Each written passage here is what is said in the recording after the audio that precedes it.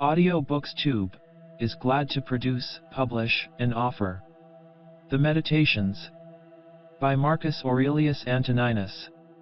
Book 1. From my grandfather Virus I learned good morals and the government of my temper. From the reputation and remembrance of my father, modesty and a manly character. From my mother, piety and beneficence, and abstinence, not only from evil deeds, but even from evil thoughts, and further, simplicity in my way of living, far removed from the habits of the rich. From my great-grandfather, not to have frequented public schools, and to have had good teachers at home, and to know that on such things a man should spend liberally. From my governor, to be neither of the green nor of the blue party at the games in the circus, nor a partisan either of the Parmularius or the Scutarius at the gladiators' fights. From him too I learned endurance of labor, and to want little, and to work with my own hands, and not to meddle with other people's affairs, and not to be ready to listen to slander.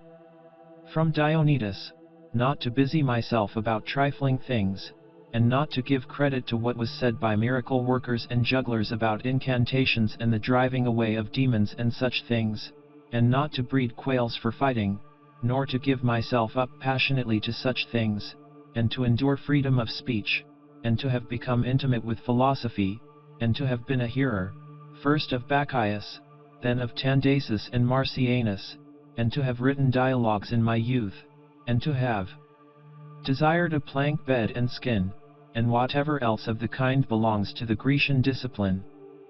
From Rusticus I received the impression that my character required improvement and discipline, and from him I learned not to be led astray to sophistic emulation, nor to writing on speculative matters, nor to delivering little hortatory orations, nor to showing myself off as a man who practices much discipline, or does benevolent acts in order to make a display, and to abstain from rhetoric, and poetry, and fine writing, and not to walk about in the house in my outdoor dress, nor to do other things of the kind, and to write my letters with simplicity, like the letter which Rusticus wrote from Sinuessa to my mother, and with respect to those who have offended me by words, or done me wrong, to be easily disposed to be pacified and reconciled, as soon as they have shown a readiness to be reconciled, and to read carefully, and not to be satisfied with a superficial understanding of a book, nor hastily to give my assent to those who talk overmuch.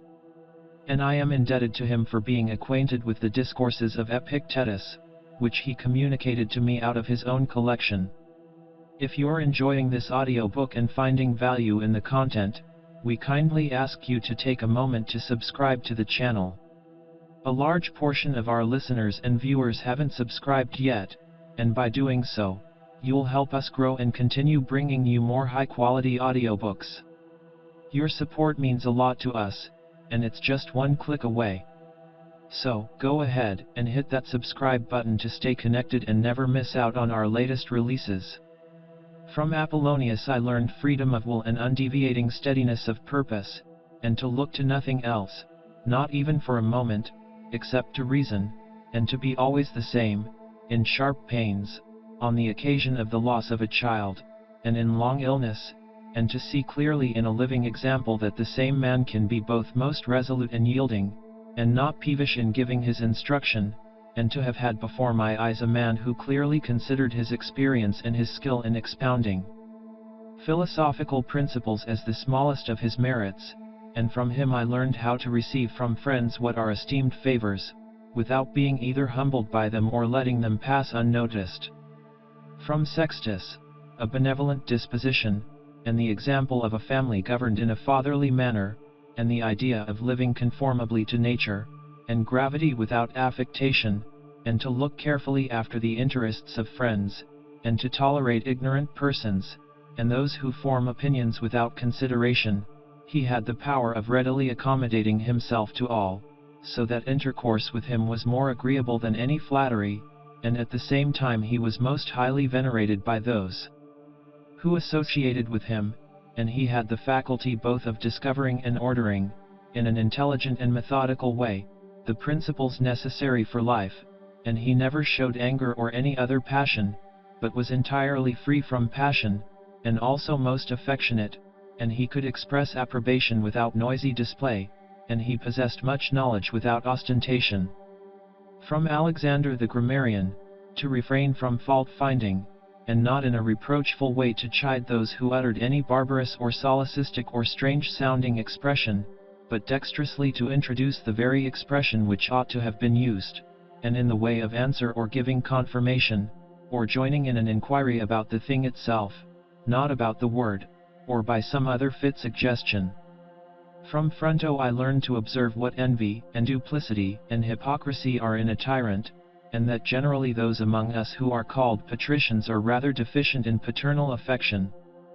From Alexander the Platonic, not frequently nor without necessity to say to anyone, or to write in a letter, that I have no leisure, nor continually to excuse the neglect of duties required by our relation to those with whom we live, by alleging urgent occupations. From Catullus, not to be indifferent when a friend finds fault, even if he should find fault without reason, but to try to restore him to his usual disposition, and to be ready to speak well of teachers, as it is reported of Domitius and Athenoditus, and to love my children truly. From my brother Severus, to love my kin, and to love truth, and to love justice, and through him I learned to know Thrasea, Helvidius, Cato, Dion, Brutus, and from him I received the idea of a polity in which there is the same law for all, a polity administered with regard to equal rights and equal freedom of speech, and the idea of a kingly government which respects most of all the freedom of the governed. I learned from him also consistency and undeviating steadiness in my regard for philosophy, and a disposition to do good, and to give to others readily, and to cherish good hopes, and to believe that I am loved by my friends, and in him I observed no concealment of his opinions with respect to those whom he condemned, and that his friends had no need to conjecture what he wished or did not wish, but it was quite plain. From Maximus I learned self-government, and not to be led aside by anything, and cheerfulness in all circumstances, as well as in illness, and a just admixture in the moral character of sweetness and dignity, and to do what was set before me without complaining. I observed that everybody believed that he thought as he spoke, and that in all that he did he never had any bad intention, and he never showed amazement and surprise, and was never in a hurry, and never put off doing a thing, nor was perplexed nor dejected, nor did he ever laugh to disguise his vexation, nor, on the other hand, was he ever passionate or suspicious. He was accustomed to do acts of beneficence, and was ready to forgive, and was free from all falsehood, and he presented the appearance of a man who could not be diverted from right rather than of a man who had been improved. I observed, too, that no man could ever think that he was despised by Maximus, or ever venture to think himself a better man. He had also the art of being humorous in an agreeable way. In my father I observed mildness of temper, an unchangeable resolution in the things which he had determined after due deliberation, and no vainglory in those things which men call honors, and a love of labor and perseverance, and a readiness to listen to those who had anything to propose for the common weal, an undeviating firmness in giving to every man according to his deserts, and a knowledge derived from experience of the occasions for vigorous action and for remission. And I observed that he had overcome all passion for boys, and he considered himself no more than any other citizen, and he released his friends from all obligation to sup with him or to attend him of necessity when he went abroad, and those who had failed to accompany him, by reason of any urgent circumstances, always found him the same. I observed too his habit of careful inquiry in all matters of deliberation, and his persistency, and that he never stopped his investigation through being satisfied with appearances which first present themselves, and that his disposition was to keep his friends, and not to be soon tired of them, nor yet to be extravagant in his affection, and to be satisfied on all occasions, and cheerful, and to foresee things a long way off, and to provide for the smallest without display, and to check immediately popular applause and all flattery, and to be ever watchful over the things which were necessary for the administration of the empire, and to be a good manager of the expenditure, and patiently to endure the blame which he got for such conduct, and he was neither superstitious with respect to the gods, nor did he court men by gifts or by trying to please them, or by flattering the populace, but he showed sobriety in all things and firmness, and never any mean thoughts or action, nor love of novelty. And the things which conduce in any way to the commodity of life, and of which fortune gives an abundant supply, he used without arrogance and without excusing himself, so that when he had them, he enjoyed them without affectation, and when he had them not, he did not want them. No one could ever say of him that he was either a sophist or a homebred flippant slave or a pedant, but every one acknowledged him to be a man ripe, perfect, above flattery, able to manage his own and other men's affairs. Besides this, he honored those who were true philosophers, and he did not reproach those who pretended to be philosophers, nor yet was he easily led by them. He was also easy in conversation, and he made himself agreeable without any offensive affectation. He took a reasonable care of his body's health, not as one who was greatly attached to life, nor out of regard to personal appearance, nor yet in a careless way, but so that, through his own attention, he very seldom stood in need of the physician's art or of medicine or external applications. He was most ready to give way without envy to those who possessed any particular faculty, such as that of eloquence or knowledge of the law or of morals, or of anything else, and he gave them his help, that each might enjoy reputation according to his deserts, and he always acted conformably to the institutions of his country, without showing any affectation of doing so. Further, he was not fond of change nor unsteady, but he loved to stay in the same places, and to employ himself about the same things, and after his paroxysms of headache he came immediately fresh and vigorous to his usual occupations. His secrets were not but very few and very rare, and these only about public matters, and he showed prudence and economy in the exhibition of the public spectacles and the construction of public buildings, his donations to the people, and in such things, for he was a man who looked to what ought to be done, not to the reputation which is got by a man's acts. He did not take the bath at unseasonable hours, he was not fond of building houses, nor curious about what he ate, nor about the texture and color of his clothes, nor about the beauty of his slaves. His dress came from Lorium, his villa on the coast, and from Lanuvium generally. We know how he behaved to the toll collector at Tusculum who asked his pardon, and such was all his behavior. There was in him nothing harsh, nor implacable, nor violent, nor, as one may say, anything carried to the sweating point, but he examined all things severally, as if he had abundance of time, and without confusion, in an orderly way, vigorously and consistently. And that might be applied to him which is recorded of Socrates, that he was able both to abstain from, and to enjoy, those things which many are too weak to abstain from, and cannot enjoy without excess. But to be strong enough both to bear the one and to be sober in the other is the mark of a man who has a perfect and invincible soul, such as he showed in the illness of Maximus. To the gods I am indebted for having good grandfathers, good parents, a good sister, good teachers, good associates, good kinsmen, and friends, nearly everything good. Further, I owe it to the gods that I was not hurried into any offense against any of them, though I had a disposition which, if opportunity had offered, might have led me to do something of this kind, but, through their favor, there never was such a concurrence of circumstances as put me to the trial.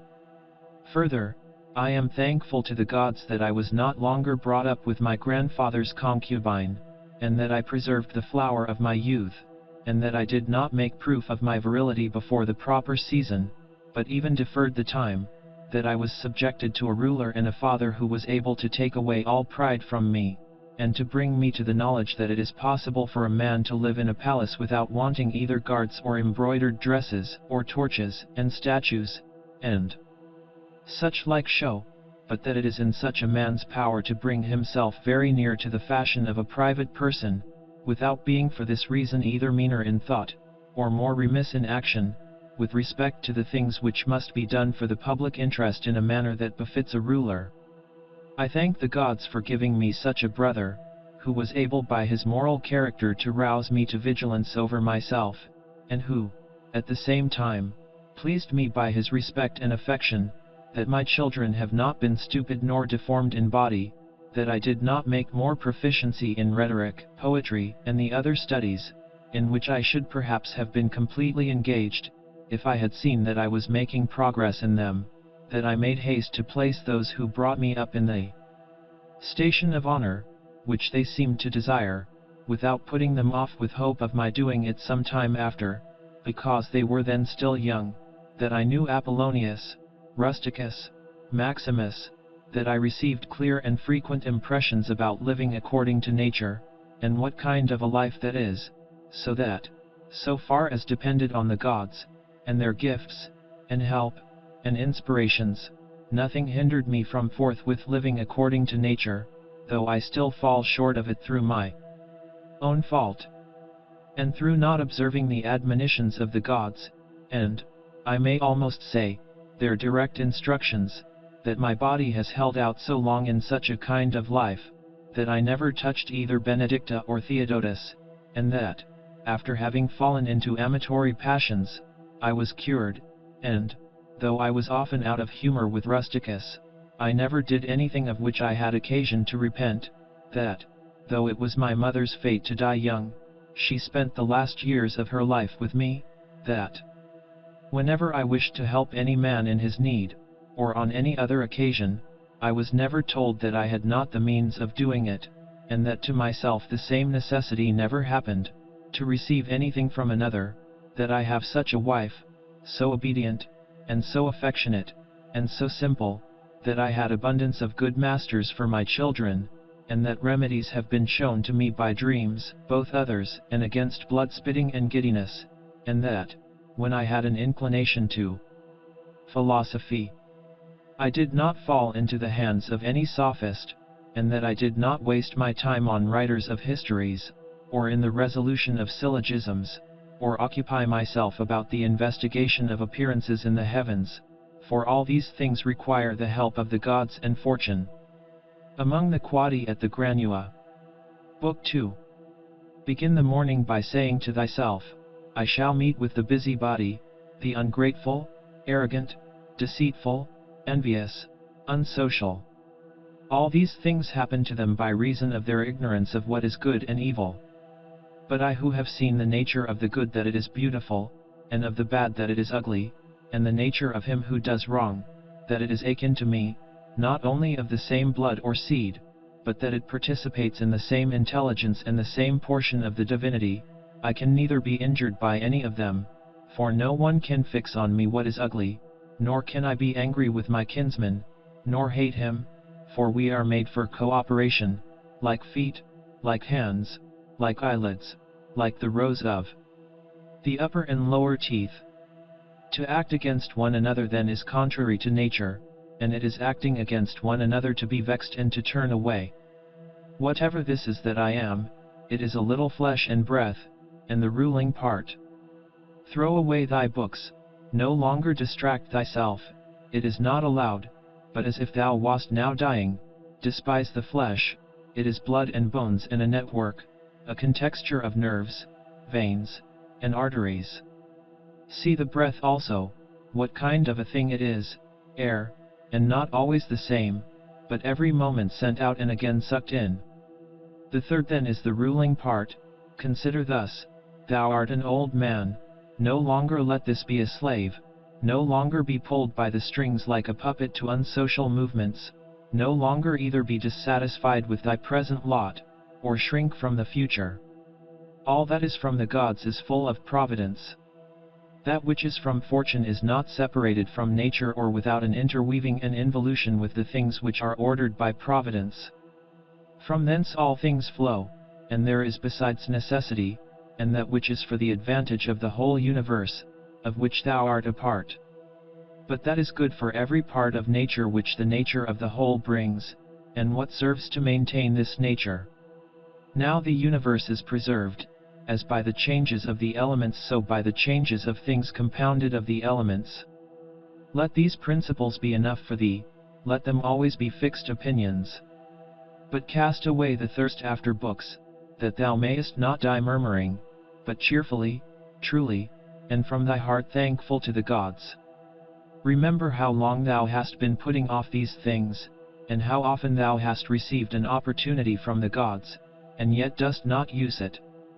Thou must now at last perceive of what universe thou art a part, and of what administrator of the universe thy existence is an efflux, and that a limit of time is fixed for thee, which if thou dost not use for clearing away the clouds from thy mind, it will go and thou wilt go, and it will never return.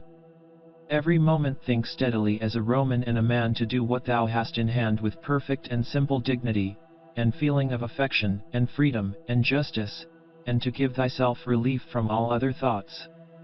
And thou wilt give thyself relief, if thou doest every act of thy life as if it were the last, laying aside all carelessness and passionate aversion from the commands of reason, and all hypocrisy, and self-love, and discontent with the portion which has been given to thee. Thou seest how few the things are, the which if a man lays hold of, he is able to live a life which flows in quiet, and is like the existence of the gods, for the gods on their part will require nothing more from him who observes these things. Do wrong to thyself, my soul, but thou wilt no longer have the opportunity of honoring thyself. Every man's life is sufficient, but thine is nearly finished, though thy soul reverences not itself but places thy felicity in the souls of others. Do the things external which fall upon thee distract thee? Give thyself time to learn something new and good, and cease to be whirled around. But then thou must also avoid being carried about the other way. For those too are triflers who have wearied themselves in life by their activity, and yet have no object to which to direct every movement, and, in a word, all their thoughts. Through not observing what is in the mind of another a man has seldom been seen to be unhappy, but those who do not observe the movements of their own minds must of necessity be unhappy. This thou must always bear in mind: what is the nature of the whole, and what is my nature, and how this is related to that, and what kind of a part it is of what kind of a whole, and that there is no one who hinders thee from always doing and saying the things which are according to the nature of which thou art a part. Theophrastus, in his comparison of bad acts, such a comparison as one would make in accordance with the common notions of mankind, says, like a true philosopher, that the offenses which are committed through desire are more blamable than those which are committed through anger. For he who is excited by anger seems to turn away from reason with a certain pain and unconscious contraction, but he who offends through desire, being overpowered by pleasure, seems to be in a manner more intemperate and more womanish in his offenses. Rightly then, and in a way worthy of philosophy, he said that the offense which is committed with pleasure is more blamable than that which is committed with pain, and on the whole the one is more like a person who has been first wronged and through pain is compelled to be angry, but the other is moved by his own impulse to do wrong, being carried towards doing something by desire. Since it is possible that thou mayest depart from life this very moment, regulate every act and thought accordingly. But to go away from among men, if there are gods, is not a thing to be afraid of, for the gods will not involve thee in evil, but if indeed they do not exist, or if they have no concern about human affairs, what is it to me to live in a universe devoid of gods or devoid of providence? But in truth they do exist, and they do care for human things, and they have put all the means in man's power to enable him not to fall into real evils. And as to the rest, if there was anything evil, they would have provided for this also, that it should be altogether in a man's power not to fall into it. Now that which does not make a man worse, how can it make a man's life worse? But neither through ignorance, nor having the knowledge, but not the power to guard against or correct these things, is it possible that the nature of the universe has overlooked them, nor is it possible that it has made so great a mistake, either through want of power or want of skill, that good and evil should happen indiscriminately to the good and the bad. But death certainly, and life, honor and dishonor, pain and pleasure, all these things equally happen to good men and bad, being things which make us neither better nor worse. Therefore they are neither good nor evil.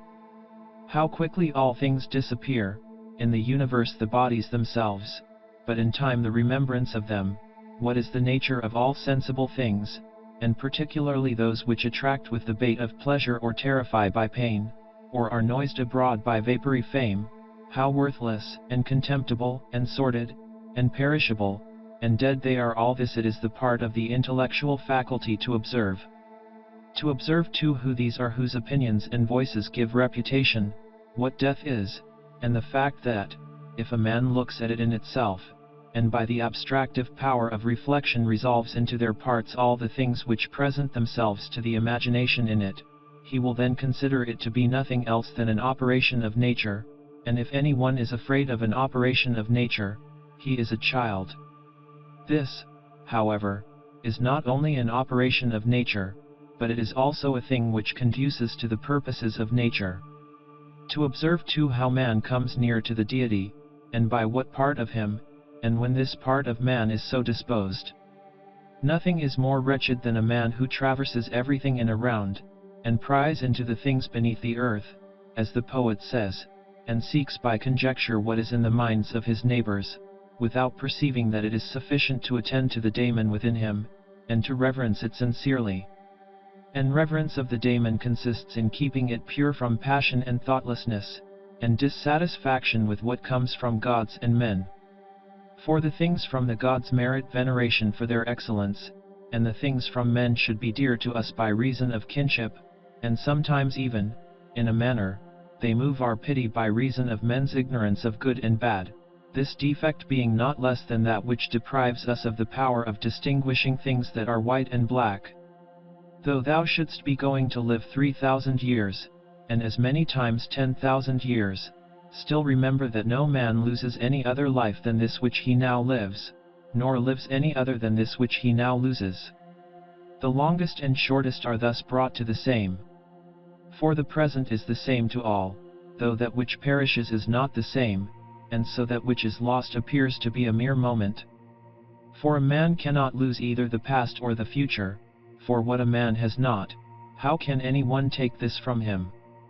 These two things then thou must bear in mind, the one, that all things from eternity are of like forms and come round in a circle, and that it makes no difference whether a man shall see the same things during 100 years or 200, or an infinite time, and the second, that the longest liver and he who will die soonest lose just the same. For the present is the only thing of which a man can be deprived, if it is true that this is the only thing which he has, and that a man cannot lose a thing if he has it not. Remember that all is opinion. For what was said by the cynic Monimus is manifest, and manifest too is the use of what was said, if a man receives what may be got out of it as far as it is true.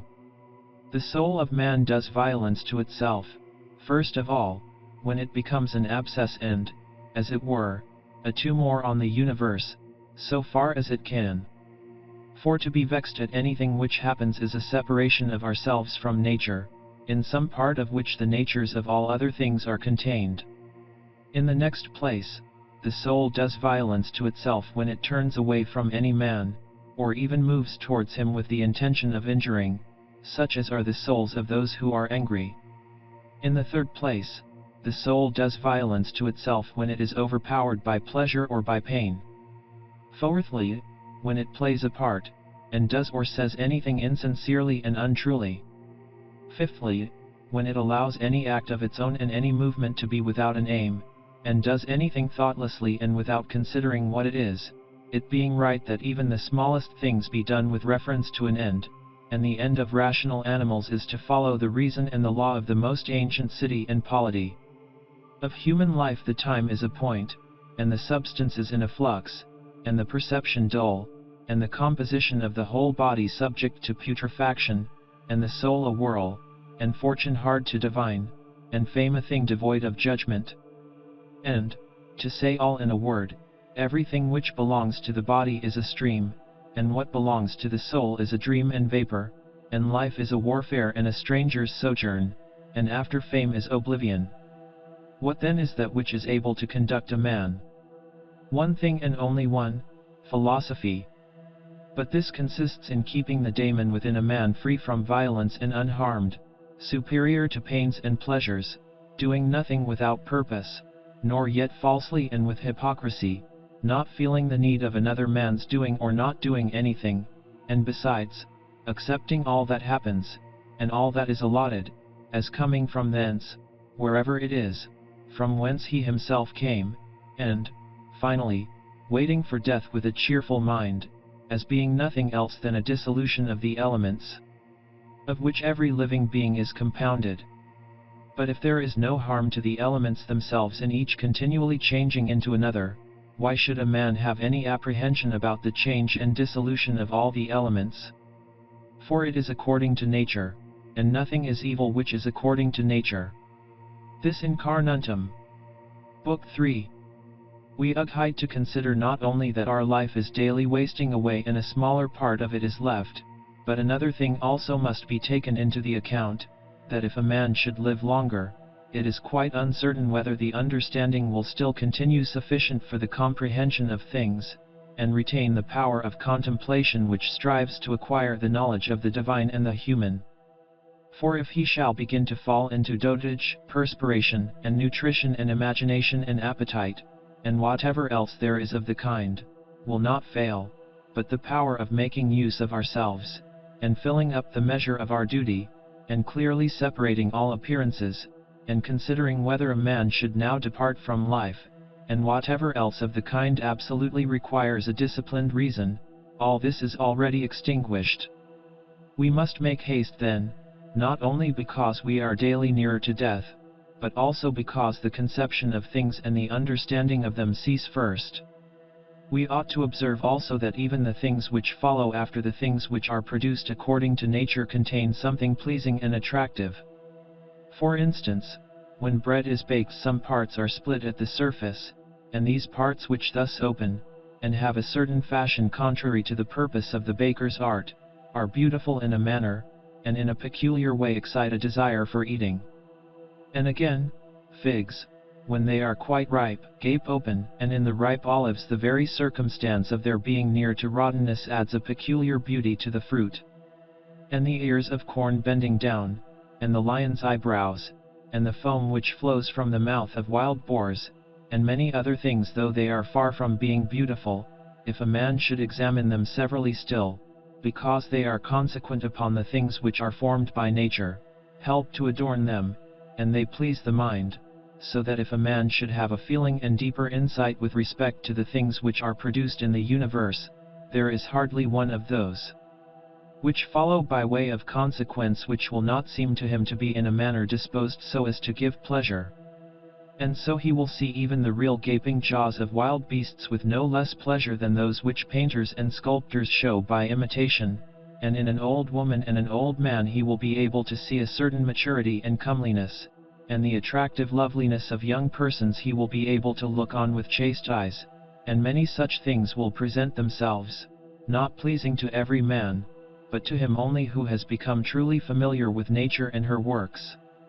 Hippocrates, after curing many diseases himself, fell sick and died. The Chaldei foretold the deaths of many, and then fate caught them too.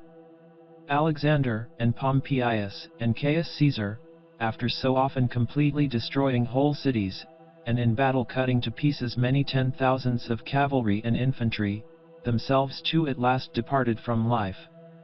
Heraclitus, after so many speculations on the conflagration of the universe, was filled with water internally and died smeared all over with mud. And lice destroyed Democritus, and other lice killed Socrates. What means all this?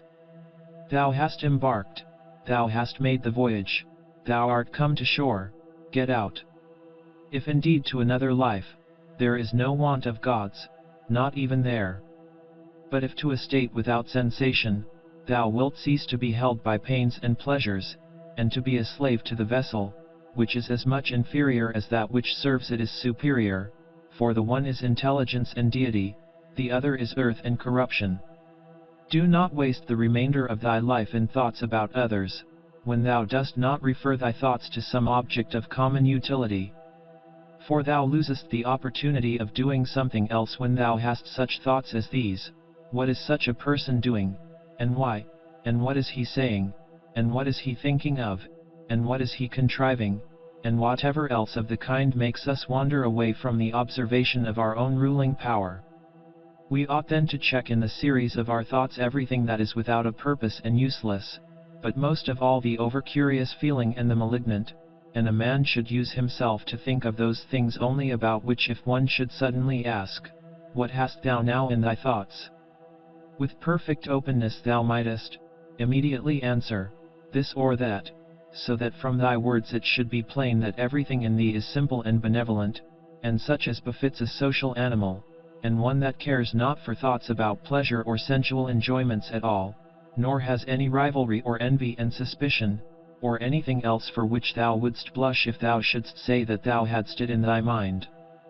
For the man who is such and no longer delays being among the number of the best, is like a priest and minister of the gods, using too the deity which is planted within him, which makes the man uncontaminated by pleasure, unharmed by any pain, untouched by any insult, feeling no wrong, a fighter in the noblest fight, one who cannot be overpowered by any passion, dyed deep with justice, accepting with all his soul everything which happens and is assigned to him as his portion, and not often, nor yet without great necessity and for the general interest, imagining what another says, or does, or thinks. For it is only what belongs to himself that he makes the matter for his activity, and he constantly thinks of that which is allotted to himself out of the sum total of things, and he makes his own acts fair, and he is persuaded that his own portion is good. For the lot which is assigned to each man is carried along with him and carries him along with it.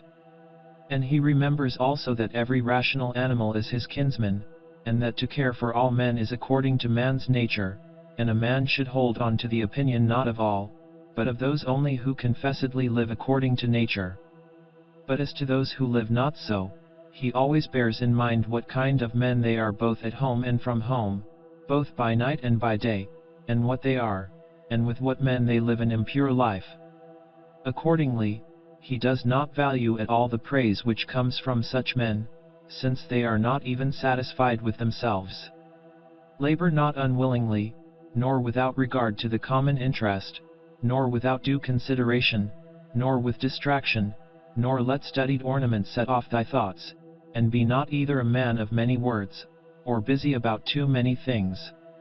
And further, let the deity which is in thee be the guardian of a living being, manly and of ripe age, and engaged in matter political, and a Roman, and a ruler, who has taken his post like a man waiting for the signal which summons him from life, and ready to go, having need neither of oath nor of any man's testimony. Be cheerful also, and seek not external help nor the tranquility which others give. A man then must stand erect, not be kept erect by others. If thou findest in human life anything better than justice, truth, temperance, fortitude, and, in a word, anything better than thy own mind's self-satisfaction in the things which it enables thee to do according to right reason, and in the condition that is assigned to thee without thy own choice, if, I say, thou seest anything better than this, turn to it with all thy soul, and enjoy that which thou hast found to be the best. But if nothing appears to be better than the deity which is planted in thee, which has subjected to itself all thy appetites, and carefully examines all the impressions, and, as Socrates said, has detached itself from the persuasions of sense, and has submitted itself to the gods, and cares for mankind, if thou findest everything else smaller and of less value than this, give place to nothing else, for if thou dost once diverge and incline to it, thou wilt no longer without distraction be able to give the preference to that good thing which is thy proper possession and thy own, for it is not right that anything of any other kind, such as praise from the many, or power, or enjoyment of pleasure, should come into competition with that which is rationally and politically or practically good. All these things, even though they may seem to adapt themselves to the better things in a small degree, obtain the superiority all at once, and carry us away.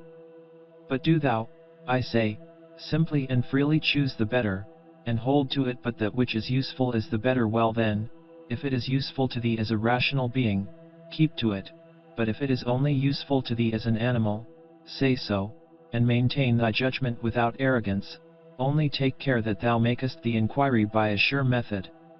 Never value anything as profitable to thyself which shall compel thee to break thy promise, to lose thy self-respect, to hate any man, to suspect, to curse, to act the hypocrite, to desire anything which needs walls and curtains, for he who has preferred to everything intelligence and daemon and the worship of its excellence, acts no tragic part, does not groan, will not need either solitude or much company, and, what is chief of all, he will live without either pursuing or flying from death.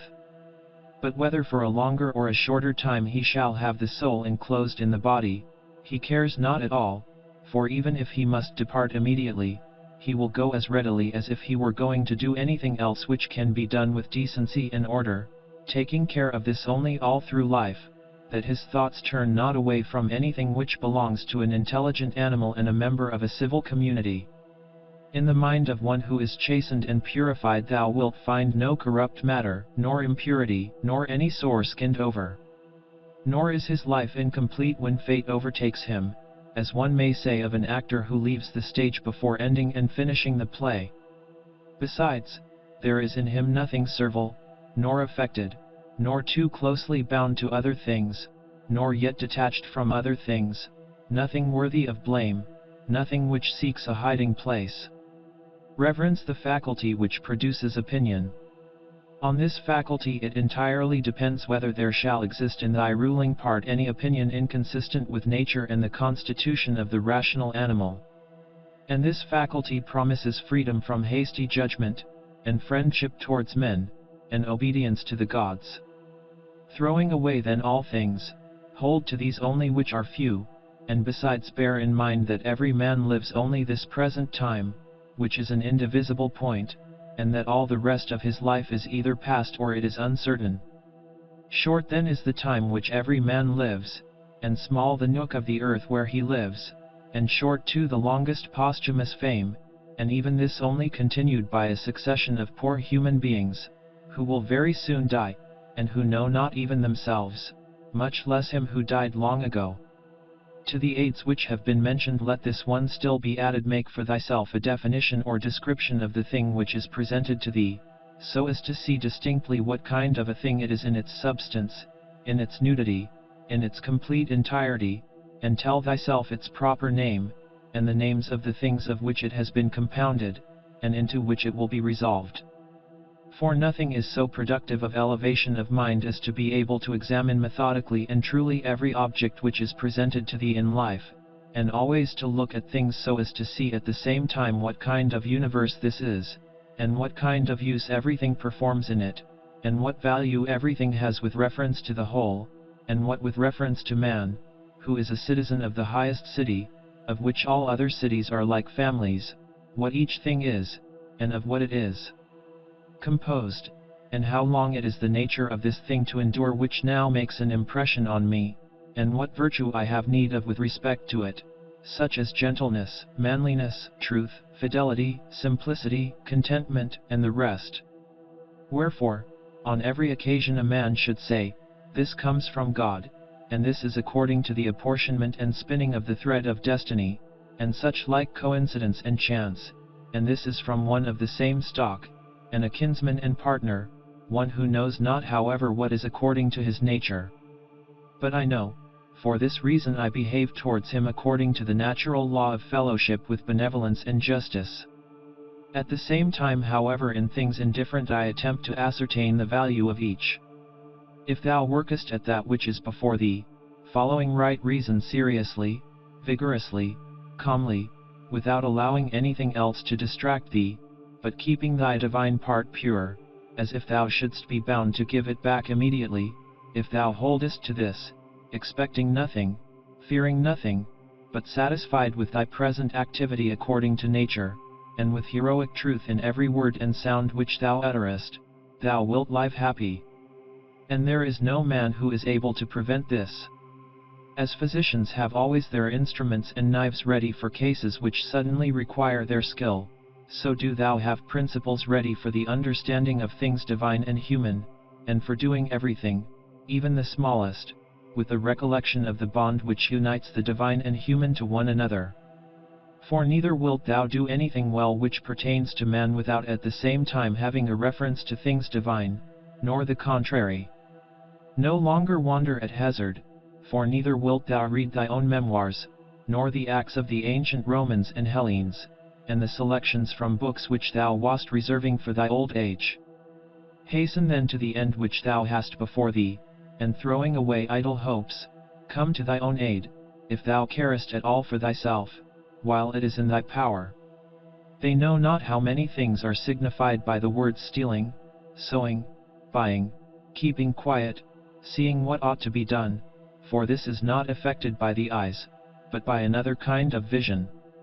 Body, soul, intelligence, to the body belong sensations, to the soul appetites, to the intelligence principles. To receive the impressions of forms by means of appearances belongs even to animals, to be pulled by the strings of desire belongs both to wild beasts and to men who have made themselves into women, and to a Phalaris and a Nero, and to have the intelligence that guides to the things which appear suitable belongs also to those who do not believe in the gods, and who betray their country, and do their impure deeds when they have shut the doors. If then everything else is common to all that I have mentioned, there remains that which is peculiar to the good man, to be pleased and content with what happens, and with the thread which is spun for him, and not to defile the divinity which is planted in his breast, nor disturb it by a crowd of images, but to preserve it tranquil, following it obediently as a god, neither saying anything contrary to the truth, nor doing anything contrary to justice. And if all men refuse to believe that he lives a simple, modest, and contented life, he is neither angry with any of them, nor does he deviate from the way which leads to the end of life, to which a man ought to come pure, tranquil, ready to depart, and without any compulsion perfectly reconciled to his lot. Book 4. That which rules within, when it is according to nature, is so affected with respect to the events which happen, that it always easily adapts itself to that which is and is presented to it.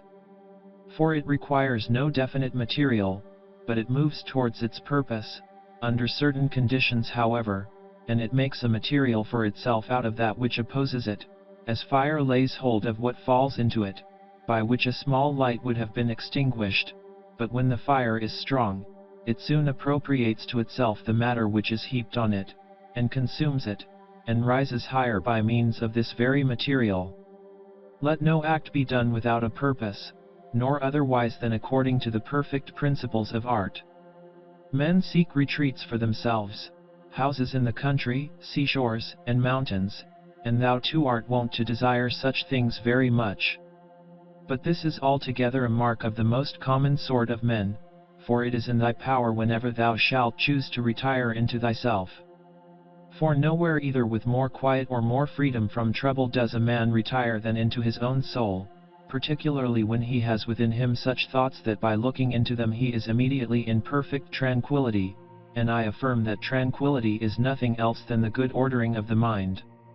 Constantly then give to thyself this retreat, and renew thyself, and let thy principles be brief and fundamental, which, as soon as thou shalt recur to them, will be sufficient to cleanse the soul completely, and to send thee back free from all discontent with the things to which thou returnest.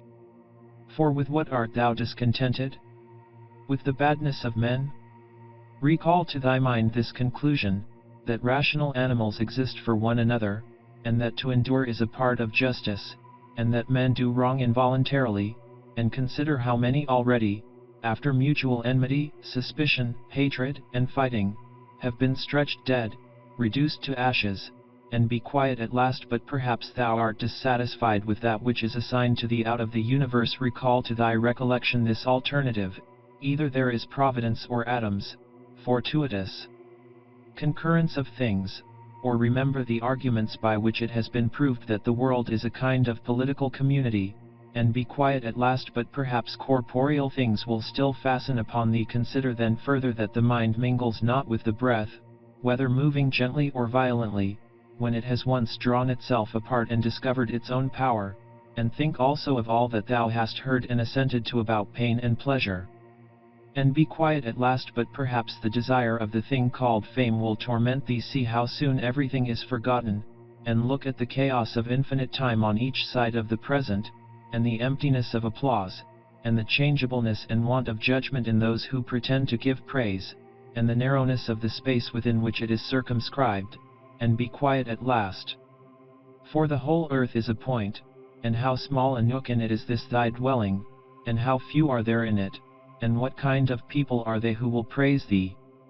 This then remains: remember to retire into this little territory of thy own, and above all do not distract or strain thyself, but be free, and look at things as a man, as a human being, as a citizen, as a mortal. But among the things readiest to thy hand to which thou shalt turn, let there be these, which are two. One is that things do not touch the soul, for they are external and remain immovable, but our perturbations come only from the opinion which is within. The other is that all these things, which thou seest, change immediately and will no longer be, and constantly bear in mind how many of these changes thou hast already witnessed. The universe is transformation, life is opinion. If our intellectual part is common, the reason also, in respect of which we are rational beings, is common. If this is so, common also is the reason which commands us what to do, and what not to do. If this is so, there is a common law also. If this is so, we are fellow citizens. If this is so, we are members of some political community. If this is so, the world is in a manner a state. For of what other common political community will anyone say that the whole human race are members? And from thence, from this common political community comes also our very intellectual faculty and reasoning faculty and our capacity for law. Or whence do they come? For as my earthly part is a portion given to me from certain earth, and that which is watery from another element, and that which is hot and fiery from some peculiar source, for nothing comes out of that which is nothing, as nothing also returns to non-existence, so also the intellectual part comes from some source. Death is such as generation is, a mystery of nature, a composition out of the same elements, and a decomposition into the same, and altogether not a thing of which any man should be ashamed, for it is not contrary to the nature of a reasonable animal, and not contrary to the reason of our constitution. It is natural that these things should be done by such persons. It is a matter of necessity, and if a man will not have it so, he will not allow the fig tree to have juice. But by all means bear this in mind, that within a very short time both thou and he will be dead, and soon not even your names will be left behind. Take away thy opinion, and then there is taken away the complaint, I have been harmed. Take away the complaint, I have been harmed, and the harm is taken away.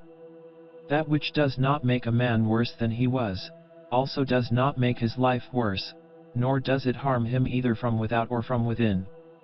The nature of that which is universally useful has been compelled to do this.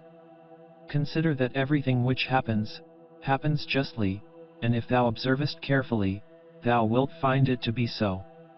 I do not say only with respect to the continuity of the series of things, but with respect to what is just, and as if it were done by one who assigns to each thing its value. Observe then as thou hast begun, and whatever thou doest, do it in conjunction with this, the being good, and in the sense in which a man is properly understood to be good. Keep to this in every action. Do not have such an opinion of things as he has who does thee wrong, or such as he wishes thee to have, but look at them as they are in truth. A man should always have these two rules in readiness: the one, to do only whatever the reason of the ruling and legislating faculty may suggest for the use of men; the other, to change thy opinion, if there is any one at hand who sets thee right and moves thee from any opinion. But this change of opinion must proceed only from a certain persuasion, as of what is just or of common advantage, and the like, not because it appears pleasant or brings reputation. Hast thou reason? I have. Why then dost not thou use it? For if this does its own work, what else dost thou wish? Thou hast existed as a part. Thou shalt disappear in that which produced thee, but rather thou shalt be received back into its seminal principle by transmutation. Many grains of frankincense on the same altar, one falls before, another falls after, but it makes no difference. Within 10 days thou wilt seem a god to those to whom thou art now a beast and an ape, if thou wilt return to thy principles and the worship of reason. Do not act as if thou wert going to live 10,000 years. Death hangs over thee. While thou livest, while it is in thy power, be good. How much trouble he avoids who does not look to see what his neighbor says or does or thinks, but only to what he does himself, that it may be just and pure, or as Agathon says, look not round at the depraved morals of others, but run straight along the line without deviating from it. He who has a vehement desire for posthumous fame does not consider that every one of those who remember him will himself also die very soon, then again also they who have succeeded them, until the whole remembrance shall have been extinguished as it is transmitted through men who foolishly admire and perish.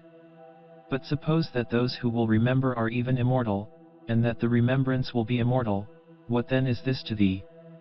And I say not what is it to the dead, but what is it to the living? What is praise except indeed so far as it has a certain utility? For thou now rejectest unseasonably the gift of nature, clinging to something else. Everything which is in any way beautiful is beautiful in itself, and terminates in itself, not having praise as part of itself. Neither worse than nor better is a thing made by being praised. I affirm this also of the things which are called beautiful by the vulgar, for example, material things and works of art. That which is really beautiful has no need of anything, not more than law, not more than truth, not more than benevolence or modesty. Which of these things is beautiful because it is praised, or spoiled by being blamed? Is such a thing as an emerald made worse than it was, if it is not praised? Or gold, ivory, purple, a lyre, a little knife, a flower, a shrub? If souls continue to exist, how does the air contain them from eternity, but how does the earth contain the bodies of those who have been buried from time so remote?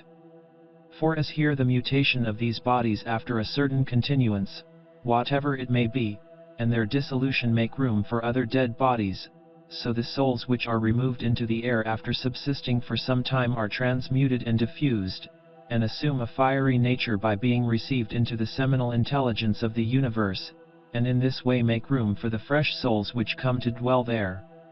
And this is the answer which a man might give on the hypothesis of souls continuing to exist. But we must not only think of the number of bodies which are thus buried, but also of the number of animals which are daily eaten by us and the other animals. For what a number is consumed, and thus in a manner buried in the bodies of those who feed on them. And nevertheless this earth receives them by reason of the changes of these bodies into blood, and the transformations into the aerial or the fiery element. What is the investigation into the truth in this matter? The division into that which is material and that which is the cause of form, the formal. Do not be whirled about, but in every movement have respect to justice, and on the occasion of every impression maintain the faculty of comprehension or understanding. Everything harmonizes with me, which is harmonious to thee, O universe. Nothing for me is too early nor too late, which is in due time for thee. Everything is fruit to me which thy seasons bring, O nature. From thee are all things, in thee are all things, to thee all things return. The poet says, dear city of Cecrops, and wilt not thou say, dear city of Zeus? Occupy thyself with few things, says the philosopher, if thou wouldst be tranquil, but consider if it would not be better to say, do what is necessary, and whatever the reason of the animal which is naturally social requires, and as it requires. For this brings not only the tranquility which comes from doing well, but also that which comes from doing few things. For the greatest part of what we say and do being unnecessary, if a man takes this away, he will have more leisure and less uneasiness. Accordingly on every occasion a man should ask himself, is this one of the unnecessary things? Now a man should take away not only unnecessary acts, but also unnecessary thoughts, for thus superfluous acts will not follow after. Try how the life of the good man suits thee, the life of him who is satisfied with his portion out of the whole, and satisfied with his own just acts and benevolent disposition. Hast thou seen those things? Look also at these. Do not disturb thyself. Make thyself all simplicity. Does any one do wrong? It is to himself that he does the wrong. Has anything happened to thee? Well, out of the universe from the beginning everything which happens has been apportioned and spun out to thee. In a word, thy life is short. Thou must turn to profit the present by the aid of reason and justice. Be sober in thy relaxation. Either it is a well-arranged universe or a chaos huddled together, but still a universe. But can a certain order subsist in thee, and disorder in the all? And this too when all things are so separated and diffused and sympathetic. A black character, a womanish character, a stubborn character, bestial, childish, animal, stupid, counterfeit, scurrilous, fraudulent, tyrannical. If he is a stranger to the universe who does not know what is in it, no less is he a stranger who does not know what is going on in it. He is a runaway, who flies from social reason. He is blind, who shuts the eyes of the understanding. He is poor, who has need of another, and has not from himself all things which are useful for life. He is an abscess on the universe who withdraws and separates himself from the reason of our common nature through being displeased with the things which happen, for the same nature produces this, and has produced thee too. He is a piece rent asunder from the state, who tears his own soul from that of reasonable animals, which is one. The one is a philosopher without a tunic, and the other without a book. Here is another half naked. Bread I have not, he says, and I abide by reason, and I do not get the means of living out of my learning, and I abide by my reason. Love the art, poor as it may be, which thou hast learned, and be content with it, and pass through the rest of life like one who has entrusted to the gods with his whole soul all that he has, making thyself neither the tyrant nor the slave of any man. Consider, for example, the times of Vespasian. Thou wilt see all these things: people marrying, bringing up children, sick, dying, warring, feasting, trafficking, cultivating the ground, flattering, obstinately arrogant, suspecting, plotting, wishing for some to die, grumbling about the present, loving, heaping up treasure, desiring consulship, kingly power. Well then, that life of these people no longer exists at all. Again, remove to the times of Trajan. Again, all is the same. Their life too is gone. In like manner view also the other epochs of time and of whole nations, and see how many after great efforts soon fell and were resolved into the elements. But chiefly thou shouldst think of those whom thou hast thyself known distracting themselves about idle things, neglecting to do what was in accordance with their proper constitution, and to hold firmly to this and to be content with it. And herein it is necessary to remember that the attention given to everything has its proper value and proportion.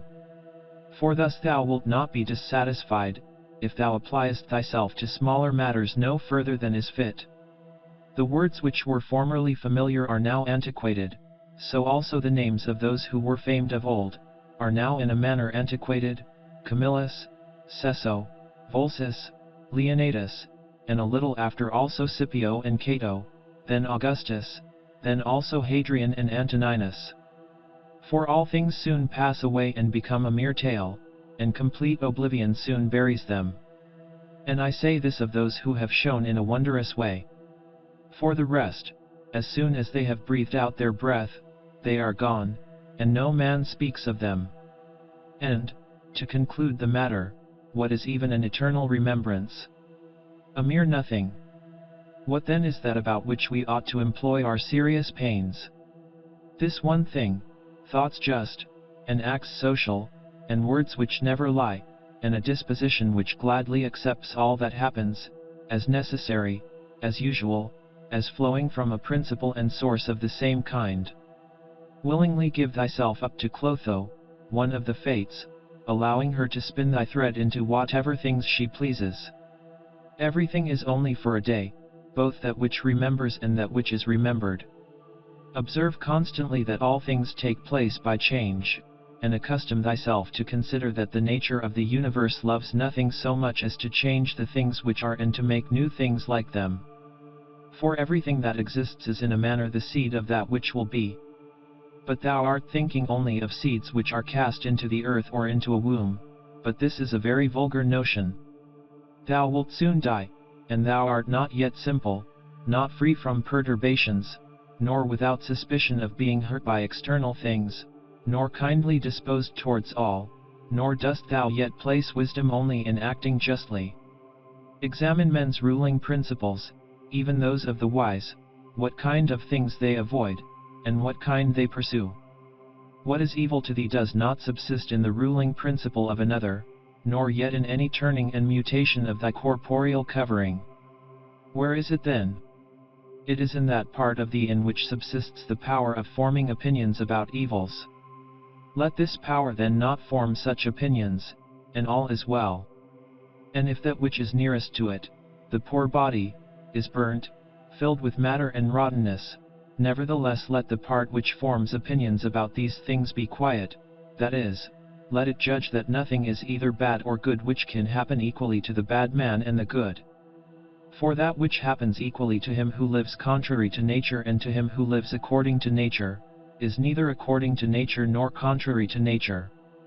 Constantly regard the universe as one living being, having one substance and one soul, and observe how all things have reference to one perception, the perception of this one living being, and how all things act with one movement, and how all things are the cooperating causes of all things which exist. Observe too the continuous spinning of the thread and the contexture of the web. Thou art a little soul bearing about a corpse, as Epictetus used to say. It is no evil for things to undergo change, and no good for things to subsist in consequence of change. Time is like a river made up of the events which happen, and a violent stream, for as soon as a thing has been seen, it is carried away, and another comes in its place, and this will be carried away too. Everything which happens is as familiar and well known as the rose in spring and the fruit in summer, for such is disease, and death, and calumny, and treachery, and whatever else delights fools or vexes them. In the series of things those which follow are always aptly fitted to those which have gone before, for this series is not like a mere enumeration of disjointed things, which has only a necessary sequence, but it is a rational connection, and as all existing things are arranged together harmoniously, so the things which come into existence exhibit no mere succession, but a certain wonderful relationship. Always remember the saying of Heraclitus, that the death of earth is to become water, and the death of water is to become air, and the death of air is to become fire, and reversely. And think too of him who forgets whither the way leads, and that men quarrel with that with which they are most constantly in communion, the reason which governs the universe, and the things which daily meet with seem to them strange, and consider that we ought not to act and speak as if we were asleep, for even in sleep we seem to act and speak, and that we ought not, like children who learn from their parents, simply to act and speak as we have been taught. If any god told thee that thou shalt die tomorrow, or certainly on the day after tomorrow, thou wouldst not care much whether it was on the third day or on the morrow, unless thou wast in the highest degree mean-spirited, for how small is the difference, so think it no great thing to die after as many years as thou canst name rather than tomorrow. Think continually how many physicians are dead after often contracting their eyebrows over the sick, and how many astrologers after predicting with great pretensions the deaths of others, and how many philosophers after endless discourses on death or immortality, how many heroes after killing thousands, and how many tyrants who have used their power over men's lives with terrible insolence as if they were immortal, and how many cities are entirely dead, so to speak, Hellas and Pompeii and Herculaneum, and others innumerable. Add to the reckoning all whom thou hast known, one after another. One man after burying another has been laid out dead, and another buries him, and all this in a short time. To conclude, always observe how ephemeral and worthless human things are, and what was yesterday a little mucus tomorrow will be a mummy or ashes. Pass then through this little space of time conformably to nature, and end thy journey in content, just as an olive falls off when it is ripe, blessing nature who produced it, and thanking the tree on which it grew. Be like the promontory against which the waves continually break, but it stands firm and tames the fury of the water around it. Unhappy am I because this has happened to me, not so, but happy am I, though this has happened to me, because I continue free from pain, neither crushed by the present nor fearing the future. For such a thing as this might have happened to every man, but every man would not have continued free from pain on such an occasion. Why then is that rather a misfortune than this a good fortune? And dost thou in all cases call that a man's misfortune, which is not a deviation from man's nature? And does a thing seem to thee to be a deviation from man's nature, when it is not contrary to the will of man's nature? Well, thou knowest the will of nature. Will then this which has happened prevent thee from being just, magnanimous, temperate, prudent, secure against inconsiderate opinions and falsehood? Will it prevent thee from having modesty, freedom, and everything else, by the presence of which man's nature obtains all that is its own? Remember too on every occasion which leads thee to vexation to apply this principle, not that this is a misfortune, but that to bear it nobly is good fortune.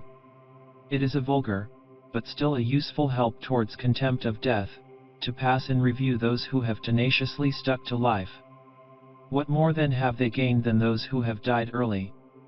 Certainly they lie in their tombs somewhere at last, Cadicianus, Fabius, Julianus, Lepidus, or any one else like them, who have carried out many to be buried, and then were carried out themselves. Altogether the interval is small between birth and death, and consider with how much trouble, and in company with what sort of people and in what a feeble body this interval is laboriously passed. Do not then consider life a thing of any value. For look to the immensity of time behind thee, and to the time which is before thee, another boundless space.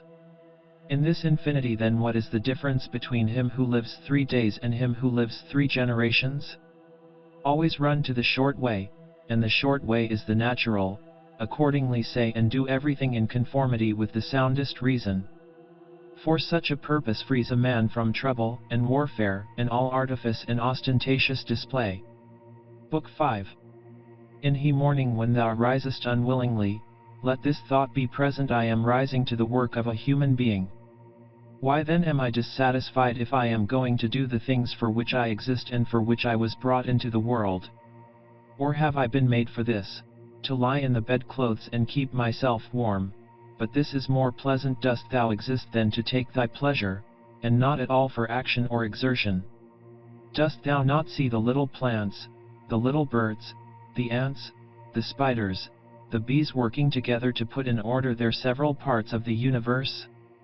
And art thou unwilling to do the work of a human being, and dost thou not make haste to do that which is according to thy nature? But it is necessary to take rest also. It is necessary, however. Nature has fixed bounds to this too. She has fixed bounds both to eating and drinking, and yet thou goest beyond these bounds, beyond what is sufficient. Yet in thy acts it is not so, but thou stoppest short of what thou canst do. So thou lovest not thyself, for if thou didst, thou wouldst love thy nature and her will. But those who love their several arts exhaust themselves in working at them unwashed and without food. But thou valuest thy own nature less than the turner values the turning art, or the dancer the dancing art, or the lover of money values his money, or the vainglorious man his little glory. And such men, when they have a violent affection to a thing, choose neither to eat nor to sleep rather than to perfect the things which they care for. But are the acts which concern society more vile in thy eyes and less worthy of thy labor? How easy it is to repel and to wipe away every impression which is troublesome or unsuitable, and immediately to be in all tranquillity. Judge every word and deed which are according to nature to be fit for thee, and be not diverted by the blame which follows from any people nor by their words. But if a thing is good to be done or said, do not consider it unworthy of thee.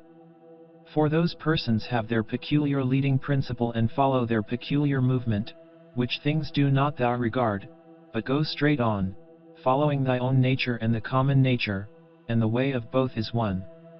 I go through the things which happen according to nature until I shall fall and rest, breathing out my breath into that element out of which I daily draw it in, and falling upon that earth out of which my father collected the seed, and my mother the blood, and my nurse the milk, out of which during so many years I have been supplied with food and drink, which bears me when I tread on it and abuse it for so many purposes. Thou sayest, men cannot admire the sharpness of thy wits, be it so, but there are many other things of which thou canst not say, I am not formed for them by nature.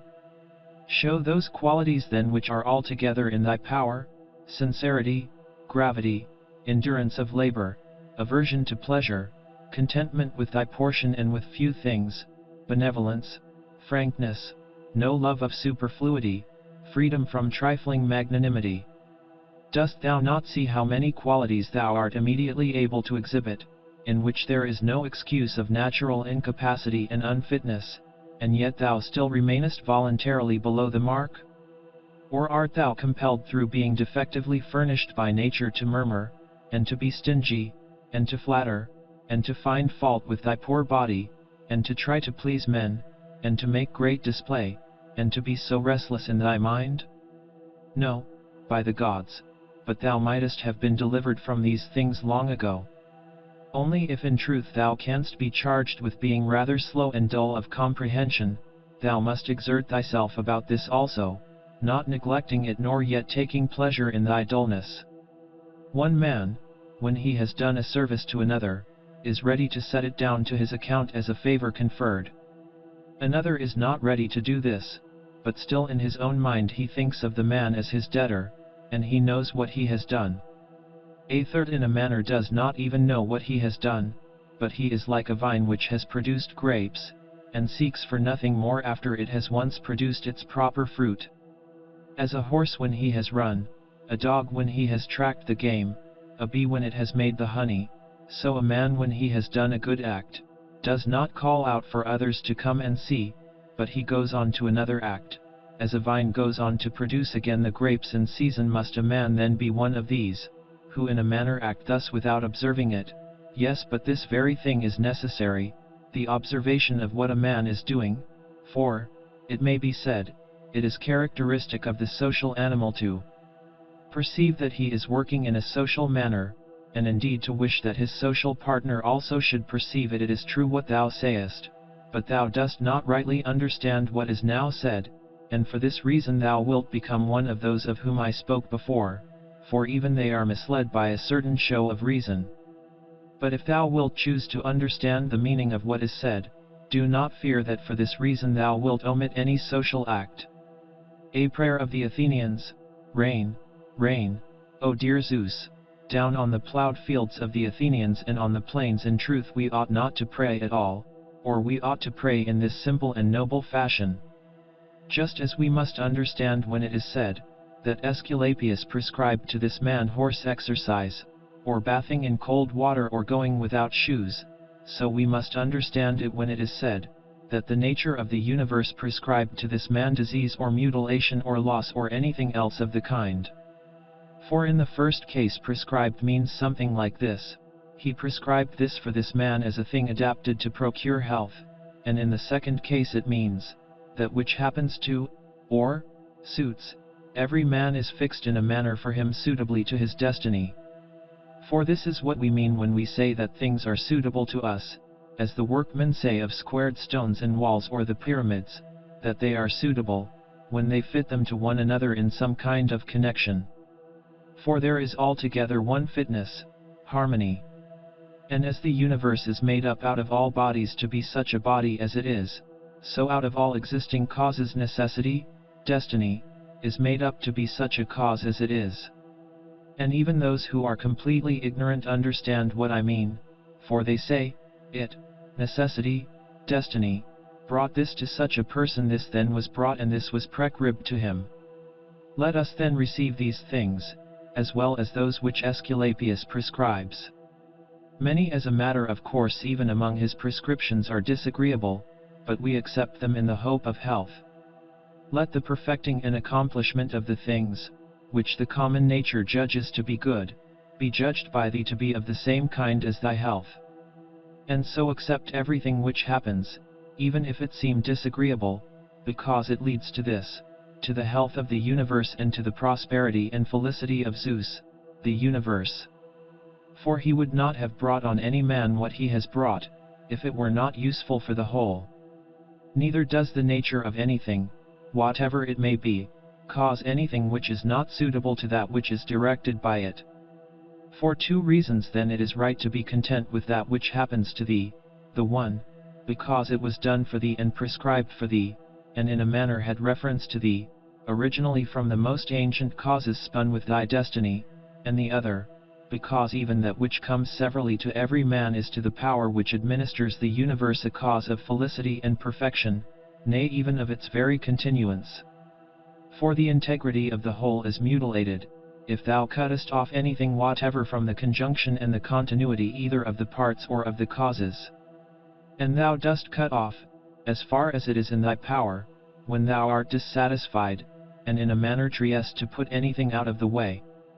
Be not disgusted, nor discouraged, nor dissatisfied, if thou dost not succeed in doing everything according to right principles, but when thou hast failed, return back again, and be content if the greater part of what thou doest is consistent with man's nature, and love this to which thou returnest, and do not return to philosophy as if she were a master, but act like those who have sore eyes and apply a bit of sponge and egg, or as another applies a plaster, or drenching with water.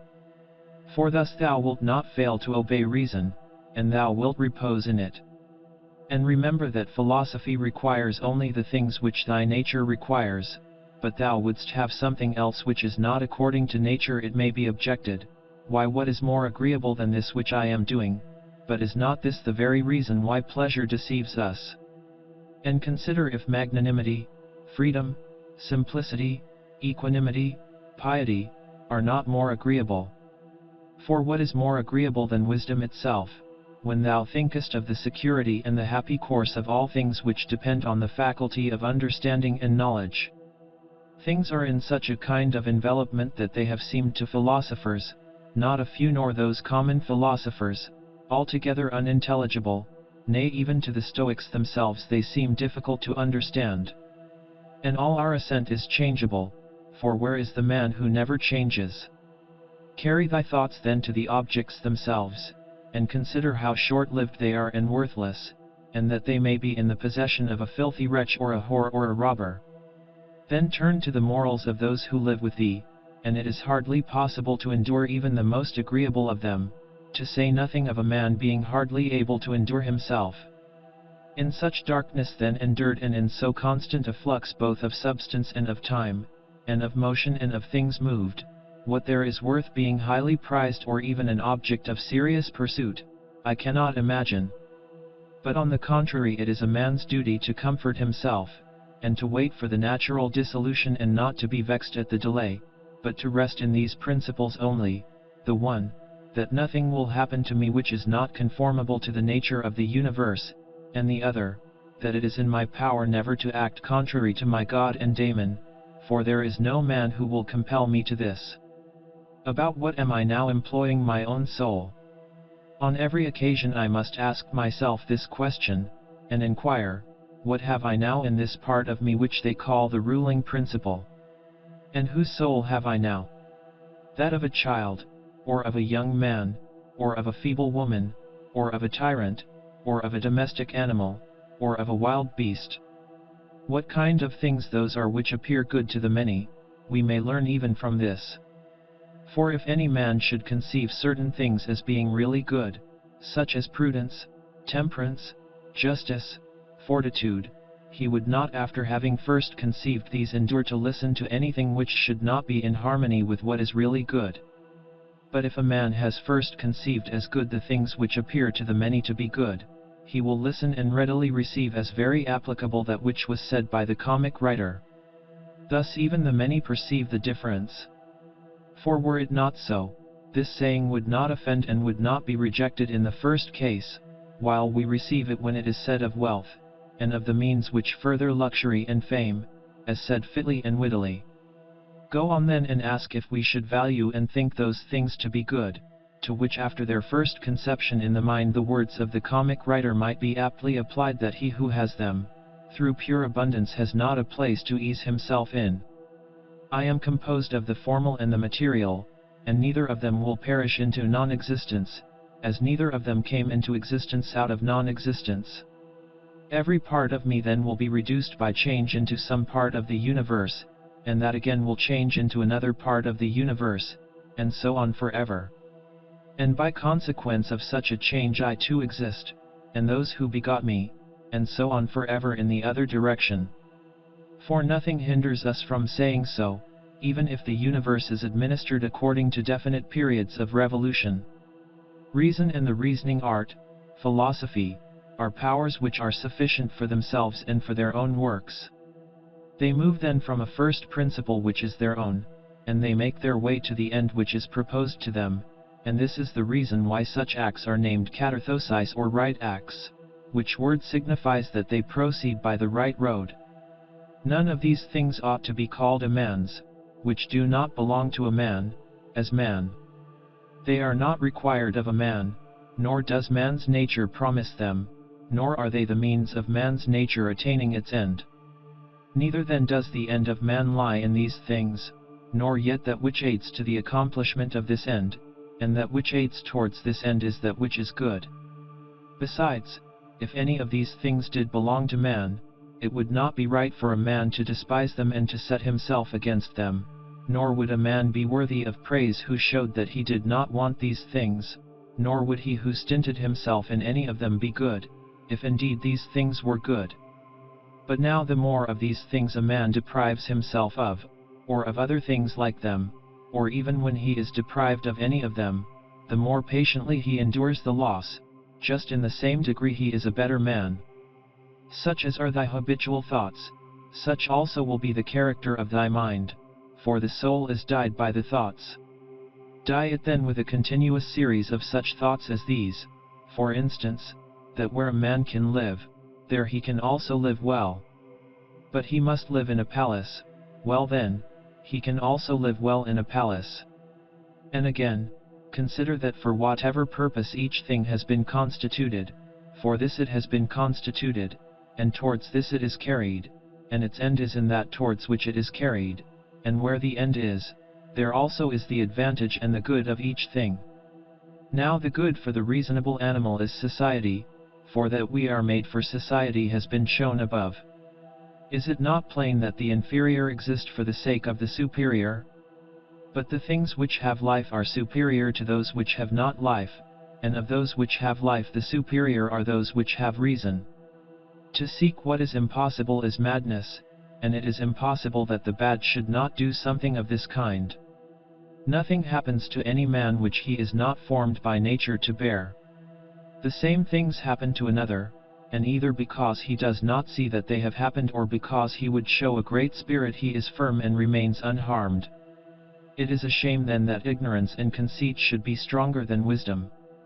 Things themselves touch not the soul, not in the least degree, nor have they admission to the soul, nor can they turn or move the soul, but the soul turns and moves itself alone, and whatever judgments it may think proper to make, such it makes for itself the things which present themselves to it.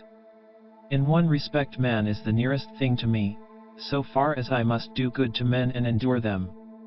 But so far as some men make themselves obstacles to my proper acts, man becomes to me one of the things which are indifferent, no less than the sun or wind or a wild beast. Now it is true that these may impede my action, but they are no impediments to my affects and disposition, which have the power of acting conditionally and changing, for the mind converts and changes every hindrance to its activity into an aid, and so that which is a hindrance is made a furtherance to an act, and that which is an obstacle on the road helps us on this road. Reverence that which is best in the universe, and this is that which makes use of all things and directs all things. And in like manner also reverence that which is best in thyself, and this is of the same kind as that. For in thyself also, that which makes use of everything else, is this, and thy life is directed by this. That which does no harm to the state, does no harm to the citizen. In the case of every appearance of harm apply this rule, If the state is not harmed by this, neither am I harmed. But if the state is harmed, thou must not be angry with him who does harm to the state. Show him where his error is. Often think of the rapidity with which things pass by and disappear, both the things which are and the things which are produced. For substance is like a river in a continual flow, and the activities of things are in constant change, and the causes work in infinite varieties, and there is hardly anything which stands still. And consider this which is near to thee, this boundless abyss of the past and of the future in which all things disappear. How then is he not a fool who is puffed up with such things or plagued about them and makes himself miserable? For they vex him only for a time, and a short time. Think of the universal substance, of which thou hast a very small portion, and of universal time, of which a short and indivisible interval has been assigned to thee, and of that which is fixed by destiny, and how small a part of it thou art. Does another do me wrong? Let him look to it. He has his own disposition, his own activity. I now have what the universal nature wills me to have, and I do what my nature now wills me to do. Let the part of thy soul which leads and governs be undisturbed by the movements in the flesh, whether of pleasure or of pain, and let it not unite with them, but let it circumscribe itself and limit those affects to their parts. But when these affects rise up to the mind by virtue of that other sympathy that naturally exists in a body which is all one, then thou must not strive to resist the sensation, for it is natural, but let not the ruling part of itself add to the sensation the opinion that it is either good or bad. Live with the gods. And he does live with the gods who constantly shows to them, his own soul is satisfied with that which is assigned to him, and that it does all that the daemon wishes, which Zeus hath given to every man for his guardian and guide, a portion of himself. And this is every man's understanding and reason. Art thou angry with him whose armpits stink? Art thou angry with him whose mouth smells foul? What good will this danger do thee? He has such a mouth, he has such armpits, it is necessary that such an emanation must come from such things, but the man has reason, it will be said, and he is able, if he takes pain, to discover wherein he offends. I wish thee well of thy discovery. Well then, and thou hast reason, by thy rational faculty stir up his rational faculty, show him his error, admonish him. For if he listens, thou wilt cure him, and there is no need of anger. Neither tragic actor nor whore. As thou intendest to live when thou art gone out, so it is in thy power to live here. But if men do not permit thee, then get away out of life, yet so as if thou wert suffering no harm. The house is smoky, and I quit it. Why dost thou think that this is any trouble? But so long as nothing of the kind drives me out, I remain, am free, and no man shall hinder me from doing what I choose, and I choose to do what is according to the nature of the rational and social animal. The intelligence of the universe is social. Accordingly it has made the inferior things for the sake of the superior, and it has fitted the superior to one another. Thou seest how it has subordinated, coordinated and assigned to everything its proper portion, and has brought together into concord with one another the things which are the best. How hast thou behaved hitherto to the gods, thy parents, brethren, children, teachers, to those who looked after thy infancy, to thy friends, kinsfolk, to thy slaves? Consider if thou hast hitherto behaved to all in such a way that this may be said of thee, never has wronged a man in deed or word. And call to recollection both how many things thou hast passed through, and how many things thou hast been able to endure, and that the history of thy life is now complete and thy service is ended, and how many beautiful things thou hast seen, and how many pleasures and pains thou hast despised, and how many things called honorable thou hast spurned, and to how many ill-minded folks thou hast shown a kind disposition. Why do unskilled and ignorant souls disturb him who has skill and knowledge? What soul then has skill and knowledge? That which knows beginning and end, and knows the reason which pervades all substance and through all time by fixed periods, revolutions, administers the universe. Soon, very soon, thou wilt be ashes, or a skeleton, and either a name or not even a name, but name is sound and echo. And the things which are much valued in life are empty and rotten and trifling, and like little dogs biting one another, and little children quarreling, laughing, and then straightway weeping. But fidelity and modesty and justice and truth are fled up to Olympus from the widespread earth. What then is there which still detains thee here? If the objects of sense are easily changed and never stand still, and the organs of perception are dull and easily receive false impressions, and the poor soul itself is an exhalation from blood. But to have good repute amidst such a world as this is an empty thing. Why then dost thou not wait in tranquillity for thy end, whether it is extinction or removal to another state? And until that time comes, what is sufficient? Why, what else than to venerate the gods and bless them, and to do good to men, and to practice tolerance and self-restraint, but as to everything which is beyond the limits of the poor flesh and breath, to remember that this is neither thine nor in thy power. Thou canst pass thy life in an equable flow of happiness, if thou canst go by the right way, and think and act in the right way. These two things are common both to the soul of God and to the soul of man, and to the soul of every rational being, not to be hindered by another, and to hold good to consist in the disposition to justice and the practice of it, and in this to let thy desire find its termination. If this is neither my own badness, nor an effect of my own badness, and the commonweal is not injured, why am I troubled about it? And what is the harm to the commonweal? Do not be carried along inconsiderately by the appearance of things, but give help to all according to thy ability and their fitness, and if they should have sustained loss in matters which are indifferent, do not imagine this to be a damage. For it is a bad habit. But as the old man, when he went away, asked back his foster child's top, remembering that it was a top, so do thou in this case also. When thou art calling out on the rostra, hast thou forgotten, man, what these things are? Yes, but they are objects of great concern to these people. Wilt thou too then be made a fool for these things? I was once a fortunate man, but I lost it. I know not how, but fortunate means that a man has assigned to himself a good fortune, and a good fortune is good disposition of the soul, good emotions, good actions. Book 6. The substance of the universe is obedient and compliant, and the reason which governs it has in itself no cause for doing evil, for it has no malice, nor does it do evil to anything, nor is anything harmed by it. But all things are made and perfected according to this reason. Let it make no difference to thee whether thou art cold or warm, if thou art doing thy duty, and whether thou art drowsy or satisfied with sleep, and whether ill-spoken of or praised, and whether dying or doing something else. For it is one of the acts of life, this act by which we die. It is sufficient then in this act also to do well what we have in hand. Look within. Let neither the peculiar quality of anything nor its value escape thee. All existing things soon change, and they will either be reduced to vapor, if indeed all substance is one, or they will be dispersed.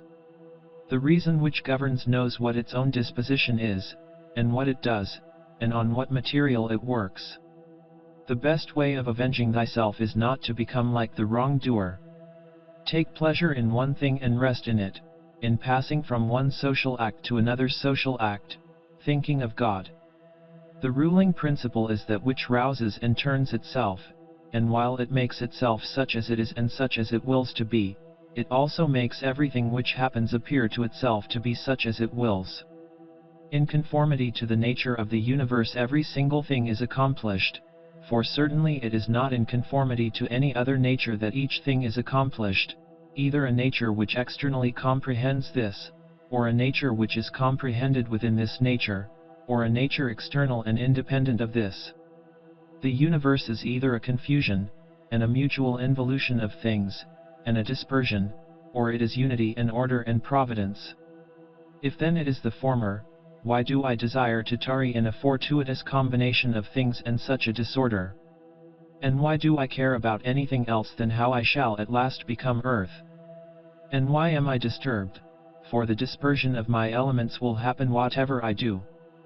But if the other supposition is true, I venerate, and I am firm, and I trust in him who governs. When thou hast been compelled by circumstances to be disturbed in a manner, quickly return to thyself and do not continue out of tune longer than the compulsion lasts, for thou wilt have more mastery over the harmony by continually recurring to it. If thou hadst a stepmother and a mother at the same time, thou wouldst be dutiful to thy stepmother, but still thou wouldst constantly return to thy mother. Let the court and philosophy now be to thee stepmother and mother. Return to philosophy frequently and repose in her, through whom what thou meetest within the court appears to thee tolerable, and thou appearest tolerable in the court. When we have meat before us and such eatables, we receive the impression that this is the dead body of a fish, and this is the dead body of a bird or of a pig, and again, that this Falernian is only a little grape juice, and this purple robe some sheep's wool dyed with the blood of a shellfish. Such then are these impressions, and they reach the things themselves and penetrate them, and so we see what kind of things they are. Just in the same way ought we to act all through life, and where there are things which appear most worthy of our approbation, we ought to lay them bare and look at their worthlessness and strip them of all the words by which they are exalted. For outward show is a wonderful perverter of the reason, and when thou art most sure that thou art employed about things worth thy pains, it is then that it cheats thee most. Consider then what Crates says of Xenocrates himself. Most of the things which the multitude admire are referred to objects of the most general kind, those which are held together by cohesion or natural organization, such as stones, wood, fig trees, vines, olives.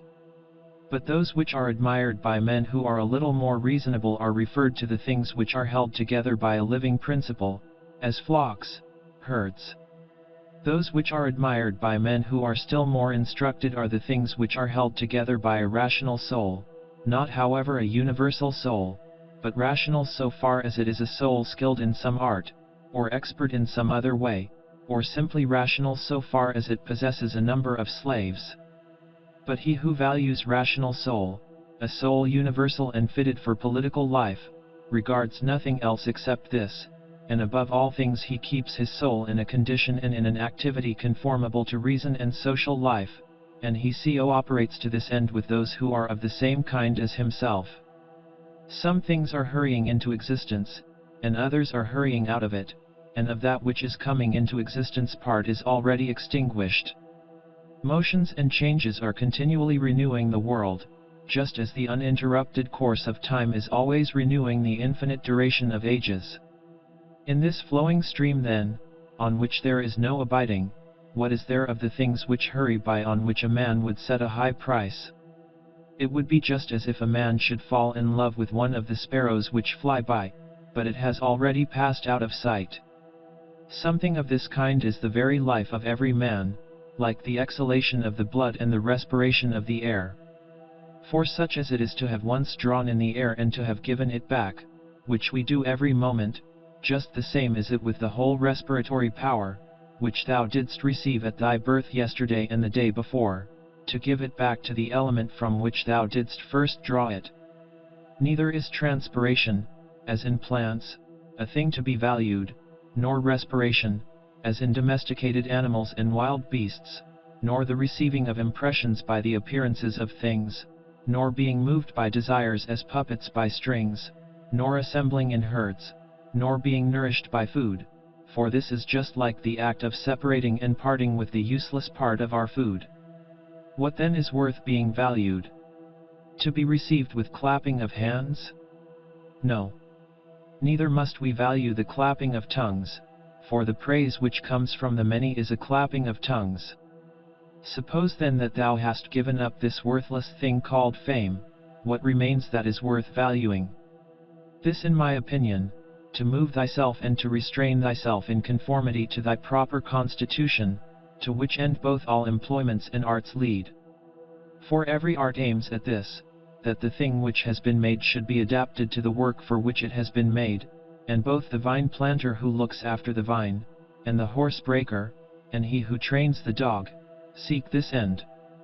But the education and the teaching of youth aim at something. In this then is the value of the education and the teaching. And if this is well, thou wilt not seek anything else? Wilt thou not cease to value many other things too?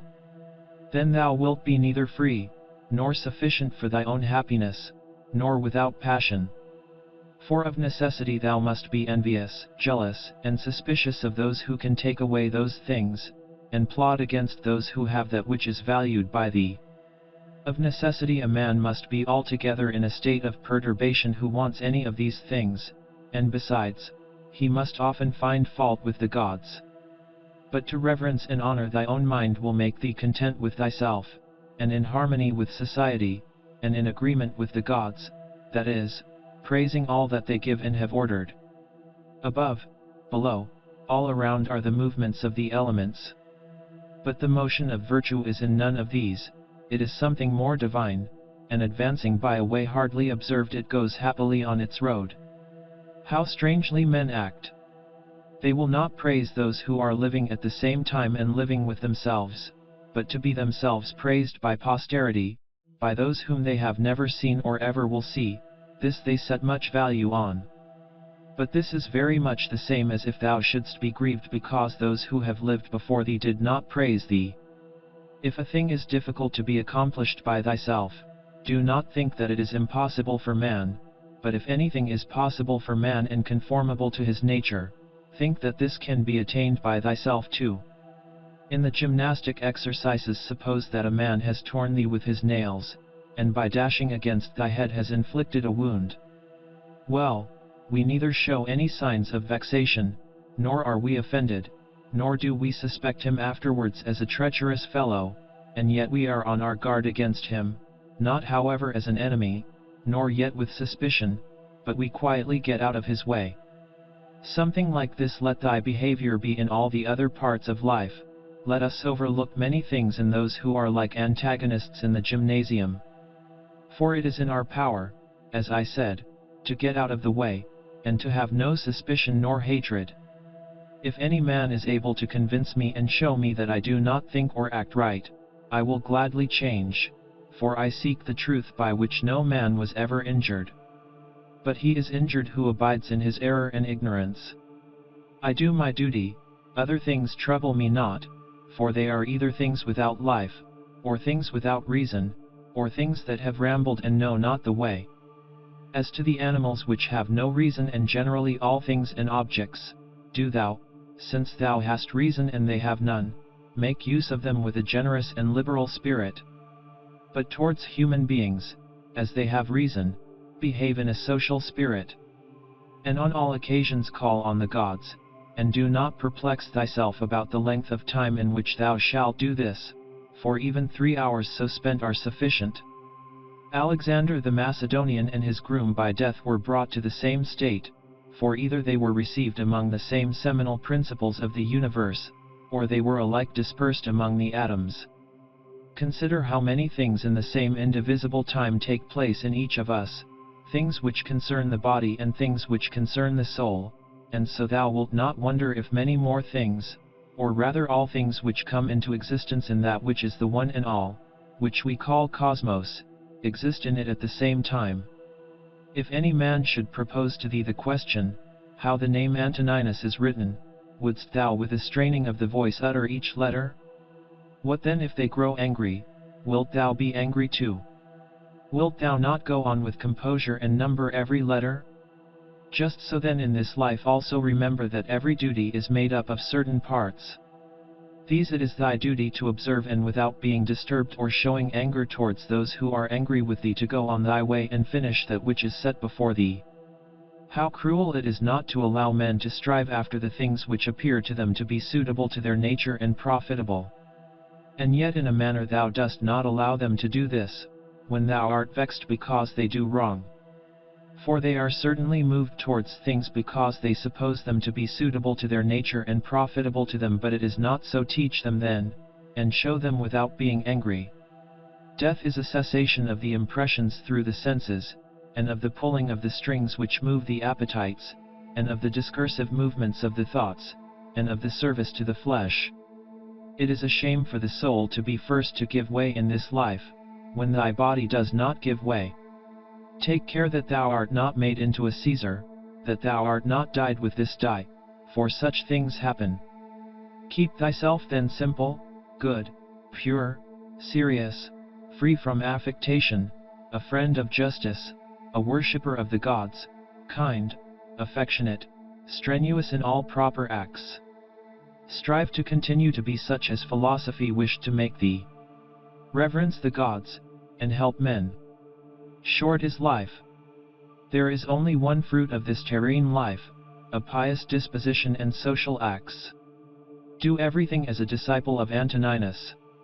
Remember his constancy in every act which was conformable to reason, and his evenness in all things, and his piety, and the serenity of his countenance, and his sweetness, and his disregard of empty fame, and his efforts to understand things, and how he would never let anything pass without having first most carefully examined it and clearly understood it, and how he bore with those who blamed him unjustly without blaming them in return, how he did nothing in a hurry, and how he listened not to calumnies, and how exact an examiner of manners and actions he was, and not given to reproach people, nor timid, nor suspicious, nor a sophist, and with how little he was satisfied, such as lodging, bed, dress, food, servants, and how laborious and patient, and how he was able on account of his sparing diet to hold out to the evening, not even requiring to relieve himself by any evacuations except at the usual hour, and his firmness and uniformity in his friendships, and how he tolerated freedom of speech in those who opposed his opinions, and the pleasure that he had when any man showed him anything better, and how religious he was without superstition. Imitate all this that thou mayest have as good a conscience, when thy last hour comes, as he had. Return to thy sober senses and call thyself back, and when thou hast roused thyself from sleep and hast perceived that they were only dreams which troubled thee, now in thy waking hours look at these, the things about thee, as thou didst look at those, the dreams. I consist of a little body and a soul. Now to this little body all things are indifferent, for it is not able to perceive differences. But to the understanding those things only are indifferent, which are not the works of its own activity. But whatever things are the works of its own activity, all these are in its power. And of these however only those which are done with reference to the present, for as to the future and the past activities of the mind, even these are for the present indifferent.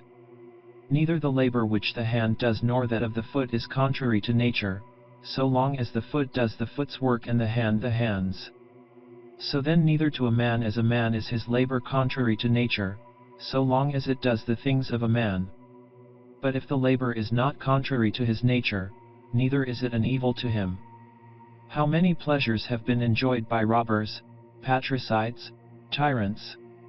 Dost thou not see how the handy craftsmen accommodate themselves up to a certain point to those who are not skilled in their craft, nevertheless they cling to the reason, the principles, of their art and do not endure to depart from it? Is it not strange if the architect and the physician shall have more respect to the reason, the principles, of their own arts than man to his own reason, which is common to him and the gods?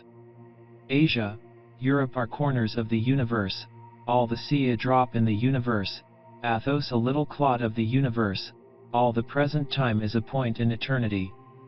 All things are little, changeable, perishable. All things come from thence, from that universal ruling power either directly proceeding or by way of sequence. And accordingly the lion's gaping jaws, and that which is poisonous, and every harmful thing, as a thorn, as mud, are after products of the grand and beautiful. Do not then imagine that they are of another kind from that which thou dost venerate, but form a just opinion of the source of all. He who has seen present things has seen all, both everything which has taken place from all eternity and everything which will be for time without end, for all things are of one kin and of one form. Frequently consider the connection of all things in the universe and their relation to one another. For in a manner all things are implicated with one another, and all in this way are friendly to one another, for one thing comes in order after another, and this is by virtue of the active movement and mutual conspiration and the unity of the substance. Adapt thyself to the things with which thy lot has been cast, and the men among whom thou hast received thy portion, love them, but do it truly, sincerely. Every instrument, tool, vessel, if it does that for which it has been made, is well, and yet he who made it is not there. But in the things which are held together by nature there is within and there abides in them the power which made them, wherefore the more is it fit to reverence this power, and to think, that, if thou dost live and act according to its will, everything in thee is in conformity to intelligence. And thus also in the universe the things which belong to it are in conformity to intelligence. Whatever of the things which are not within thy power thou shalt suppose to be good for thee or evil, it must of necessity be that, if such a bad thing befall thee or the loss of such a good thing, thou wilt blame the gods, and hate men too, those who are the cause of the misfortune or the loss, or those who are suspected of being likely to be the cause, and indeed we do much injustice, because we make a difference between these things. But if we judge only those things which are in our power to be good or bad, there remains no reason either for finding fault with God or standing in a hostile attitude to man. We are all working together to one end, some with knowledge and design, and others without knowing what they do, as men also when they are asleep, of whom it is Heraclitus, I think, who says that they are laborers and co-operators in the things which take place in the universe. But men co-operate after different fashions, and even those co-operate abundantly, who find fault with what happens and those who try to oppose it and to hinder it, for the universe had need even of such men as these. It remains then for thee to understand among what kind of workmen thou placest thyself, for he who rules all things will certainly make a right use of thee, and he will receive thee among some part of the co-operators and of those whose labors conduce to one end. But be not thou such a part as the mean and ridiculous verse in the play, which Chrysippus speaks of. Does the sun undertake to do the work of the rain, or Aesculapius the work of the fruit-bearer, the earth? And how is it with respect to each of the stars, are they not different and yet they work together to the same end? If the gods have determined about me and about the things which must happen to me, they have determined well, for it is not easy even to imagine a deity without forethought, and as to doing me harm, why should they have any desire towards that? For what advantage would result to them from this or to the whole, which is the special object of their providence? But if they have not determined about me individually, they have certainly determined about the whole at least, and the things which happen by way of sequence in this general arrangement I ought to accept with pleasure and to be content with them. But if they determine about nothing which it is wicked to believe, or if we do believe it, let us neither sacrifice nor pray nor swear by them nor do anything else which we do as if the gods were present and lived with us. But if however the gods determine about none of the things which concern us, I am able to determine about myself, and I can inquire about that which is useful, and that is useful to every man which is conformable to his own constitution and nature. But my nature is rational and social, and my city and country, so far as I am Antoninus, is Rome, but so far as I am a man, it is the world. The things then which are useful to these cities are alone useful to me. Whatever happens to every man, this is for the interest of the universal, this might be sufficient. But further thou wilt observe this also as a general truth, if thou dost observe, that whatever is profitable to any man is profitable also to other men. But let the word profitable be taken here in the common sense as said of things of the middle kind, neither good nor bad. As it happens to thee in the amphitheatre and such places, that the continual sight of the same things and the uniformity make the spectacle wearisome, so it is in the whole of life, for all things above, below, are the same and from the same. How long then? Think continually that all kinds of men and of all kinds of pursuits and of all nations are dead, so that thy thoughts come down even to Philistion and Phoebus and Oreganian. Now turn thy thoughts to the other kinds of men.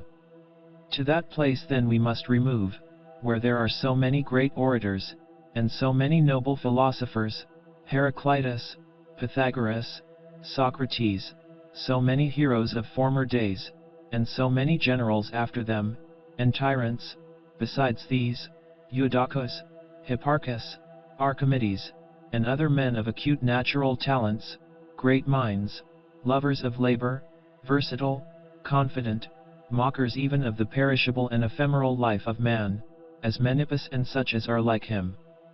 As to all these consider that they have long been in the dust.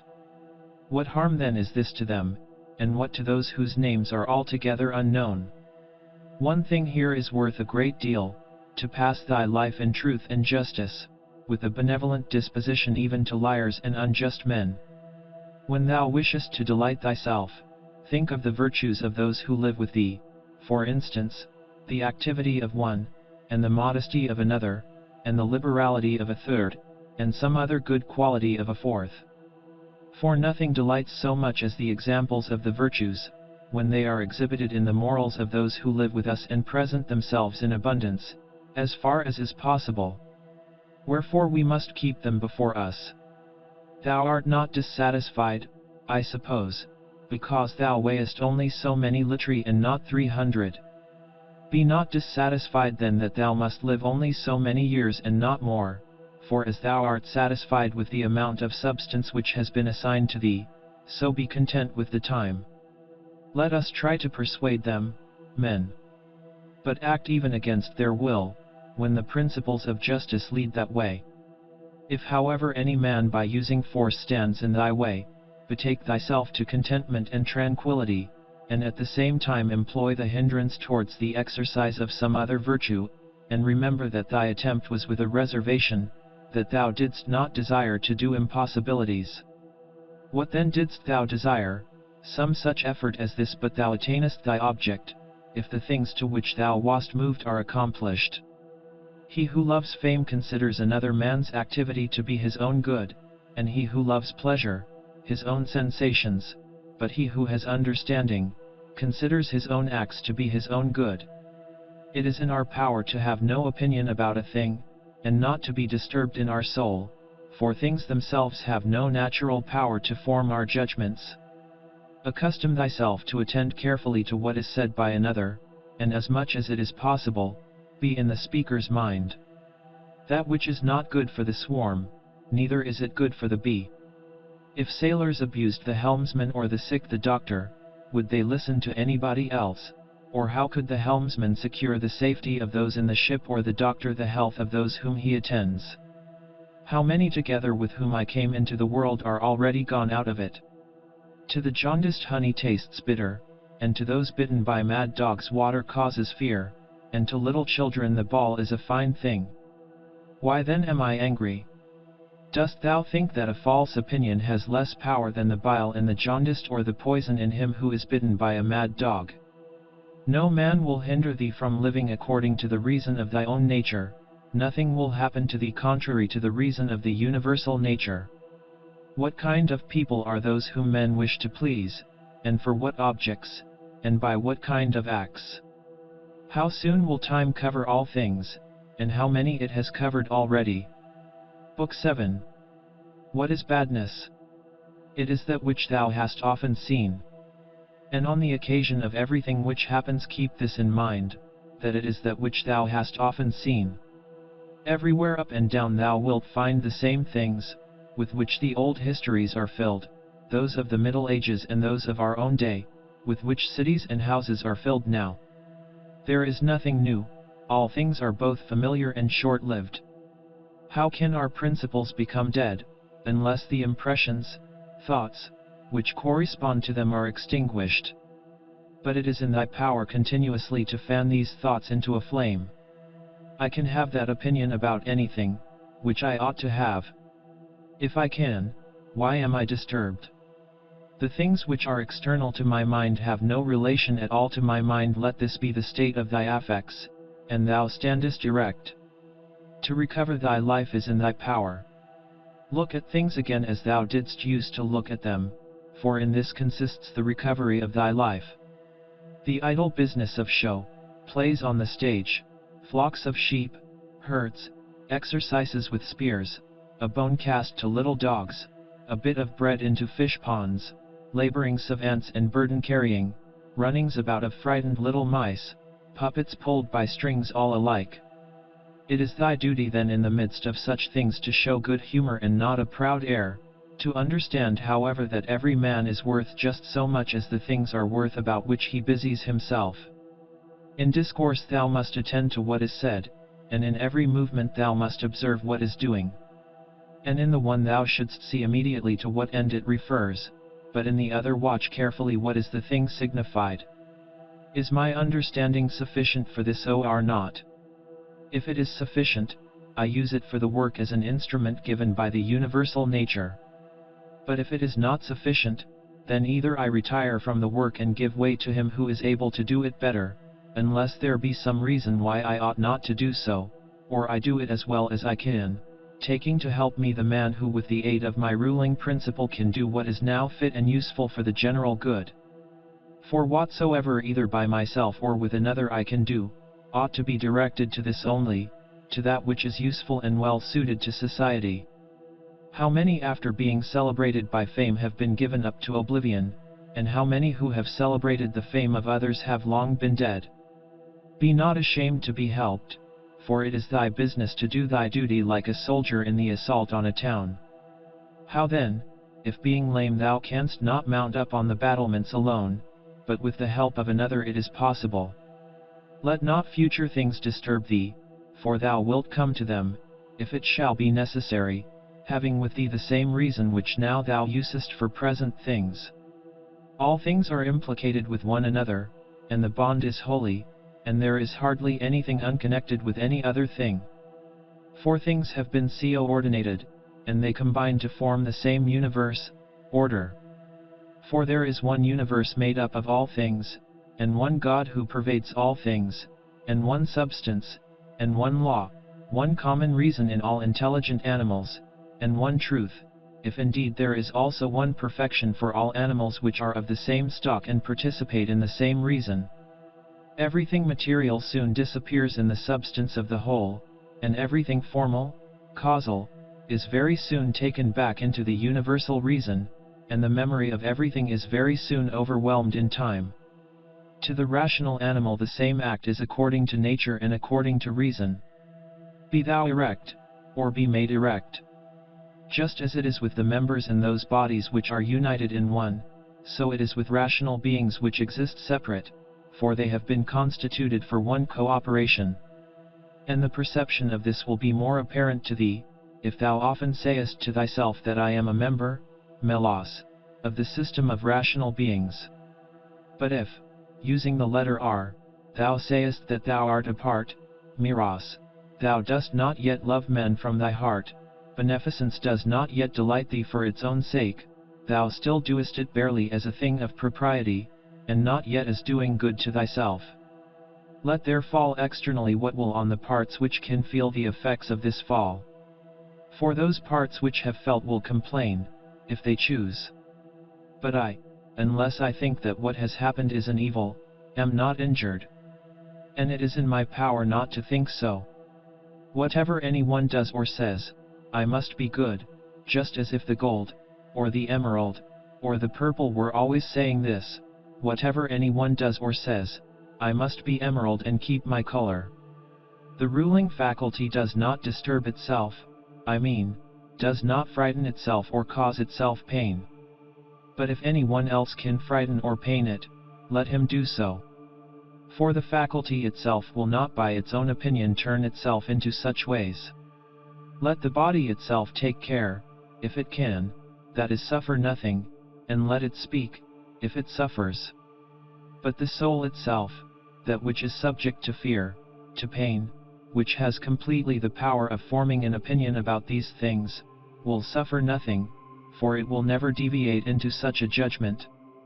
The leading principle in itself wants nothing, unless it makes a want for itself, and therefore it is both free from perturbation and unimpeded, if it does not disturb and impede itself. Eudaimonia, happiness, is a good daemon, or a good thing. What then art thou doing here, O imagination? Go away, I entreat thee by the gods, as thou didst come, for I want thee not. But thou art come according to thy old fashion. I am not angry with thee, only go away. Is any man afraid of change? Why, what can take place without change?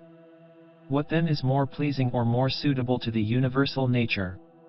And canst thou take a bath unless the wood undergoes a change? And canst thou be nourished, unless the food undergoes a change? And can anything else that is useful be accomplished without change? Dost thou not see then that for thyself also to change is just the same, and equally necessary for the universal nature? Through the universal substance as through a furious torrent all bodies are carried, being by their nature united with and cooperating with the whole, as the parts of our body with one another. How many a Chrysippus, how many a Socrates, how many an Epictetus has time already swallowed up? And let the same thought occur to thee with reference to every man and thing. One thing only troubles me, lest I should do something which the constitution of man does not allow, or in the way which it does not allow, or what it does not allow now. Near is thy forgetfulness of all things, and near the forgetfulness of thee by all. It is peculiar to man to love even those who do wrong. And this happens, if when they do wrong it occurs to thee that they are kinsmen, and that they do wrong through ignorance and unintentionally, and that soon both of you will die, and above all, that the wrongdoer has done thee no harm, for he has not made thy ruling faculty worse than it was before. The universal nature out of the universal substance, as if it were wax, now molds a horse, and when it has broken this up, it uses the material for a tree, then for a man, then for something else, and each of these things subsists for a very short time. But it is no hardship for the vessel to be broken up, just as there was none in its being fastened together. A scowling look is altogether unnatural. When it is often assumed, the result is that all comeliness dies away, and at last is so completely extinguished that it cannot be again lighted up at all. Try to conclude from this very fact that it is contrary to reason. For if even the perception of doing wrong shall depart, what reason is there for living any longer? Nature which governs the whole will soon change all things which thou seest, and out of their substance will make other things, and again other things from the substance of them, in order that the world may be ever new. When a man has done thee any wrong, immediately consider with what opinion about good or evil he has done wrong. For when thou hast seen this, thou wilt pity him, and wilt neither wonder nor be angry.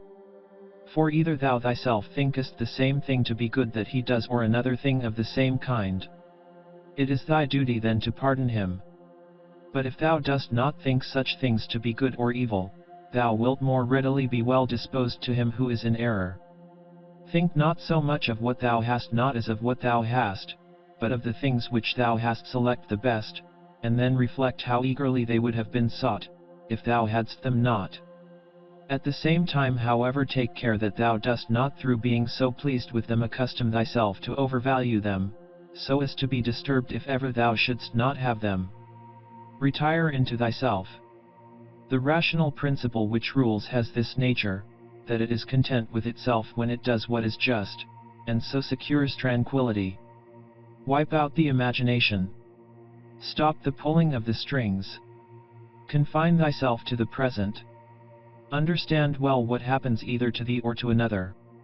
Divide and distribute every object into the causal, formal, and the material. Think of thy last hour.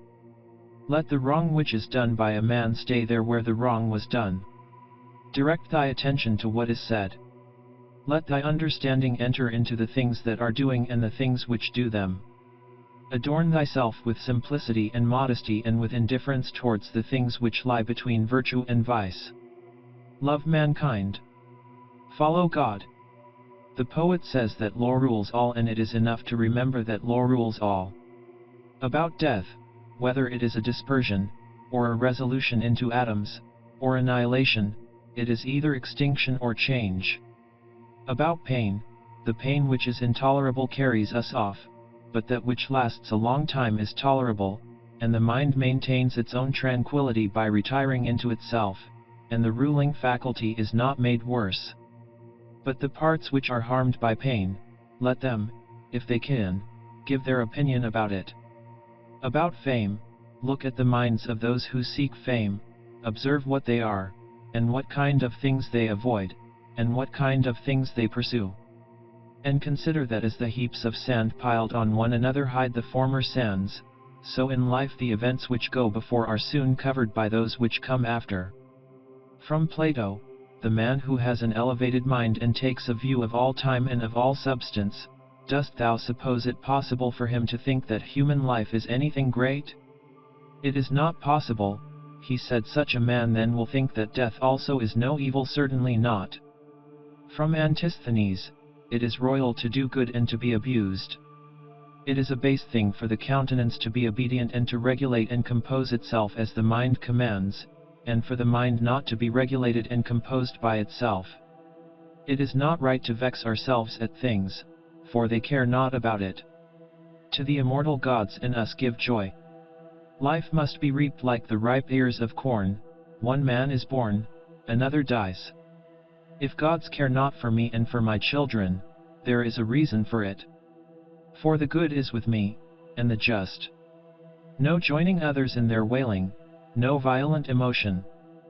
From Plato, but I would make this man a sufficient answer, which is this: thou sayest not well, if thou thinkest that a man who is good for anything at all ought to compute the hazard of life or death, and should not rather look to this only in all that he does, whether he is doing what is just or unjust, and the works of a good or a bad man. For thus it is, men of Athens, in truth, wherever a man has placed himself thinking it the best place for him, or has been placed by a commander, there in my opinion he ought to stay and to abide the hazard, taking nothing into the reckoning, either death or anything else, before the baseness of deserting his post. But, my good friend, reflect whether that which is noble and good is not something different from saving and being saved, for as to a man living such or such a time, at least one who is really a man, consider if this is not a thing to be dismissed from the thoughts, and there must be no love of life. But as to these matters a man must entrust them to the deity and believe what the women say, that no man can escape his destiny, the next inquiry being how he may best live the time that he has to live. Look round at the courses of the stars, as if thou wert going along with them, and constantly consider the changes of the elements into one another, for such thoughts purge away the filth of the terrene life. This is a fine saying of Plato, that he who is discoursing about men should look also at earthly things as if he viewed them from some higher place, should look at them in their assemblies, armies, agricultural labors, marriages, treaties, births, deaths, noise of the courts of justice, desert places, various nations of barbarians, feasts, lamentations, markets, a mixture of all things and an orderly combination of contraries. Consider the past, such great changes of political supremacies. Thou mayest foresee also the things which will be. For they will certainly be of like form, and it is not possible that they should deviate from the order of the things which take place now. Accordingly, to have contemplated human life for 40 years is the same as to have contemplated it for 10,000 years. For what more wilt thou see?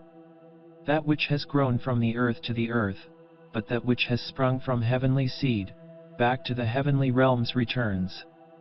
This is either a dissolution of the mutual involution of the atoms, or a similar dispersion of the unsentient elements. With food and drinks and cunning magic arts turning the channel's course to escape from death. The breeze which heaven has sent we must endure, and toil without complaining. Another may be more expert in casting his opponent, but he is not more social, nor more modest, nor better disciplined to meet all that happens, nor more considerate with respect to the faults of his neighbors.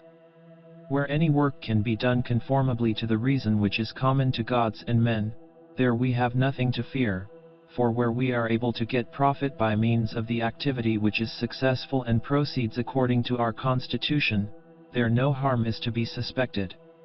Everywhere and at all times it is in thy power piously to acquiesce in thy present condition, and to behave justly to those who are about thee, and to exert thy skill upon thy present thoughts, that nothing shall steal into them without being well examined. Do not look around thee to discover other men's ruling principles, but look straight to this, to what nature leads thee, both the universal nature through the things which happen to thee, and thy own nature through the acts which must be done by thee. But every being ought to do that which is according to its constitution, and all other things have been constituted for the sake of rational beings, just as among irrational things the inferior for the sake of the superior, but the rational for the sake of one another. The prime principle then in man's constitution is the social. And the second is not to yield to the persuasions of the body, for it is the peculiar office of the rational and intelligent motion to circumscribe itself, and never to be overpowered either by the motion of the senses or of the appetites, for both are animal, but the intelligent motion claims superiority and does not permit itself to be overpowered by the others. And with good reason, for it is formed by nature to use all of them. The third thing in the rational constitution is freedom from error and from deception. Let then the ruling principle holding fast to these things go straight on, and it has what is its own. Consider thyself to be dead, and to have completed thy life up to the present time, and live according to nature the remainder which is allowed thee. Love that only which happens to thee and is spun with the thread of thy destiny. For what is more suitable?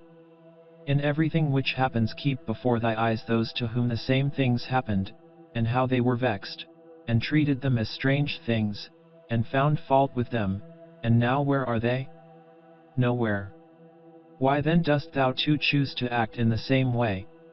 And why dost thou not leave these agitations which are foreign to nature, to those who cause them and those who are moved by them? And why art thou not altogether intent upon the right way of making use of the things which happen to thee? For then thou wilt use them well, and they will be a material for thee to work on. Only attend to thyself, and resolve to be a good man in every act which thou doest, and remember. Look within. Within is the fountain of good, and it will ever bubble up, if thou wilt ever dig. The body ought to be compact, and to show no irregularity either in motion or attitude. For what the mind shows in the face by maintaining in it the expression of intelligence and propriety, that ought to be required also in the whole body. But all of these things should be observed without affectation. The art of life is more like the wrestler's art than the dancer's, in respect of this, that it should stand ready and firm to meet onsets which are sudden and unexpected. Constantly observe who those are whose approbation thou wishest to have, and what ruling principles they possess. For then thou wilt neither blame those who offend involuntarily, nor wilt thou want their approbation, if thou lookest to the sources of their opinions and appetites. Every soul, the philosopher says, is involuntarily deprived of truth, consequently in the same way it is deprived of justice and temperance and benevolence and everything of the kind. It is most necessary to bear this constantly in mind, for thus thou wilt be more gentle towards all. In every pain let this thought be present, that there is no dishonor in it, nor does it make the governing intelligence worse, for it does not damage the intelligence either so far as the intelligence is rational or so far as it is social. Indeed, in the case of most pains let this remark of Epicurus aid thee, that pain is neither intolerable nor everlasting, if thou bearest in mind that it has its limits, and if thou addest nothing to it in imagination, and remember this too, that we do not perceive that many things which are disagreeable to us are the same as pain, such as excessive drowsiness, and the being scorched by heat, and the having no appetite. When then thou art discontented about any of these things, say to thyself, that thou art yielding to pain. Take care not to feel towards the inhuman, as they feel towards men. How do we know if Teleges was not superior in character to Socrates? For it is not enough that Socrates died a more noble death, and disputed more skillfully with the sophists, and passed the night in the cold with more endurance, and that when he was bid to arrest Leon of Salamis, he considered it more noble to refuse, and that he walked in a swaggering way in the streets, though as to this fact one may have great doubts if it was true. But we ought to inquire, what kind of a soul it was that Socrates possessed, and if he was able to be content with being just towards men and pious towards the gods, neither idly vexed on account of men's villainy, nor yet making himself a slave to any man's ignorance, nor receiving as strange anything that fell to his share out of the universal, nor enduring it as intolerable, nor allowing his understanding to sympathize with the affects of the miserable flesh. Nature has not so mingled the intelligence with the composition of the body, as not to have allowed thee the power of circumscribing thyself and of bringing under subjection to thyself all that is thy own, for it is very possible to be a divine man and to be recognized as such by no one. Always bear this in mind, and another thing too, that very little indeed is necessary for living a happy life. And because thou hast despaired of becoming a dialectician and skilled in the knowledge of nature, do not for this reason renounce the hope of being both free and modest and social and obedient to God. It is in thy power to live free from all compulsion in the greatest tranquility of mind, even if all the world cry out against thee as much as they choose, and even if wild beasts tear in pieces the members of this needed matter which has grown around thee. For what hinders the mind in the midst of all this from maintaining itself in tranquility and in a just judgment of all surrounding things and in a ready use of the objects which are presented to it, so that the judgment may say to the thing which falls under its observation, this thou art in substance, reality, though in men's opinion thou mayest appear to be of a different kind, and the use shall say to that which falls under the hand, thou art the thing that I was seeking, for to me that which presents itself is always a material for virtue both rational and political, and in a word, for the exercise of art, which belongs to man or God. For everything which happens has a relationship either to God or man, and is neither new nor difficult to handle, but usual and apt matter to work on.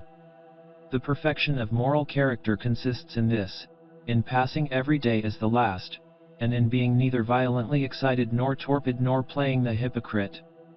The gods who are immortal are not vexed because during so long a time they must tolerate continually men such as they are and so many of them bad, and besides this, they also take care of them in all ways. But thou, who art destined to end so soon, art thou wearied of enduring the bad, and this too when thou art one of them? It is a ridiculous thing for a man not to fly from his own badness, which is indeed possible, but to fly from other men's badness, which is impossible. Whatever the rational and political, social, faculty finds to be neither intelligent nor social, it properly judges to be inferior to itself. When thou hast done a good act and another has received it, why dost thou look for a third thing besides these, as fools do, either to have the reputation of having done a good act or to obtain a return? No man is tired of receiving what is useful. But it is useful to act according to nature. Do not then be tired of receiving what is useful by doing it to others. The nature of the unmoved to make the universe. But now either everything that takes place comes by way of consequence or continuity, or even the chief things towards which the ruling power of the universe directs its own movement are governed by no rational principle. If this is remembered it will make thee more tranquil in many things. Book 8. This reflection also tends to the removal of the desire of empty fame, that it is no longer in thy power to have lived the whole of thy life, or at least thy life from thy youth upwards, like a philosopher, but both to many others and to thyself it is plain that thou art far from philosophy. Thou hast fallen into disorder then, so that it is no longer easy for thee to get the reputation of a philosopher, and thy plan of life also opposes it. If then thou hast truly seen where the matter lies, throw away the thought, how thou shalt seem to others, and be content if thou shalt live the rest of thy life in such wise as thy nature wills. Observe then what it wills, and let nothing else distract thee, for thou hast had experience of many wanderings without having found happiness anywhere, not in syllogisms, nor in wealth, nor in reputation, nor in enjoyment, nor anywhere. Where is it then? In doing what man's nature requires. How then shall a man do this? If he has principles from which come his affects and his acts. What principles?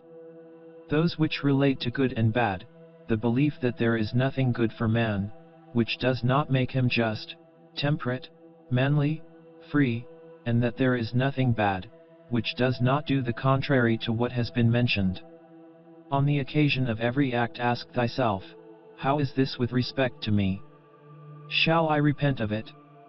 A little time and I am dead, and all is gone. What more do I seek, if what I am now doing is work of an intelligent living being, and a social being, and one who is under the same law with God? Alexander and Gaius and Pompeius, what are they in comparison with Diogenes and Heraclitus and Socrates? For they were acquainted with things, and their causes, forms, and their matter, and the ruling principles of these men were the same.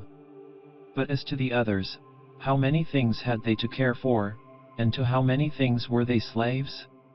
Consider that men will do the same things nevertheless, even though thou shouldst burst. This is the chief thing: be not perturbed, for all things are according to the nature of the universal, and in a little time thou wilt be nobody and nowhere, like Hadrian and Augustus. In the next place, having fixed thy eyes steadily on thy business, look at it, and at the same time remembering that it is thy duty to be a good man, and what man's nature demands, do that without turning aside, and speak as it seems to thee most just, only let it be with a good disposition and with modesty and without hypocrisy. The nature of the universal has this work to do, to remove to that place the things which are in this, to change them, to take them away hence, and to carry them there. All things are change, yet we need not fear anything new. All things are familiar to us, but the distribution of them still remains the same. Every nature is contented with itself when it goes on its way well, and a rational nature goes on its way well, when in its thoughts it assents to nothing false or uncertain, and when it directs its movements to social acts only, and when it confines its desires and aversions to the things which are in its power, and when it is satisfied with everything that is assigned to it by the common nature. For of this common nature every particular nature is a part, as the nature of the leaf is a part of the nature of the plant, except that in the plant the nature of the leaf is part of a nature which has not perception or reason, and is subject to be impeded, but the nature of man is part of a nature which is not subject to impediments, and is intelligent and just, since it gives to everything in equal portions and according to its worth, times, substance, cause, form, activity, and incident. But examine, not to discover that any one thing compared with any other single thing is equal in all respects, but by taking all the parts together of one thing and comparing them with all the parts together of another. Thou hast not leisure or ability to read, but thou hast leisure or ability to check arrogance, thou hast leisure to be superior to pleasure and pain, thou hast leisure to be superior to love of fame, and not to be vexed at stupid and ungrateful people, nay even to care for them. Let no man any longer hear thee finding fault with the court life or with thy own. Repentance is a kind of self-reproof for having neglected something useful, but that which is good must be something useful, and the perfect good man should look after it. But no such man would ever repent of having refused any sensual pleasure. Pleasure then is neither good nor useful. This thing, what is it in itself, in its own constitution? What is its substance and material? And what its causal nature, or form? And what is it doing in the world? And how long does it subsist? When thou risest from sleep with reluctance, remember that it is according to thy constitution and according to human nature to perform social acts, but sleeping is common also to irrational animals. But that which is according to each individual's nature is also more peculiarly its own, and more suitable to its nature, and indeed also more agreeable. Constantly and, if it be possible, on the occasion of every impression on the soul, apply to it the principles of physic, of ethic, and of dialectic. Whatever man thou meetest with, immediately say to thyself, what opinions has this man about good and bad? For if with respect to pleasure and pain and the causes of each, and with respect to fame and ignominy, death, and life, he has such and such opinions, it will seem nothing wonderful or strange to me, if he does such and such things, and I shall bear in mind that he is compelled to do so. Remember that as it is a shame to be surprised if the fig tree produces figs, so it is to be surprised if the world produces such and such things of which it is productive, and for the physician and the helmsman it is a shame to be surprised, if a man has a fever, or if the wind is unfavorable. Remember that to change thy opinion and to follow him who corrects thy error is as consistent with freedom as it is to persist in thy error. For it is thy own, the activity which is exerted according to thy own movement and judgment, and indeed according to thy own understanding too. If a thing is in thy own power, why dost thou do it? But if it is in the power of another, whom dost thou blame? The atoms, chance, or the gods? Both are foolish. Thou must blame nobody. For if thou canst, correct that which is the cause, but if thou canst not do this, correct at least the thing itself, but if thou canst not do even this, of what use is it to thee to find fault? For nothing should be done without a purpose. That which has died falls not out of the universe. If it stays here, it also changes here, and is dissolved into its proper parts, which are elements of the universe and of thyself. And these too change, and they murmur not. Everything exists for some end, a horse, a vine. Why dost thou wonder? Even the sun will say, I am for some purpose, and the rest of the gods will say the same. For what purpose then art thou? To enjoy pleasure? See if common sense allows this. Nature has had regard in everything no less to the end than to the beginning and the continuance, just like the man who throws up a ball. What good is it then for the ball to be thrown up, or harm for it to come down, or even to have fallen? And what good is it to the bubble while it holds together, or what harm when it is burst? The same may be said of a light also. Turn it, the body, inside out, and see what kind of thing it is, and when it has grown old, what kind of thing it becomes, and when it is diseased. Short-lived are both the praiser and the praised, and the rememberer and the remembered, and all this in a nook of this part of the world, and not even here do all agree, no, not any one with himself, and the whole earth too is a point. Attend to the matter which is before thee, whether it is an opinion or an act or a word. Thou sufferest this justly, for thou choosest rather to become good tomorrow than to be good today. Am I doing anything? I do it with reference to the good of mankind. Does anything happen to me?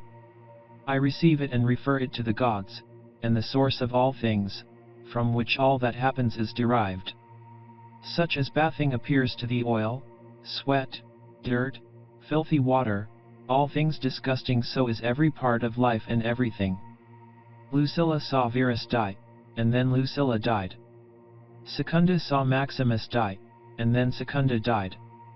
Epidanchanus saw Diotimus die, and Epidanchanus died. Antoninus saw Faustina die, and then Antoninus died. Such is everything. Celer saw Hadrian die, and then Celer died.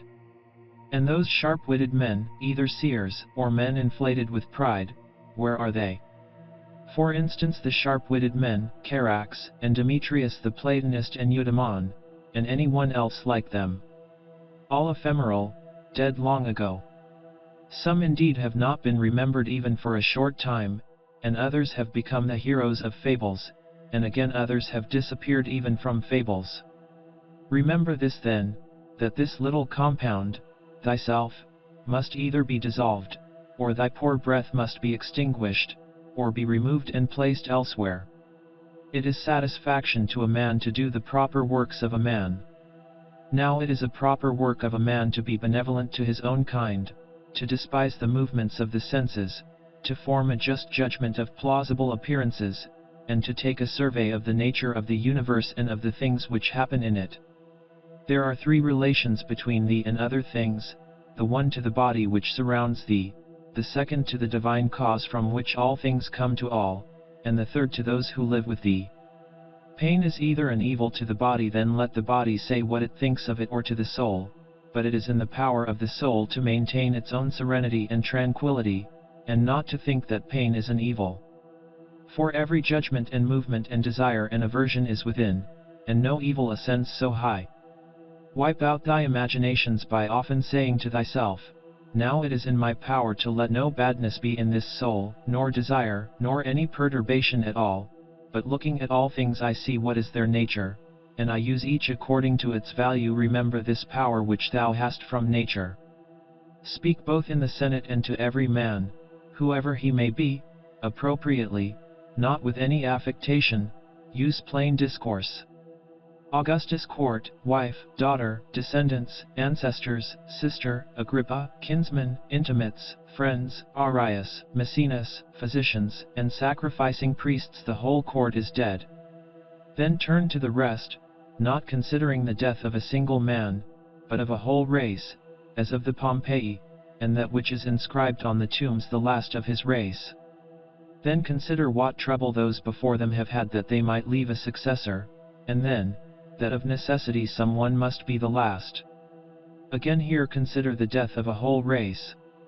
It is thy duty to order thy life well in every single act, and if every act does its duty, as far as is possible, be content, and no one is able to hinder thee, so that each act shall not do its duty, but something external will stand in the way. Nothing will stand in the way of thy acting justly and soberly and considerately, but perhaps some other active power will be hindered. Well, but by acquiescing in the hindrance and by being content to transfer thy efforts to that which is allowed, another opportunity of action is immediately put before thee in place of that which was hindered, and one which will adapt itself to this ordering of which we are speaking.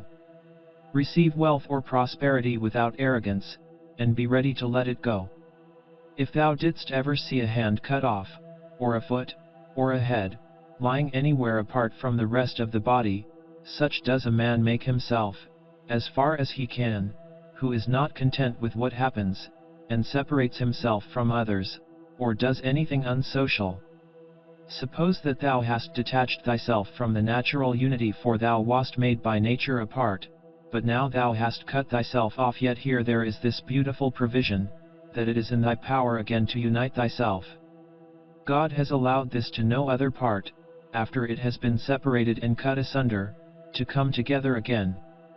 But consider the kindness by which he has distinguished man, for he has put it in his power not to be separated at all from the universal, and when he has been separated, he has allowed him to return and to be united and to resume his place as a part. As the nature of the universal has given to every rational being all the other powers that it has, so we have received from it this power also. For as the universal nature converts and fixes in its predestined place everything which stands in the way and opposes it, and makes such things a part of itself, so also the rational animal is able to make every hindrance its own material, and to use it for such purposes as it may have designed. Do not disturb thyself by thinking of the whole of thy life. Let not thy thoughts at once embrace all the various troubles which thou mayest expect to befall thee, but on every occasion ask thyself, what is there in this which is intolerable and past bearing? For thou wilt be ashamed to confess. In the next place remember that neither the future nor the past pains thee, but only the present. But this is reduced to a very little, if thou only circumscribest it, and chidest thy mind, if it is unable to hold out against even this. Does Panthea or Pergamus now sit by the tomb of Verus? Does Chaereas or Diotimus sit by the tomb of Hadrian? That would be ridiculous. Well, suppose they did sit there, would the dead be conscious of it? And if the dead were conscious, would they be pleased? And if they were pleased, would that make them immortal? Was it not in the order of destiny that these persons too should first become old women and old men and then die? What then would those do after these were dead? All this is foul smell and blood in a bag. If thou canst see sharp, look and judge wisely, says the philosopher. In the constitution of the rational animal I see no virtue which is opposed to justice, but I see a virtue which is opposed to love of pleasure, and that is temperance. If thou takest away thy opinion about that which appears to give thee pain, thou thyself standest in perfect security. Who is this self? The reason. But I am not reason, be it so. Let then the reason itself not trouble itself. But if any other part of thee suffers, let it have its own opinion about itself. Hindrance to the perceptions of sense is an evil to the animal nature. Hindrance to the movements, desires, is equally an evil to the animal nature. And something else also is equally an impediment and an evil to the constitution of plants. So then that which is a hindrance to the intelligence is an evil to the intelligent nature. Apply all these things then to thyself. Does pain or sensuous pleasure affect thee? The senses will look to that has any obstacle opposed thee in thy efforts towards an object. If indeed thou wast making this effort absolutely, unconditionally, or without any reservation, certainly this obstacle is an evil to thee considered as a rational animal. But if thou takest into consideration the usual course of things, thou hast not yet been injured nor even impeded. The things however which are proper to the understanding no other man is used to impede, for neither fire, nor iron, nor tyrant, nor abuse, touches it in any way. When it has been made a sphere, it continues a sphere. It is not fit that I should give myself pain, for I have never intentionally given pain even to another. Different things delight different people. But it is my delight to keep the ruling faculty sound without turning away either from any man or from any of the things which happen to men, but looking at and receiving all with welcome eyes and using everything according to its value. See that thou secure this present time to thyself, for those who rather pursue posthumous fame do consider that the men of after time will be exactly such as these whom they cannot bear now, and both are mortal. And what is it in any way to thee if these men of after time utter this or that sound, or have this or that opinion about thee? Take me and cast me where thou wilt, for there I shall keep my divine part tranquil, that is, content, if it can feel and act conformably to its proper constitution. Is this change of place sufficient reason why my soul should be unhappy and worse than it was, depressed, expanded, shrinking, affrighted? And what wilt thou find which is sufficient reason for this? Nothing can happen to any man which is not a human accident, nor to an ox which is not according to the nature of an ox, nor to a vine which is not according to the nature of a vine, nor to a stone which is not proper to a stone. If then there happens to each thing both what is usual and natural, why shouldst thou complain? For the common nature brings nothing which may not be borne by thee. If thou art pained by any external thing, it is not this thing that disturbs thee, but thy own judgment about it. And it is in thy power to wipe out this judgment now. But if anything in thy own disposition gives thee pain, who hinders thee from correcting thy opinion? And even if thou art pained because thou art not doing some particular thing which seems to thee to be right, why dost thou not rather act than complain? But some insuperable obstacle is in the way. Do not be grieved then, for the cause of its not being done depends not on thee, but it is not worth while to live if this cannot be done. Take thy departure then from life contentedly, just as he dies who is in full activity, and well pleased too with the things which are obstacles. Remember that the ruling faculty is invincible. When self-collected it is satisfied with itself, if it does nothing which it does not choose to do, even if it resist from mere obstinacy. What then will it be when it forms a judgment about anything aided by reason and deliberately? Therefore the mind which is free from passions is a citadel, for man has nothing more secure to which he can fly for refuge and for the future be inexpugnable. He then who has not seen this is an ignorant man, but he who has seen it and does not fly to this refuge is unhappy. Say nothing more to thyself than what the first appearances report. Suppose that it has been reported to thee that a certain person speaks ill of thee. This has been reported, but that thou hast been injured, that has not been reported. I see that my child is sick. I do see, but that he is in danger, I do not see. Thus then always abide by the first appearances, and add nothing thyself from within, and then nothing happens to thee. Or rather add something, like a man who knows everything that happens in the world. A cucumber is bitter, throw it away, there are briars in the road, turn aside from them, this is enough. Do not add, and why were such things made in the world? For thou wilt be ridiculed by a man who is acquainted with nature, as thou wouldst be ridiculed by a carpenter and shoemaker if thou didst find fault because thou seest in their workshop shavings and cuttings from the things which they make. And yet they have places into which they can throw these shavings and cuttings, and the universal nature has no external space, but the wondrous part of her art is that though she has circumscribed herself, everything within her which appears to decay and to grow old and to be useless she changes into herself, and again makes other new things from these very same, so that she requires neither substance from without nor wants a place into which she may cast that which decays. She is content then with her own space, and her own matter and her own art. Neither in thy actions be sluggish nor in thy conversation without method, nor wandering in thy thoughts, nor let there be in thy soul inward contention nor external effusion, nor in life be so busy as to have no leisure. Suppose that men kill thee, cut thee in pieces, curse thee. What then can these things do to prevent thy mind from remaining pure, wise, sober, just?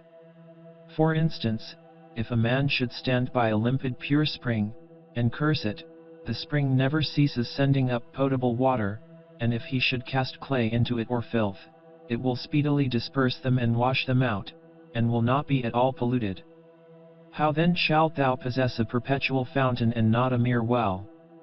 By forming thyself hourly to freedom conjoined with contentment, simplicity, and modesty. He who does not know what the world is, does not know where he is. And he who does not know for what purpose the world exists, does not know who he is, nor what the world is. But he who has failed in any one of these things could not even say for what purpose he exists himself. What then dost thou think of him who avoids or seeks the praise of those who applaud, of men who know not either where they are or who they are? Dost thou wish to be praised by a man who curses himself thrice every hour? Wouldst thou wish to please a man who does not please himself? Does a man please himself who repents of nearly everything that he does? No longer let thy breathing only act in concert with the air which surrounds thee, but let thy intelligence also now be in harmony with the intelligence which embraces all things. For the intelligent power is no less diffused in all parts and pervades all things for him who is willing to draw it to him than the aerial power for him who is able to respire it. Generally, wickedness does no harm at all to the universe, and particularly, the wickedness of one man does no harm to another. It is only harmful to him who has it in his power to be released from it, as soon as he shall choose. To my own free will the free will of my neighbor is just as indifferent as his poor breath and flesh. For though we are made especially for the sake of one another, still the ruling power of each of us has its own office, for otherwise my neighbor's wickedness would be my harm, which God has not willed in order that my unhappiness may not depend on another. The sun appears to be poured down, and in all directions indeed it is diffused, yet it is not effused. For this diffusion is extension, accordingly its rays are called extensions actines because they are extended apotio uecti est high. But one may judge what kind of a thing a ray is, if he looks at the sun's light passing through a narrow opening into a darkened room, for it is extended in a right line, and as it were is divided when it meets with any solid body which stands in the way and intercepts the air beyond, but there the light remains fixed and does not glide or fall off. Such then ought to be the outpouring and diffusion of the understanding, and it should in no way be an effusion, but an extension, and it should make no violent or impetuous collision with the obstacles which are in its way, nor yet fall down, but be fixed and enlighten that which receives it. For a body will deprive itself of the illumination, if it does not admit it. He who fears death either fears the loss of sensation or a different kind of sensation. But if thou shalt have no sensation, neither wilt thou feel any harm, and if thou shalt acquire another kind of sensation, thou wilt be a different kind of living being and thou wilt not cease to live. Men exist for the sake of one another. Teach them then or bear with them. In one way an arrow moves, in another way the mind. The mind indeed, both when it exercises caution and when it is employed about inquiry, moves straight onward not the less, and to its object. Enter into every man's ruling faculty, and also let every other man enter into thine. Book 9. He who acts unjustly acts impiously. For since the universal nature has made rational animals for the sake of one another to help one another according to their deserts, but in no way to injure one another, he who transgresses her will, is clearly guilty of impiety towards the highest divinity. And he too who lies is guilty of impiety to the same divinity, for the universal nature is the nature of things that are, and things that are have a relation to all things that come into existence. And further, this universal nature is named truth, and is the prime cause of all things that are true. He then who lies intentionally is guilty of impiety inasmuch as he acts unjustly by deceiving, and he also who lies unintentionally, inasmuch as he is at variance with the universal nature, and inasmuch as he disturbs the order by fighting against the nature of the world, for he fights against it, who is moved of himself to that which is contrary to truth, for he had received powers from nature through the neglect of which he is not able now to distinguish falsehood from truth. And indeed he who pursues pleasure as good, and avoids pain as evil, is guilty of impiety. For of necessity such a man must often find fault with the universal nature, alleging that it assigns things to the bad and the good contrary to their deserts, because frequently the bad are in the enjoyment of pleasure and possess the things which procure pleasure, but the good have pain for their share in the things which cause pain. And further, he who is afraid of pain will sometimes also be afraid of some of the things which will happen in the world, and even this is impiety. And he who pursues pleasure will not abstain from injustice, and this is plainly impiety. Now with respect to the things towards which the universal nature is equally affected, for it would not have made both, unless it was equally affected towards both. Towards these they who wish to follow nature should be of the same mind with it, and equally affected. With respect to pain, then, and pleasure, or death and life, or honor and dishonor, which the universal nature employs equally, whoever is not equally affected is manifestly acting impiously. And I say that the universal nature employs them equally, instead of saying that they happen alike to those who are produced in continuous series and to those who come after them by virtue of a certain original movement of providence, according to which it moved from a certain beginning to this ordering of things, having conceived certain principles of the things which were to be, and having determined powers productive of beings and of changes and of such like successions. It would be a man's happiest lot to depart from mankind without having had any taste of lying and hypocrisy and luxury and pride. However, to breathe out one's life when a man has had enough of these things is the next best voyage, as the saying is. Hast thou determined to abide with vice, and has not experience yet induced thee to fly from this pestilence? For the destruction of the understanding is a pestilence, much more indeed than any such corruption and change of this atmosphere which surrounds us. For this corruption is a pestilence of animals so far as they are animals, but the other is a pestilence of men so far as they are men. Do not despise death, but be well content with it, since this too is one of those things which nature wills. For such as it is to be young and to grow old, and to increase and to reach maturity, and to have teeth and beard and gray hairs, and to beget, and to be pregnant and to bring forth, and all the other natural operations which the seasons of thy life bring, such also is dissolution. This, then, is consistent with the character of a reflecting man, to be neither careless nor impatient nor contemptuous with respect to death, but to wait for it as one of the operations of nature. As thou now waitest for the time when the child shall come out of thy wife's womb, so be ready for the time when thy soul shall fall out of this envelope. But if thou requirest also a vulgar kind of comfort which shall reach thy heart, thou wilt be made best reconciled to death by observing the objects from which thou art going to be removed, and the morals of those with whom thy soul will no longer be mingled. For it is no way right to be offended with men, but it is thy duty to care for them and to bear with them gently, and yet to remember that thy departure will be not from men who have the same principles as thyself. For this is the only thing, if there be any, which could draw us the contrary way and attach us to life, to be permitted to live with those who have the same principles as ourselves. But now thou seest how great is the trouble arising from the discordance of those who live together, so that thou mayest say, Come quick, O death, lest perchance I, too, should forget myself. He who does wrong against himself. He who acts unjustly to himself, because he makes himself bad. He often acts unjustly who does not do a certain thing, not only he who does a certain thing. Thy present opinion founded on understanding, and thy present conduct directed to social good, and thy present disposition of contentment with everything which happens, that is enough. Wipe out imagination, check desire, extinguish appetite, keep the ruling faculty in its own power. Among the animals which have not reason, one life is distributed, but among reasonable animals one intelligent soul is distributed, just as there is one earth of all things which are of an earthy nature, and we see by one light, and breathe one air, all of us that have the faculty of vision and all that have life.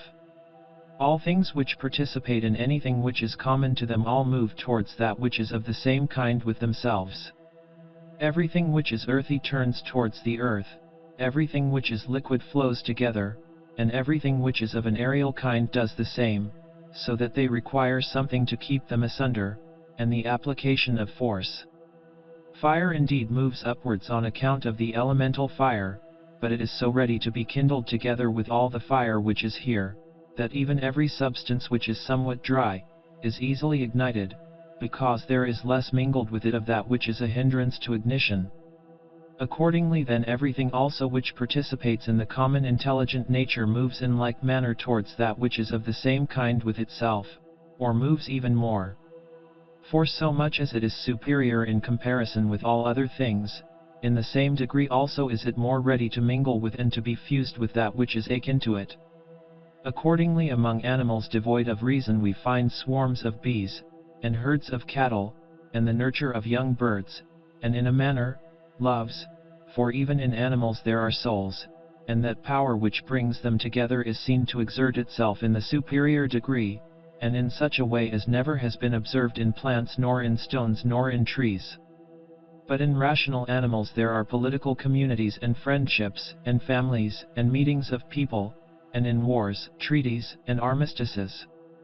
But in the things which are still superior, even though they are separated from one another, unity in a manner exists, as in the stars. Thus the ascent to the higher degree is able to produce a sympathy even in things which are separated. See, then, what now takes place. For only intelligent animals have now forgotten this mutual desire and inclination, and in them alone the property of flowing together is not seen. But still though men strive to avoid this union, they are caught and held by it, for their nature is too strong for them, and thou wilt see what I say, if thou only observest. Sooner, then, will one find anything earthy which comes in contact with no earthy thing than a man altogether separated from other men. Both man and God and the universe produce fruit, at the proper seasons each produces it. But if usage has especially fixed these terms to the vine and like things, this is nothing. Reason produces fruit both for all and for itself, and there are produced from it other things of the same kind as reason itself. If thou art able, correct by teaching those who do wrong, but if thou canst not, remember that indulgence is given to thee for this purpose. And the gods, too, are indulgent to such persons, and for some purposes they even help them to get health, wealth, reputation, so kind they are. And it is in thy power also, or say, who hinders thee? Labor not as one who is wretched, nor yet as one who would be pitied or admired, but direct thy will to one thing only, to put thyself in motion and to check thyself, as the social reason requires. Today I have got out of all trouble, or rather I have cast out all trouble, for it was not outside, but within, and in my opinions. All things are the same, familiar in experience, and ephemeral in time, and worthless in the matter. Everything now is just as it was in the time of those whom we have buried. Things stand outside of us, themselves by themselves, neither knowing aught of themselves, nor expressing any judgment. What is it, then, which does judge about them? The ruling faculty. Not in passivity, but in activity lie the evil and the good of the rational social animal, just as his virtue and his vice lie not in passivity, but in activity. For the stone which has been thrown up, it is no evil to come down, nor indeed any good to have been carried up. Penetrate inwards into men's leading principles, and thou wilt see what judges thou art afraid of, and what kind of judges they are of themselves. All things are changing, and thou thyself art in continuous mutation and in a manner in continuous destruction, and the whole universe too. It is thy duty to leave another man's wrongful act there where it is. Termination of activity, cessation from movement and opinion, and in a sense their death, is no evil. Turn thy thoughts now to the consideration of thy life as a child, as a youth, thy manhood, thy old age, for in these also every change was a death. Is this anything to fear? Turn thy thoughts now to thy life under thy grandfather, then to thy life under thy mother, then to thy life under thy father, and as thou findest many other differences and changes and terminations, ask thyself, is this anything to fear? In like manner, then, neither are the termination and cessation and change of thy whole life a thing to be afraid of. Hasten to examine thy own ruling faculty and that of the universe and that of thy neighbor, thy own that thou mayest make it just, and that of the universe, that thou mayest remember of what thou art a part, and that of thy neighbor, that thou mayest know whether he has acted ignorantly or with knowledge, and that thou mayest also consider that his ruling faculty is akin to thine. As thou thyself art a component part of a social system, so let every act of thine be a component part of social life. Whatever act of thine then has no reference either immediately or remotely to a social end, this tears asunder thy life, and does not allow it to be one, and it is of the nature of a mutiny, just as when in a popular assembly a man acting by himself stands apart from the general agreement. Quarrels of little children and their sports, and poor spirits carrying about dead bodies, such is everything, and so what is exhibited in the representation of the mansions of the dead strikes our eyes more clearly. Examine into the quality of the form of an object, and detach it altogether from its material part, and then contemplate it, then determine the time, the longest which a thing of this peculiar form is naturally made to endure. Thou hast endured infinite troubles through not being contented with thy ruling faculty, when it does the things which it is constituted by nature to do. But enough of this. When another blames thee or hates thee, or when men say about thee anything injurious, approach their poor souls, penetrate within, and see what kind of men they are. Thou wilt discover that there is no reason to take any trouble that these men may have this or that opinion about thee.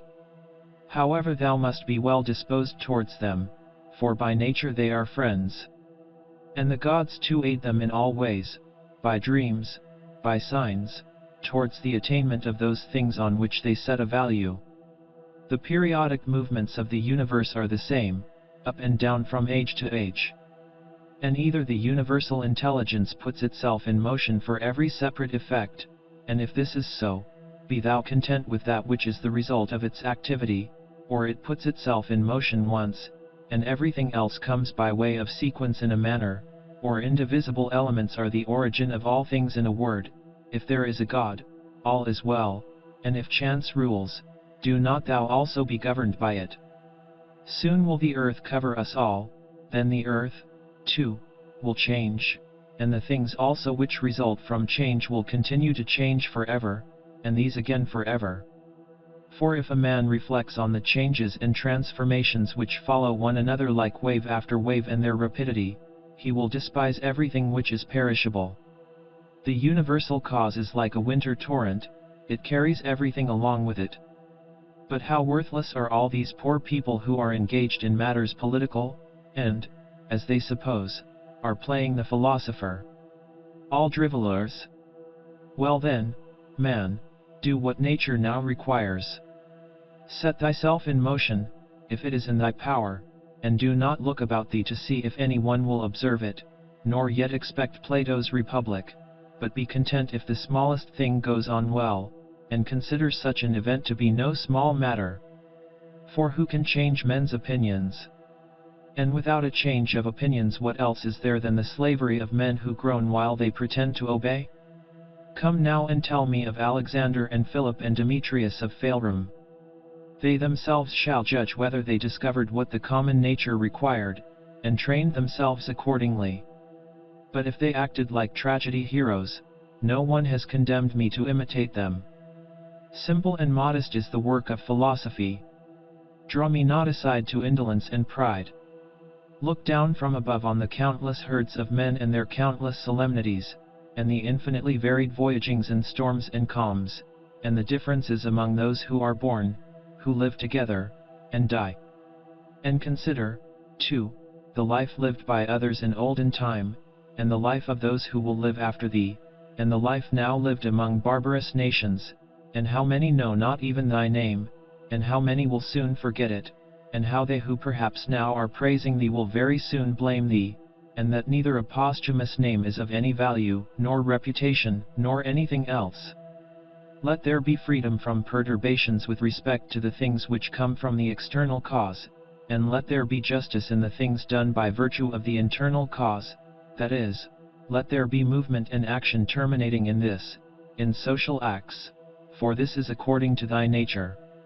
Thou canst remove out of the way many useless things among those which disturb thee, for they lie entirely in thy opinion, and thou wilt then gain for thyself ample space by comprehending the whole universe in thy mind, and by contemplating the eternity of time, and observing the rapid change of every several thing, how short is the time from birth to dissolution, and the illimitable time before birth as well as the equally boundless time after dissolution.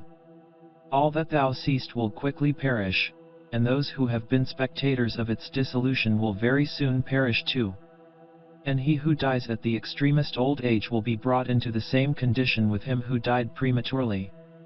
What are these men's leading principles, and about what kind of things are they busy, and for what kind of reasons do they love and honor? Imagine that thou seest their poor souls laid bare. When they think that they do harm by their blame or good by their praise, what an idea! Loss is nothing else than change. But the universal nature delights in change, and in obedience to her all things are now done well, and from eternity have been done in like form, and will be such to time without end. What, then, dost thou say? That all things have been and all things always will be bad, and that no power has ever been found in so many gods to rectify these things, but the world has been condemned to be found in never-ceasing evil? The rottenness of the matter which is the foundation of everything. Water, dust, bones, filth, or again, marble rocks, the callosities of the earth, and gold and silver, the sediments and garments, only bits of hair, and purple dye, blood, and everything else is of the same kind. And that which is of the nature of breath is also another thing of the same kind, changing from this to that. Enough of this wretched life and murmuring and apish tricks. Why art thou disturbed? What is there new in this? What unsettles thee? Is it the form of the thing? Look at it. Or is it the matter? Look at it. But besides these there is nothing. Towards the gods, then, now become at last more simple and better. It is the same whether we examine these things for 100 years or 3. If any man has done wrong, the harm is his own. But perhaps he has not done wrong. Either all things proceed from one intelligent source and come together as in one body, and the part ought not to find fault with what is done for the benefit of the whole, or there are only atoms, and nothing else than mixture and dispersion. Why, then, art thou disturbed? Say to the ruling faculty, art thou dead? Art thou corrupted? Art thou playing the hypocrite? Art thou become a beast? Dost thou herd and feed with the rest? Either the gods have no power or they have power. If, then, they have no power, why dost thou pray to them? But if they have power, why dost thou not pray for them to give thee the faculty of not fearing any of the things which thou fearest, or of not desiring any of the things which thou desirest, or not being pained at anything, rather than pray that any of these things should not happen or happen? For certainly if they can co-operate with men, they can co-operate for these purposes. But perhaps thou wilt say, the gods have placed them in thy power. Well, then, is it not better to use what is in thy power like a free man than to desire in a slavish and abject way what is not in thy power? And who has told thee that the gods do not aid us even in the things which are in our power? Begin, then, to pray for such things, and thou wilt see. One man prays thus, how shall I be able to lie with that woman? Do thou pray thus, how shall I not desire to lie with her? Another prays thus, how shall I be released from this? Another prays, how shall I not desire to be released? Another thus, how shall I not lose my little son? Thou thus, how shall I not be afraid to lose him? In fine, turn thy prayers this way, and see what comes. Epicurus says, in my sickness my conversation was not about my bodily sufferings, nor, says he, did I talk on such subjects to those who visited me, but I continued to discourse on the nature of things as before, keeping to this main point, how the mind, while participating in such movements as go on in the poor flesh, shall be free from perturbations and maintain its proper good. Nor did I, he says, give the physicians an opportunity of putting on solemn looks, as if they were doing something great, but my life went on well and happily. Do, then, the same that he did both in sickness, if thou art sick, and in any other circumstances, for never to desert philosophy in any events that may befall us, nor to hold trifling talk either with an ignorant man or with one unacquainted with nature, is a principle of all schools of philosophy, but to be intent only on that which thou art now doing and on the instrument by which thou doest it. When thou art offended with any man's shameless conduct, immediately ask thyself, is it possible, then, that shameless men should not be in the world? It is not possible. Do not, then, require what is impossible. For this man also is one of those shameless men who must of necessity be in the world. Let the same considerations be present to thy mind in the case of the knave, and the faithless man, and of every man who does wrong in any way. For at the same time that thou dost remind thyself that it is impossible that such kind of men should not exist, thou wilt become more kindly disposed towards every one individually. It is useful to perceive this, too, immediately when the occasion arises, what virtue nature has given to man to oppose to every wrongful act. For she has given to man, as an antidote against the stupid man, mildness, and against another kind of man some other power. And in all cases it is possible for thee to correct by teaching the man who is gone astray, for every man who errs misses his object and is gone astray. Besides, wherein hast thou been injured? For thou wilt find that no one among those against whom thou art irritated has done anything by which thy mind could be made worse, but that which is evil to thee and harmful has its foundation only in the mind. And what harm is done or what is there strange, if the man who has not been instructed does the acts of an uninstructed man? Consider whether thou shouldst not rather blame thyself, because thou didst not expect such a man to err in such a way. For thou hadst means given thee by thy reason to suppose that it was likely that he would commit this error, and yet thou hast forgotten and art amazed that he has erred. But most of all, when thou blamest a man as faithless or ungrateful, turn to thyself. For the fault is manifestly thy own, whether thou didst trust that a man who had such a disposition would keep his promise, or when conferring thy kindness thou didst not confer it absolutely, nor yet in such way as to have received from thy very act all the profit. For what more dost thou want when thou hast done a man a service? Art thou not content that thou hast done something conformable to thy nature, and dost thou seek to be paid for it?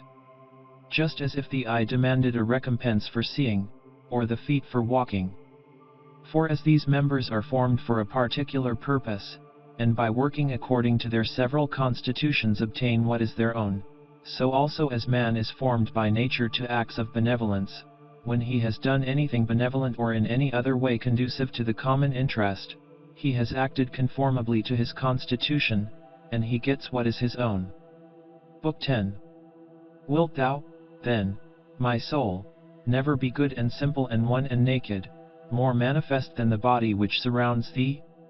Wilt thou never enjoy an affectionate and contented disposition? Wilt thou never be full and without a want of any kind, longing for nothing more, nor desiring anything, either animate or inanimate, for the enjoyment of pleasures?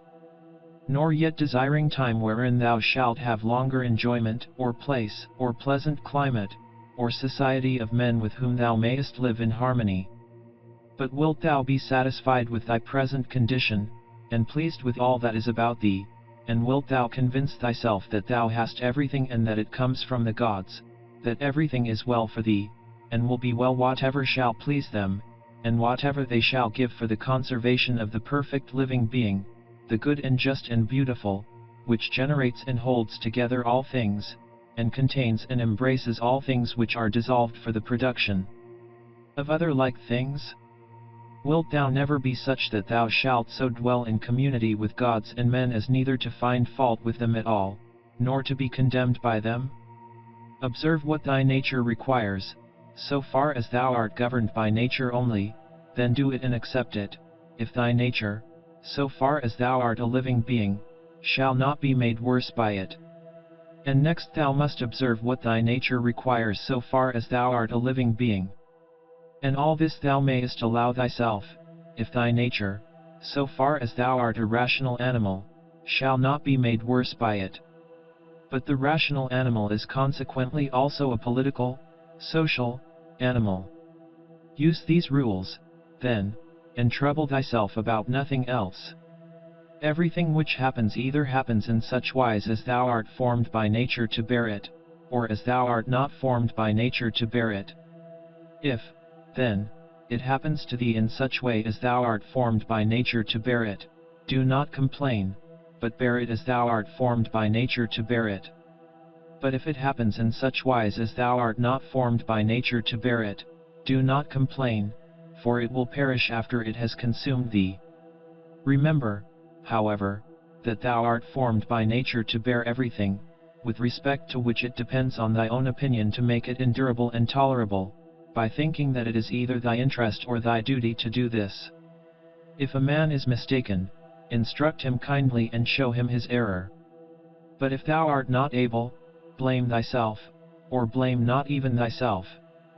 Whatever may happen to thee, it was prepared for thee from all eternity, and the implication of causes was from eternity spinning the thread of thy being, and of that which is incident to it.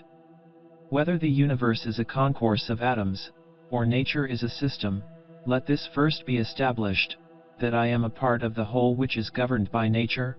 Next, I am in a manner intimately related to the parts which are of the same kind with myself.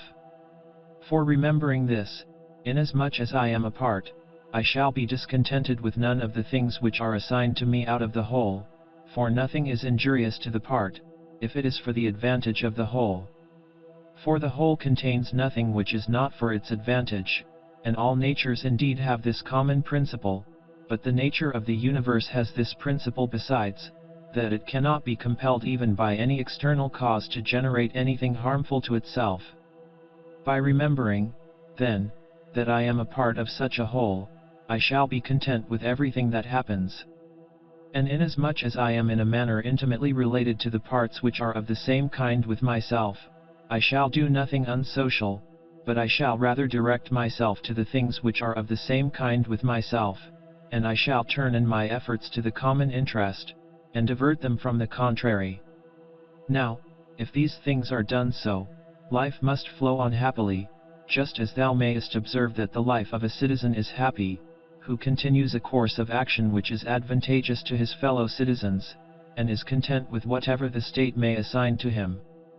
The parts of the whole, everything, I mean, which is naturally comprehended in the universe, must of necessity perish, but let this be understood in this sense, that they must undergo change. But if this is naturally both an evil and a necessity for the parts, the whole would not continue to exist in a good condition, the parts being subject to change and constituted so as to perish in various ways. For whether did nature herself design to do evil to the things which are parts of herself, and to make them subject to evil and of necessity fall into evil, or have such results happened without her knowing it? Both these suppositions, indeed, are incredible. But if a man should even drop the term nature, as an efficient power, and should speak of these things as natural, even then it would be ridiculous to affirm at the same time that the parts of the whole are in their nature subject to change, and at the same time to be surprised or vexed as if something were happening contrary to nature, particularly as the dissolution of things is into those things of which each thing is composed. For there is either a dispersion of the elements out of which everything has been compounded, or a change from the solid to the earthy and from the airy to the aerial, so that these parts are taken back into the universal reason, whether this at certain periods is consumed by fire or renewed by eternal changes. And do not imagine that the solid and the airy part belong to thee from the time of generation. For all this received its accretion only yesterday and the day before, as one may say, from the food and the air which is inspired.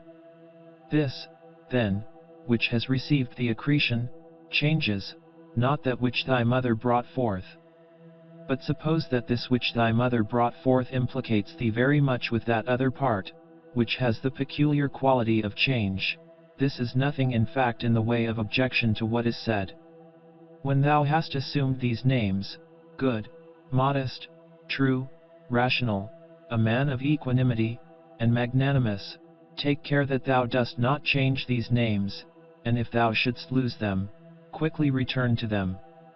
And remember that the term rational was intended to signify a discriminating attention to every several thing and freedom from negligence, and that equanimity is the voluntary acceptance of the things which are assigned to thee by the common nature, and that magnanimity is the elevation of the intelligent part above the pleasurable or painful sensations of the flesh, and above that poor thing called fame, and death, and all such things.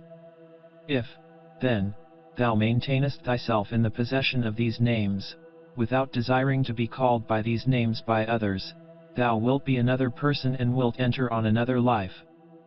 For to continue to be such as thou hast hitherto been, and to be torn in pieces and defiled in such a life, is the character of a very stupid man and one over-fond of his life, and like those half-devoured fighters with wild beasts, who though covered with wounds and gore, still entreat to be kept to the following day, though they will be exposed in the same state to the same claws and bites. Therefore fix thyself in the possession of these few names, and if thou art able to abide in them, abide as if thou wast removed to certain islands of the happy.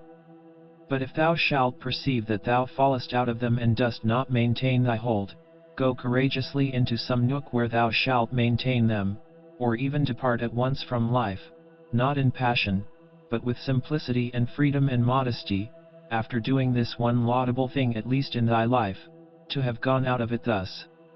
In order, however, to the remembrance of these names, it will greatly help thee, if thou rememberest the gods, and that they wish not to be flattered, but wish all reasonable beings to be made like themselves, and if thou rememberest that what does the work of a fig tree is a fig tree, and that what does the work of a dog is a dog, and that what does the work of a bee is a bee, and that what does the work of a man is a man.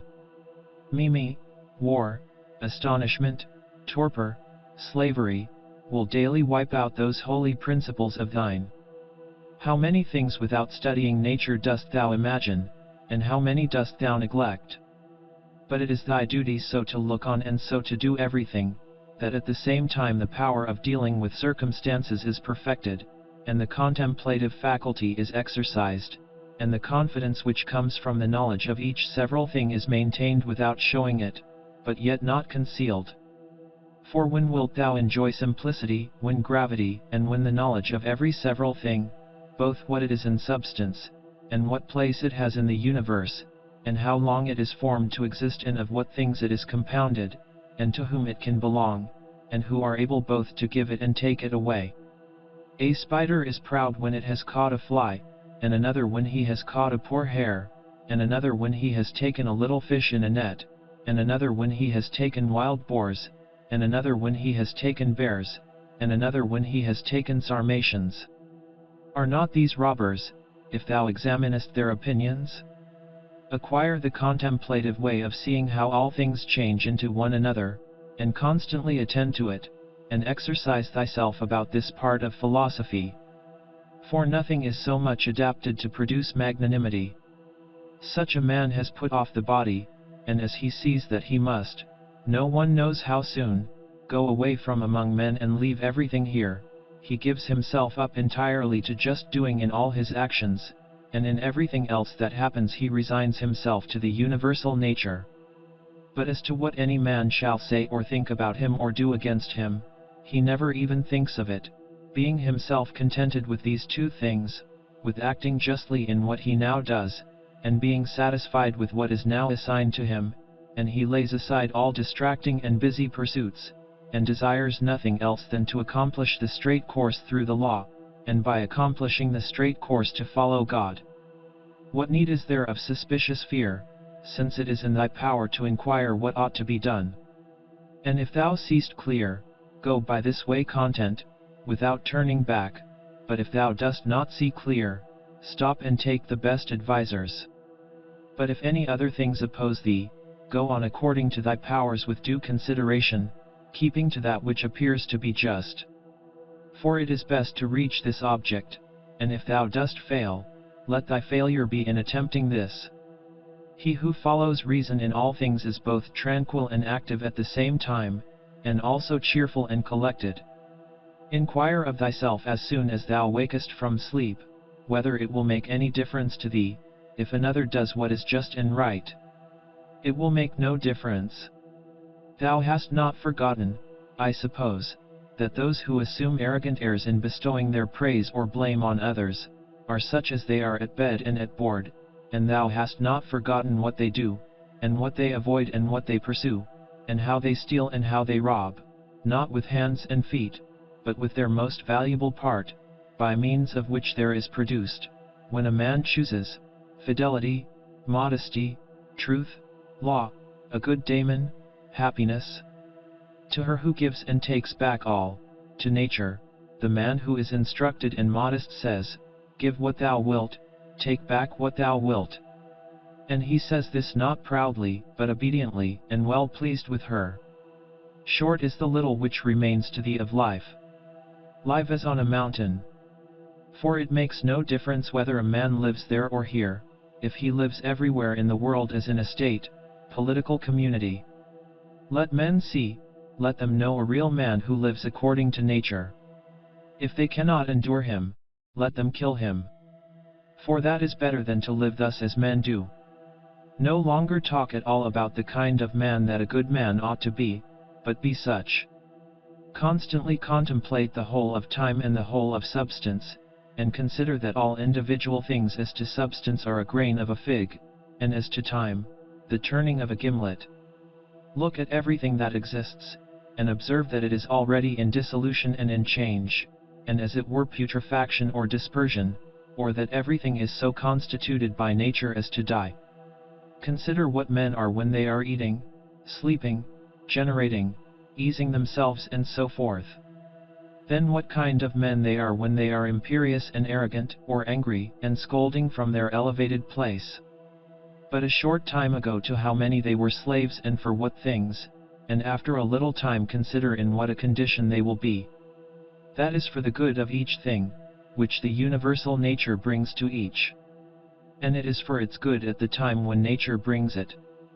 The earth loves the shower, and the solemn ether loves, and the universe loves to make whatever is about to be. I say then to the universe, that I love as thou lovest. And is not this too said, that this or that loves, is wont, to be produced? Either thou livest here and hast already accustomed thyself to it, or thou art going away, and this was thy own will, or thou art dying and hast discharged thy duty. But besides these things there is nothing. Be of good cheer, then. Let this always be plain to thee, that this piece of land is like any other, and that all things here are the same with things on top of a mountain, or on the seashore, or wherever thou choosest to be. For thou wilt find just what Plato says, dwelling within the walls of a city as in a shepherd's fold on a mountain. What is my ruling faculty now to me? And of what nature am I now making it? And for what purpose am I now using it? Is it void of understanding? Is it loosed and rent asunder from social life? Is it melted into and mixed with the poor flesh so as to move together with it? He who flies from his master is a runaway, but the law is master, and he who breaks the law is a runaway. And he also who is grieved or angry or afraid, is dissatisfied because something has been or is or shall be of the things which are appointed by him who rules all things, and he is law, and assigns to every man what is fit. He then who fears or is grieved or is angry is a runaway. A man deposits seed in a womb and goes away, and then another cause takes it, and labors on it and makes a child. What a thing from such a material! Again, the child passes food down through the throat, and then another cause takes it and makes perception and motion, and in fine life and strength and other things. How many and how strange I observe then the things which are produced in such a hidden way, and see the power just as we see the power which carries things downwards and upwards, not with the eyes, but still no less plainly. Constantly consider how all things such as they now are, in time past also were, and consider that they will be the same again. And place before thy eyes entire dramas and stages of the same form, whatever thou hast learned from thy experience or from older history, for example, the whole court of Hadrian, and the whole court of Antoninus, and the whole court of Philip, Alexander, Croesus, for all those were such dramas as we see now, only with different actors. Imagine every man who is grieved at anything or discontented to be like a pig which is sacrificed and kicks and screams. Like this pig also is he who on his bed in silence laments the bonds in which we are held. And consider that only to the rational animal is it given to follow voluntarily what happens, but simply to follow is a necessity imposed on all. Severally on the occasion of everything that thou doest, pause and ask thyself, if death is a dreadful thing because it deprives thee of this. When thou art offended at any man's fault, forthwith turn to thyself and reflect in what like manner thou dost err thyself, for example, in thinking that money is a good thing, or pleasure, or a bit of reputation, and the like. For by attending to this thou wilt quickly forget thy anger, if this consideration also is added, that the man is compelled, for what else could he do? Or, if thou art able, take away from him the compulsion. When thou hast seen Satyron the Socratic, think of either Eutychus or Hymen, and when thou hast seen Euphrates, think of Eutychion or Silvanus, and when thou hast seen Alciphron think of Tropiaphorus, and when thou hast seen Xenophon think of Crito or Severus, and when thou hast looked on thyself, think of any other Caesar, and in the case of every one do in like manner. Then let this thought be in thy mind, where then are those men? Nowhere, or nobody knows where. For thus continuously thou wilt look at human things as smoke and nothing at all, especially if thou reflectest at the same time that what has once changed will never exist again in the infinite duration of time. But thou, in what a brief space of time is thy existence? And why art thou not content to pass through this short time in an orderly way? What matter and opportunity for thy activity art thou avoiding? For what else are all these things, except exercises for the reason, when it has viewed carefully and by examination into their nature the things which happen in life? Persevere then until thou shalt have made these things thy own, as the stomach which is strengthened makes all things its own, as the blazing fire makes flame and brightness out of everything that is thrown into it. Let it not be in any man's power to say truly of thee that thou art not simple or that thou art not good, but let him be a liar whoever shall think anything of this kind about thee, and this is altogether in thy power. For who is he that shall hinder thee from being good and simple? Do thou only determine to live no longer, unless thou shalt be such. For neither does reason allow thee to live, if thou art not such. What is that which is to this material, our life, can be done or said in the way most conformable to reason? For whatever this may be, it is in thy power to do it or to say it, and do not make excuses that thou art hindered. Thou wilt not cease to lament till thy mind is in such a condition that, what luxury is to those who enjoy pleasure, such shall be to thee, in the matter which is subjected and presented to thee, the doing of the things which are conformable to man's constitution, for a man ought to consider as an enjoyment everything which it is in his power to do according to his own nature. And it is in his power everywhere. Now, it is not given to a cylinder to move everywhere by its own motion, nor yet to water nor to fire, nor to anything else which is governed by nature or an irrational soul, for the things which check them and stand in the way are many. But intelligence and reason are able to go through everything that opposes them, and in such manner as they are formed by nature and as they choose. Place before thy eyes this facility with which the reason will be carried through all things, as fire upwards, as a stone downwards, as a cylinder down an inclined surface, and seek for nothing further.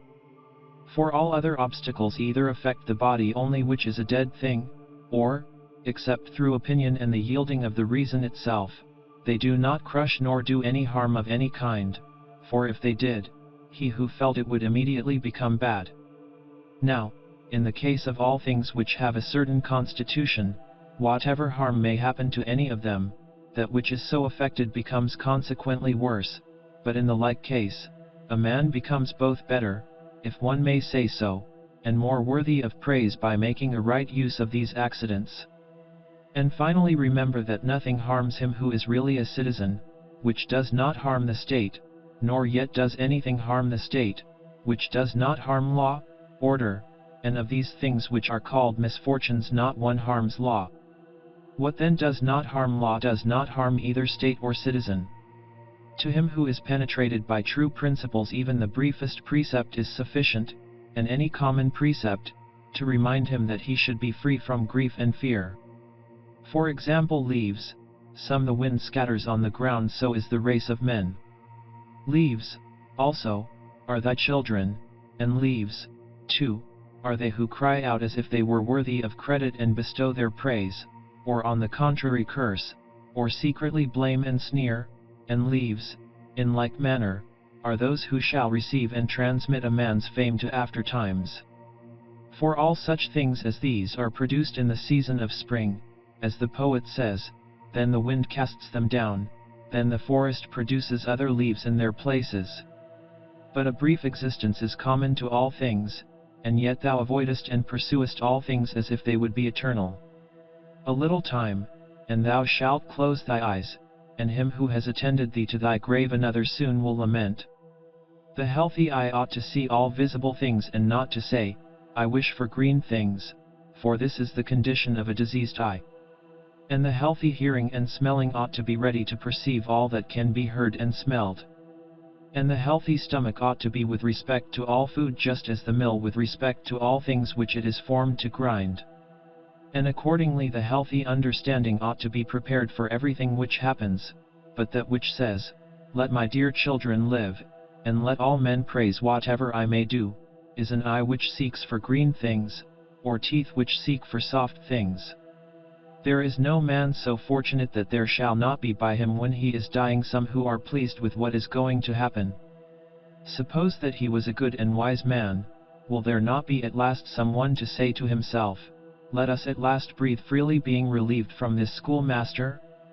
It is true that he was harsh to none of us, but I perceived that he tacitly condemns us. This is what is said of a good man. But in our own case how many other things are there for which there are many who wish to get rid of us? Thou wilt consider this then when thou art dying, and thou wilt depart more contentedly by reflecting thus, I am going away from such a life, in which even my associates, in behalf of whom I have striven so much, prayed, and cared, themselves wish me to depart, hoping perchance to get some little advantage by it. Why then should a man cling to a longer stay here? Do not however for this reason go away less kindly disposed to them, but preserving thy own character, and friendly and benevolent and mild, and on the other hand not as if thou wast torn away, but as when a man dies a quiet death, the poor soul is easily separated from the body, such also ought thy departure from men to be, for nature united thee to them and associated thee. But does she now dissolve the union? Well, I am separated as from kinsmen, not however dragged resisting, but without compulsion, for this too is one of the things according to nature. Accustom thyself as much as possible on the occasion of anything being done by any person to inquire with thyself, for what object is this man doing this? But begin with thyself, and examine thyself first. Remember that this which pulls the strings is the thing which is hidden within, this is the power of persuasion, this is life, this if one may so say, is man. In contemplating thyself never include the vessel which surrounds thee and these instruments which are attached about it. For they are like to an axe, differing only in this that they grow to the body.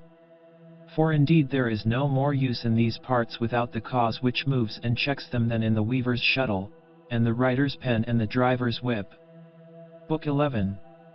These are the properties of the rational soul. It sees itself, analyses itself, and makes itself such as it chooses.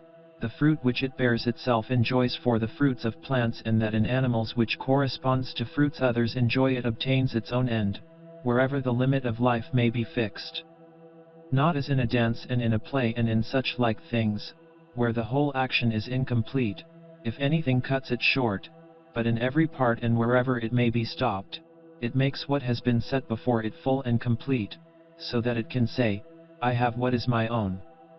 And further it traverses the whole universe, and the surrounding vacuum, and surveys its form, and it extends itself into the infinity of time, and embraces and comprehends the periodical renovation of all things, and it comprehends that those who come after us will see nothing new, nor have those before us seen anything more, but in a manner he who is 40 years old, if he has any understanding at all, has seen by virtue of the uniformity that prevails all things which have been and all that will be. This too is a property of the rational soul, love of one's neighbor, and truth, and modesty, and to value nothing more than itself, which is also the property of law. Thus then right reason differs not at all from the reason of justice. Thou wilt set little value on pleasing song and dancing and the pancratium, if thou wilt distribute the melody of the voice into its several sounds, and ask thyself as to each, if thou art mastered by this, for thou wilt be prevented by shame from confessing it, and in the matter of dancing, if at each movement and attitude thou wilt do the same, and the like also in the matter of the pancratium. In all things, then, except virtue and the acts of virtue, remember to apply thyself to their several parts, and by this division to come to value them little, and apply this rule also to thy whole life. What a soul that is which is ready, if at any moment it must be separated from the body, and ready either to be extinguished or dispersed or continue to exist, but so that this readiness comes from a man's own judgment, not from mere obstinacy, as with the Christians, but considerately and with dignity and in a way to persuade another, without tragic show.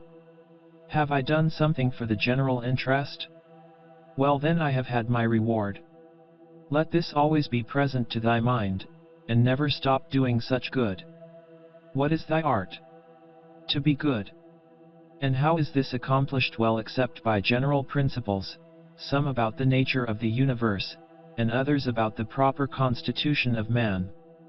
At first tragedies were brought on the stage as means of reminding men of the things which happen to them, and that it is according to nature for things to happen so, and that, if you are delighted with what is shown on the stage, you should not be troubled with that which takes place on the larger stage. For you see that these things must be accomplished thus, and that even they bear them who cry out O Cytheron. And, indeed, some things are said well by the dramatic writers, of which kind is the following: especially me and my children if the gods neglect, this has its reason too.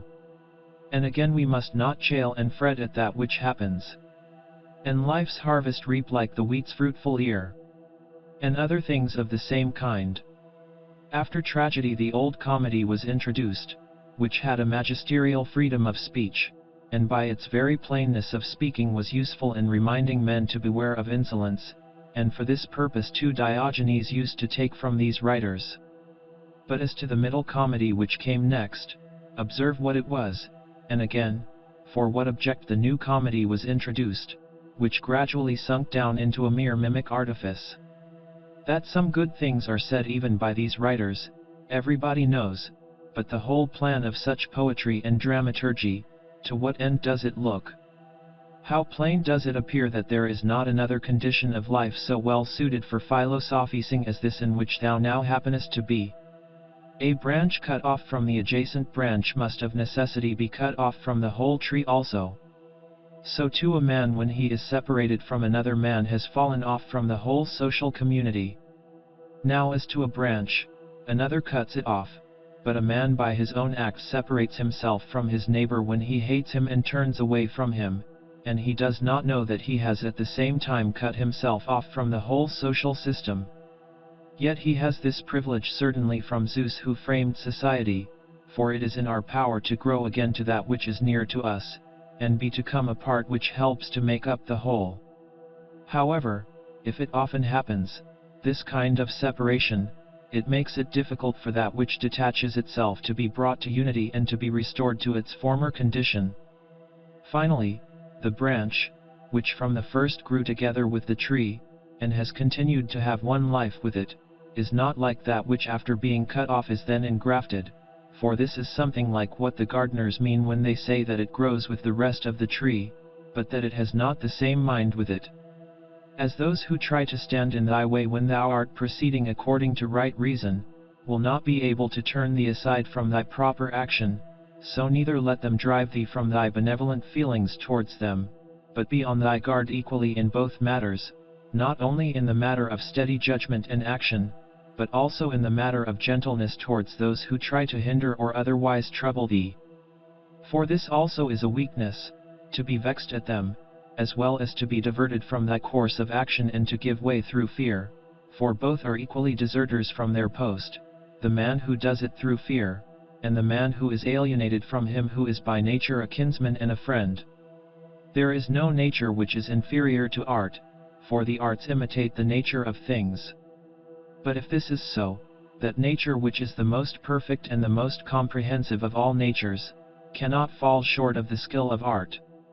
Now all arts do the inferior things for the sake of the superior, therefore the universal nature does so too.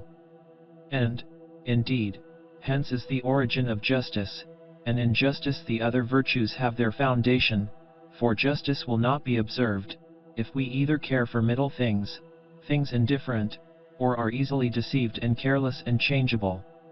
If the things do not come to thee, the pursuits and avoidances of which disturb thee, still in a manner thou goest to them. Let then thy judgment about them be at rest, and they will remain quiet, and thou wilt not be seen either pursuing or avoiding. The spherical form of the soul maintains its figure, when it is neither extended towards any object, nor contracted inwards, nor dispersed nor sinks down, but is illuminated by light, by which it sees the truth of all things and the truth that is in itself. Suppose any man shall despise me, let him look to that himself. But I will look to this, that I be not discovered doing or saying anything deserving of contempt. Shall any man hate me? Let him look to it. But I will be mild and benevolent towards every man, and ready to show even him his mistake, not reproachfully, nor yet as making a display of my endurance, but nobly and honestly, like the great Phocion, unless indeed he only assumed it. For the interior parts ought to be such, and a man ought to be seen by the gods neither dissatisfied with anything nor complaining. For what evil is it to thee, if thou art now doing what is agreeable to thy own nature, and art satisfied with that which at this moment is suitable to the nature of the universe, since thou art a human being placed at thy post in order that what is for the common advantage may be done in some way? Men despise one another and flatter one another, and men wish to raise themselves above one another, and crouch before one another. How unsound and insincere is he who says, I have determined to deal with thee in a fair way. What art thou doing, man? There is no occasion to give this notice. It will soon show itself by acts. The voice ought to be plainly written on the forehead. Such as a man's character is, he immediately shows it in his eyes, just as he who is beloved forthwith reads everything in the eyes of lovers. The man who is honest and good ought to be exactly like a man who smells strong, so that the bystander as soon as he comes near him must smell whether he choose or not. But the affectation of simplicity is like a crooked stick. Nothing is more disgraceful than a wolfish friendship, false friendship. Avoid this most of all. The good and simple and benevolent show all these things in the eyes, and there is no mistaking. As to living in the best way, this power is in the soul, if it be indifferent to things which are indifferent. And it will be indifferent, if it looks on each of these things separately and all together, and if it remembers that not one of them produces in us an opinion about itself, nor comes to us, but these things remain immovable, and it is we ourselves who produce the judgments about them, and, as we may say, write them in ourselves, it being in our power not to write them, and it being in our power, if perchance these judgments have imperceptibly got admission to our minds, to wipe them out, and if we remember also that such attention will only be for a short time, and then life will be at an end. Besides, what trouble is there at all in doing this? For if these things are according to nature, rejoice in them, and they will be easy to thee, but if contrary to nature, seek what is conformable to thy own nature, and strive towards this, even if it bring no reputation, for every man is allowed to seek his own good. Consider whence each thing is come, and of what it consists, and into what it changes, and what kind of a thing it will be when it has changed, and that it will sustain no harm. If any have offended against thee, consider first, what is my relation to men, and that we are made for one another, and in another respect, I was made to be set over them, as a ram over the flock or a bull over the herd. But examine the matter from first principles. From this, if all things are not mere atoms, it is nature which orders all things. If this is so, the inferior things exist for the sake of the superior, and these for the sake of one another. Second, consider what kind of men they are at table, in bed, and so forth, and particularly, under what compulsions in respect of opinions they are, and as to their acts, consider with what pride they do what they do. Third, that if men do rightly what they do, we ought not to be displeased, but if they do not right, it is plain that they do so involuntarily and in ignorance. For as every soul is unwillingly deprived of the truth, so also is it unwillingly deprived of the power of behaving to each man according to his deserts. Accordingly men are pained when they are called unjust, ungrateful, and greedy, and in a word wrongdoers to their neighbors. Fourth, consider that thou also doest many things wrong, and that thou art a man like others, and even if thou dost abstain from certain faults, still thou hast the disposition to commit them, though either through cowardice, or concern about reputation, or some such mean motive, thou dost abstain from such faults. Fifth, consider that thou dost not even understand whether men are doing wrong or not, for many things are done with a certain reference to circumstances. And in short, a man must learn a great deal to enable him to pass a correct judgment on another man's acts. Sixth, consider when thou art much vexed or grieved, that man's life is only a moment, and after a short time we are all laid out dead. Seventh, that it is not men's acts which disturb us, for those acts have their foundation in men's ruling principles, but it is our own opinions which disturb us. Take away these opinions then, and resolve to dismiss thy judgment about an act as if it were something grievous, and thy anger is gone.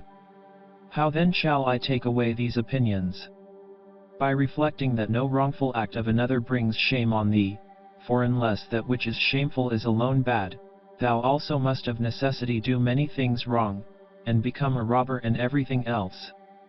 Eighth, consider how much more pain is brought on us by the anger and vexation caused by such acts than by the acts themselves, at which we are angry and vexed. Ninth, consider that a good disposition is invincible, if it be genuine, and not an affected smile and acting a part.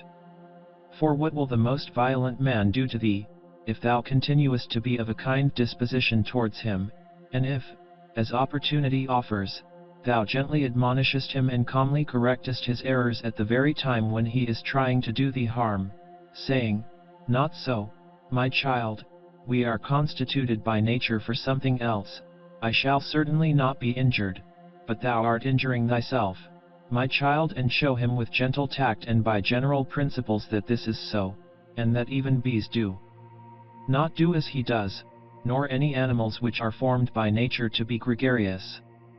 And thou must do this neither with any double meaning nor in the way of reproach, but affectionately and without any rancor in thy soul, and not as if thou wert lecturing him, nor yet that any bystander may admire, but either when he is alone, and if others are present.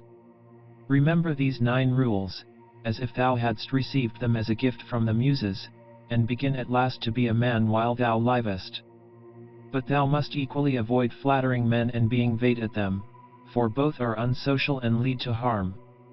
And let this truth be present to thee in the excitement of anger, that to be moved by passion is not manly, but that mildness and gentleness, as they are more agreeable to human nature, so also are they more manly, and he who possesses these qualities possesses strength, nerves, and courage, and not the man who is subject to fits of passion and discontent.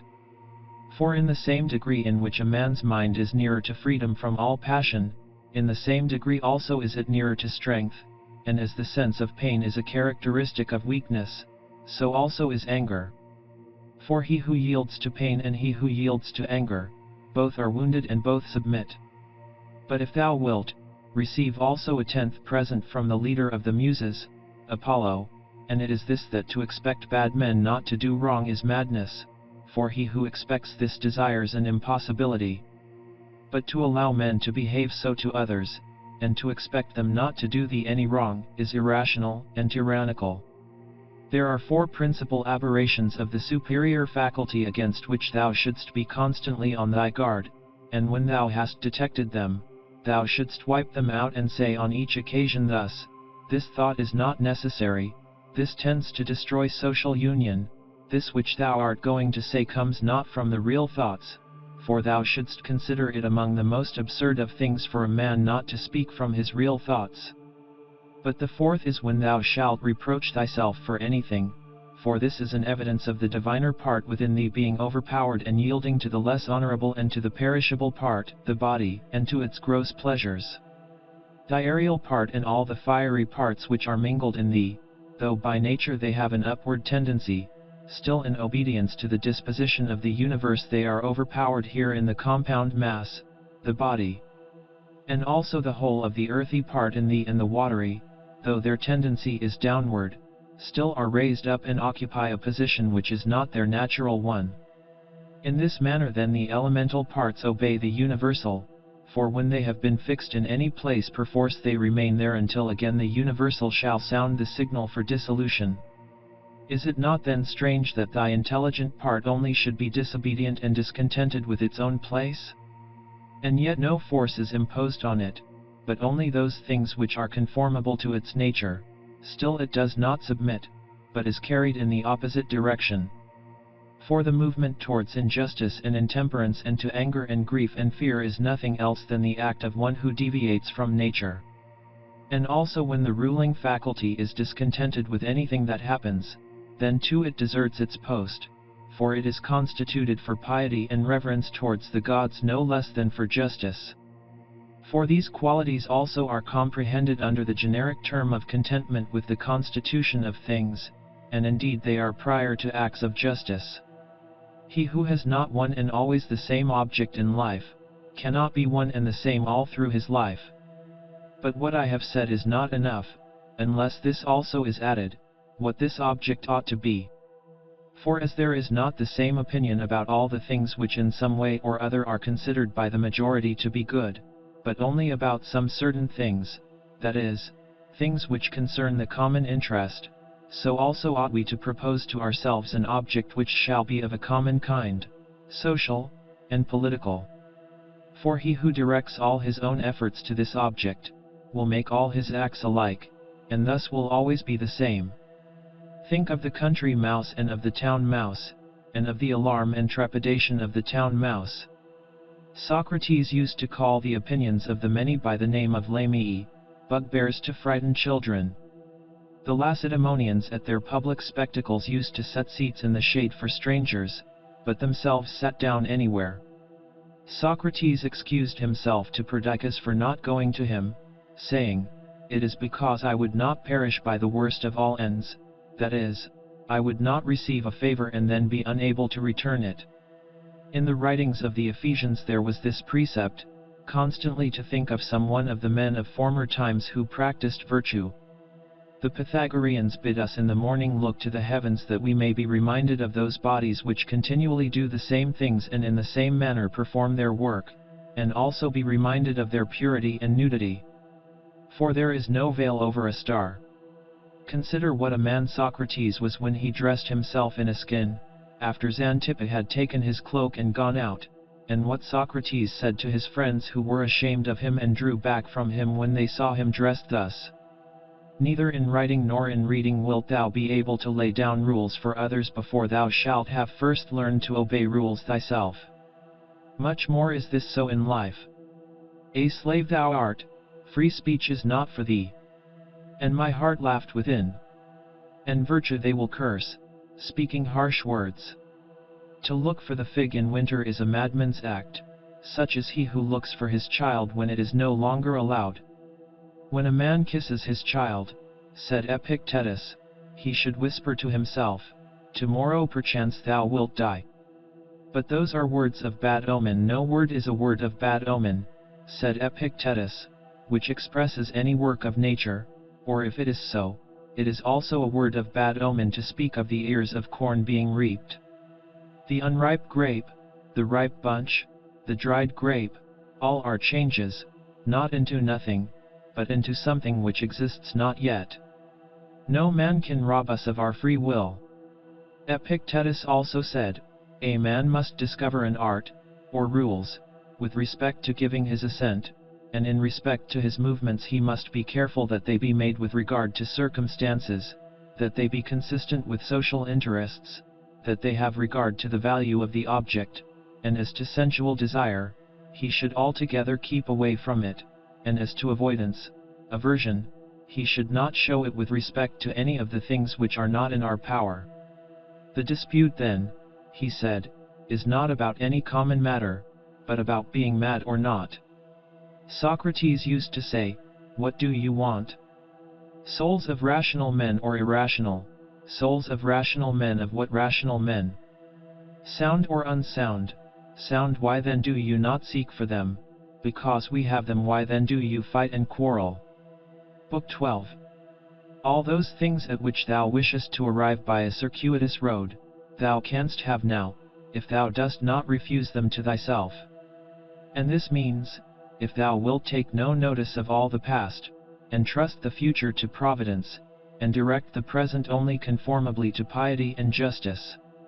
Conformably to piety, that thou mayest be content with the lot which is assigned to thee, for nature designed it for thee and thee for it. Conformably to justice, that thou mayest always speak the truth freely and without disguise, and do the things which are agreeable to law and according to the worth of each. And let neither another man's wickedness hinder thee, nor opinion nor voice, nor yet the sensations of the poor flesh which has grown about thee, for the passive part will look to this. If then, whatever the time may be when thou shalt be near to thy departure, neglecting everything else thou shalt respect only thy ruling faculty and the divinity within thee, and if thou shalt be afraid not because thou must sometime cease to live, but if thou shalt fear never to have begun to live according to nature, then thou wilt be a man worthy of the universe which has produced thee, and thou wilt cease to be a stranger in thy native land, and to wonder at things which happen daily as if they were something unexpected, and to be dependent on this or that. God sees the minds, ruling principles, of all men bared of the material vesture and rind and impurities. For with his intellectual part alone he touches the intelligence only which has flowed and been derived from himself into these bodies. And if thou also usest thyself to do this, thou wilt rid thyself of thy much trouble. For he who regards not the poor flesh which envelopes him, surely will not trouble himself by looking after raiment and dwelling and fame and such like externals and show.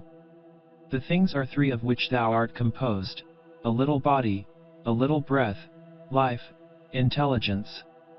Of these the first two are thine, so far as it is thy duty to take care of them, but the third alone is properly thine. Therefore if thou shalt separate from thyself, that is, from thy understanding, whatever others do or say, and whatever thou hast done or said thyself, and whatever future things trouble thee because they may happen, and whatever in the body which envelopes thee or in the breath, life, which is by nature associated with the body, is attached to thee independent of thy will, and whatever the external circumfluent vortex whirls round, so that the intellectual power exempt from the things of fate can live pure and free by itself, doing what is just and accepting what happens and saying the truth, if thou wilt separate, I say, from this ruling faculty the things which are attached to it by the impressions of sense, and the things of time to come and of time that is past, and wilt make thyself like Empedocles' sphere, all round, and in its joyous rest reposing, and if thou shalt strive to live only what is really thy life, that is, the present, then thou wilt be able to pass that portion of life which remains for thee up to the time of thy death, free from perturbations, nobly, and obedient to thy own daemon, to the God that is within thee. I have often wondered how it is that every man loves himself more than all the rest of men, but yet sets less value on his own opinion of himself than on the opinion of others. If then a God or a wise teacher should present himself to a man and bid him to think of nothing and to design nothing which he would not express as soon as he conceived it, he could not endure it even for a single day. So much more respect have we to what our neighbors shall think of us than to what we shall think of ourselves.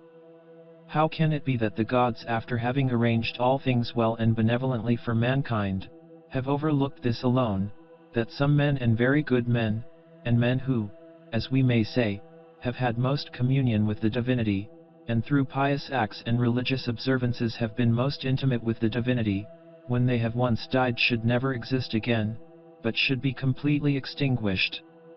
But if this is so, be assured that if it ought to have been otherwise, the gods would have done it. For if it were just, it would also be possible, and if it were according to nature, nature would have had it so. But because it is not so, if in fact it is not so, be thou convinced that it ought not to have been so, for thou seest even of thyself that in this inquiry thou art disputing with the deity, and we should not thus dispute with the gods, unless they were most excellent and most just, but if this is so, they would not have allowed anything in the ordering of the universe to be neglected unjustly and irrationally. Practice thyself even in the things which thou despairest of accomplishing. For even the left hand, which is ineffectual for all other things for want of practice, holds the bridle more vigorously than the right hand, for it has been practiced in this.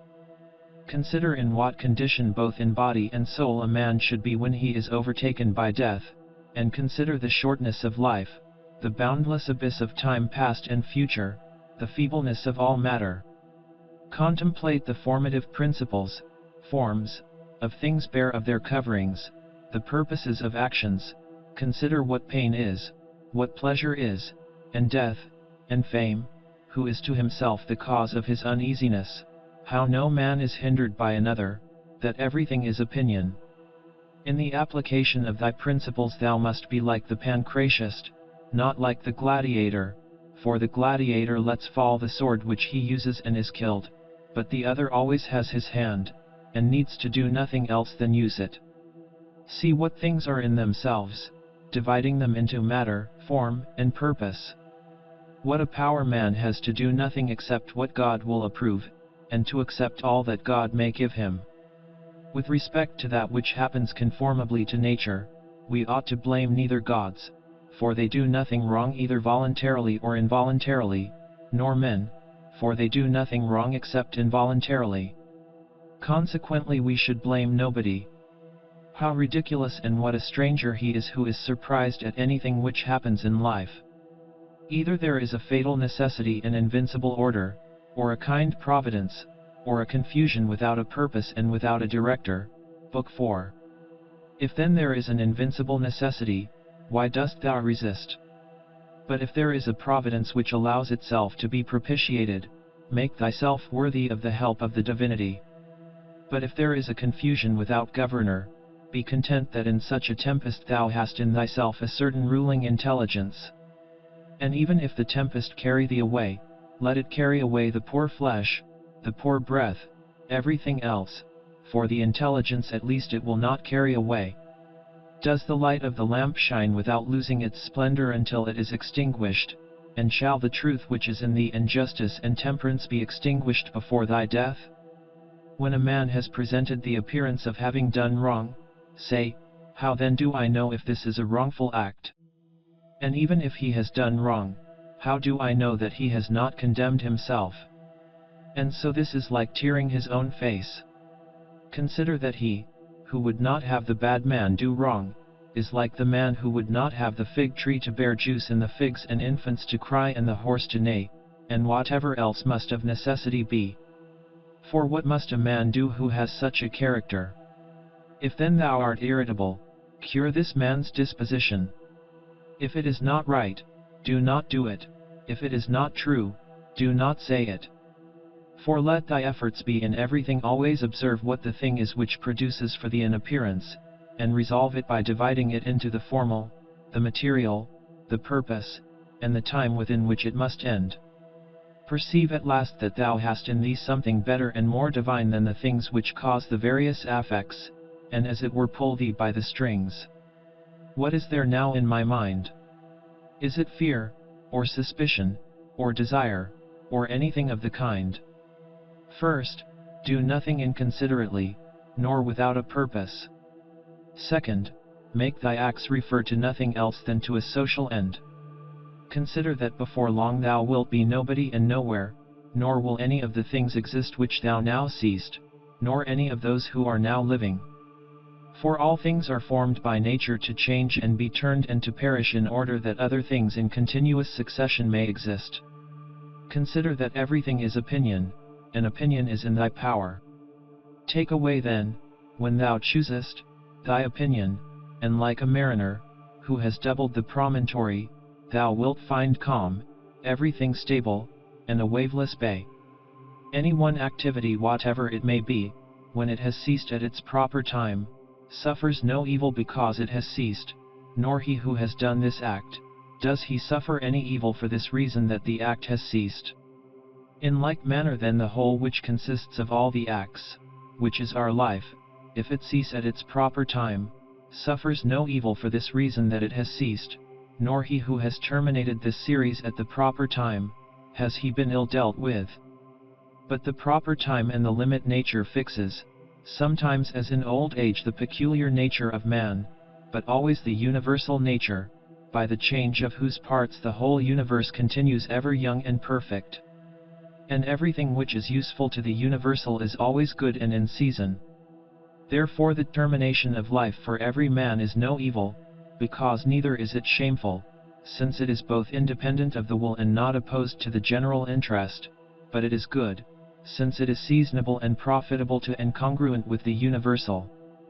For thus too he is moved by the deity who is moved in the same manner with the deity and moved towards the same things in his mind. These three principles thou must have in readiness. In the things which thou doest do nothing either inconsiderately or otherwise than as justice herself would act, but with respect to what may happen to thee from without, consider that it happens either by chance or according to providence, and thou must neither blame chance nor accuse providence. Second, consider what every being is from the seed to the time of its receiving a soul, and from the reception of a soul to the giving back of the same, and of what things every being is compounded and into what things it is resolved. Third, if thou shouldst suddenly be raised up above the earth, and shouldst look down on human things, and observe the variety of them how great it is, and at the same time also shouldst see at a glance how great is the number of beings who dwell around in the air and the ether, consider that as often as thou shouldst be raised up, thou wouldst see the same things, sameness of form and shortness of duration. Are these things to be proud of? Cast away opinion, thou art saved. Who then hinders thee from casting it away? When thou art troubled about anything, thou hast forgotten this, that all things happen according to the universal nature, and forgotten this, that a man's wrongful act is nothing to thee, and further thou hast forgotten this, that everything which happens, always happens so and will happen so, and now happens so everywhere. Forgotten this too, how close is the kinship between a man and the whole human race, for it is a community, not of a little blood or seed, but of intelligence. And thou hast forgotten this too, that every man's intelligence is a god, and is an efflux of the deity, and forgotten this, that nothing is a man's own, but that his child and his body and his very soul came from the deity, forgotten this, that everything is opinion, and lastly thou hast forgotten that every man lives the present time only, and loses only this. Constantly bring to thy recollection those who have complained greatly about anything, those who have been most conspicuous by the greatest fame or misfortunes or enmities or fortunes of any kind, then think where are they all now? Smoke and ash and a tale, or not even a tale. And let there be present to thy mind also everything of this sort, how Fabius Catilinus lived in the country, and Lucius Lupus in his gardens, and Stertinius at Bea, and Tiberius at Caprii and Velius Rufus, or Rufus at Velia, and in fine think of the eager pursuit of anything conjoined with pride, and how worthless everything is after which men violently strain, and how much more philosophical it is for a man in the opportunities presented to him to show. The end. Copyright 2025 by AudioBooksTube. Thank you for listening. Please consider to subscribe, like, and share, to help the channel growth. New videos on a daily basis. New videos on a daily basis. New videos on a daily basis. New videos on a daily basis. New videos on a daily basis. New videos on a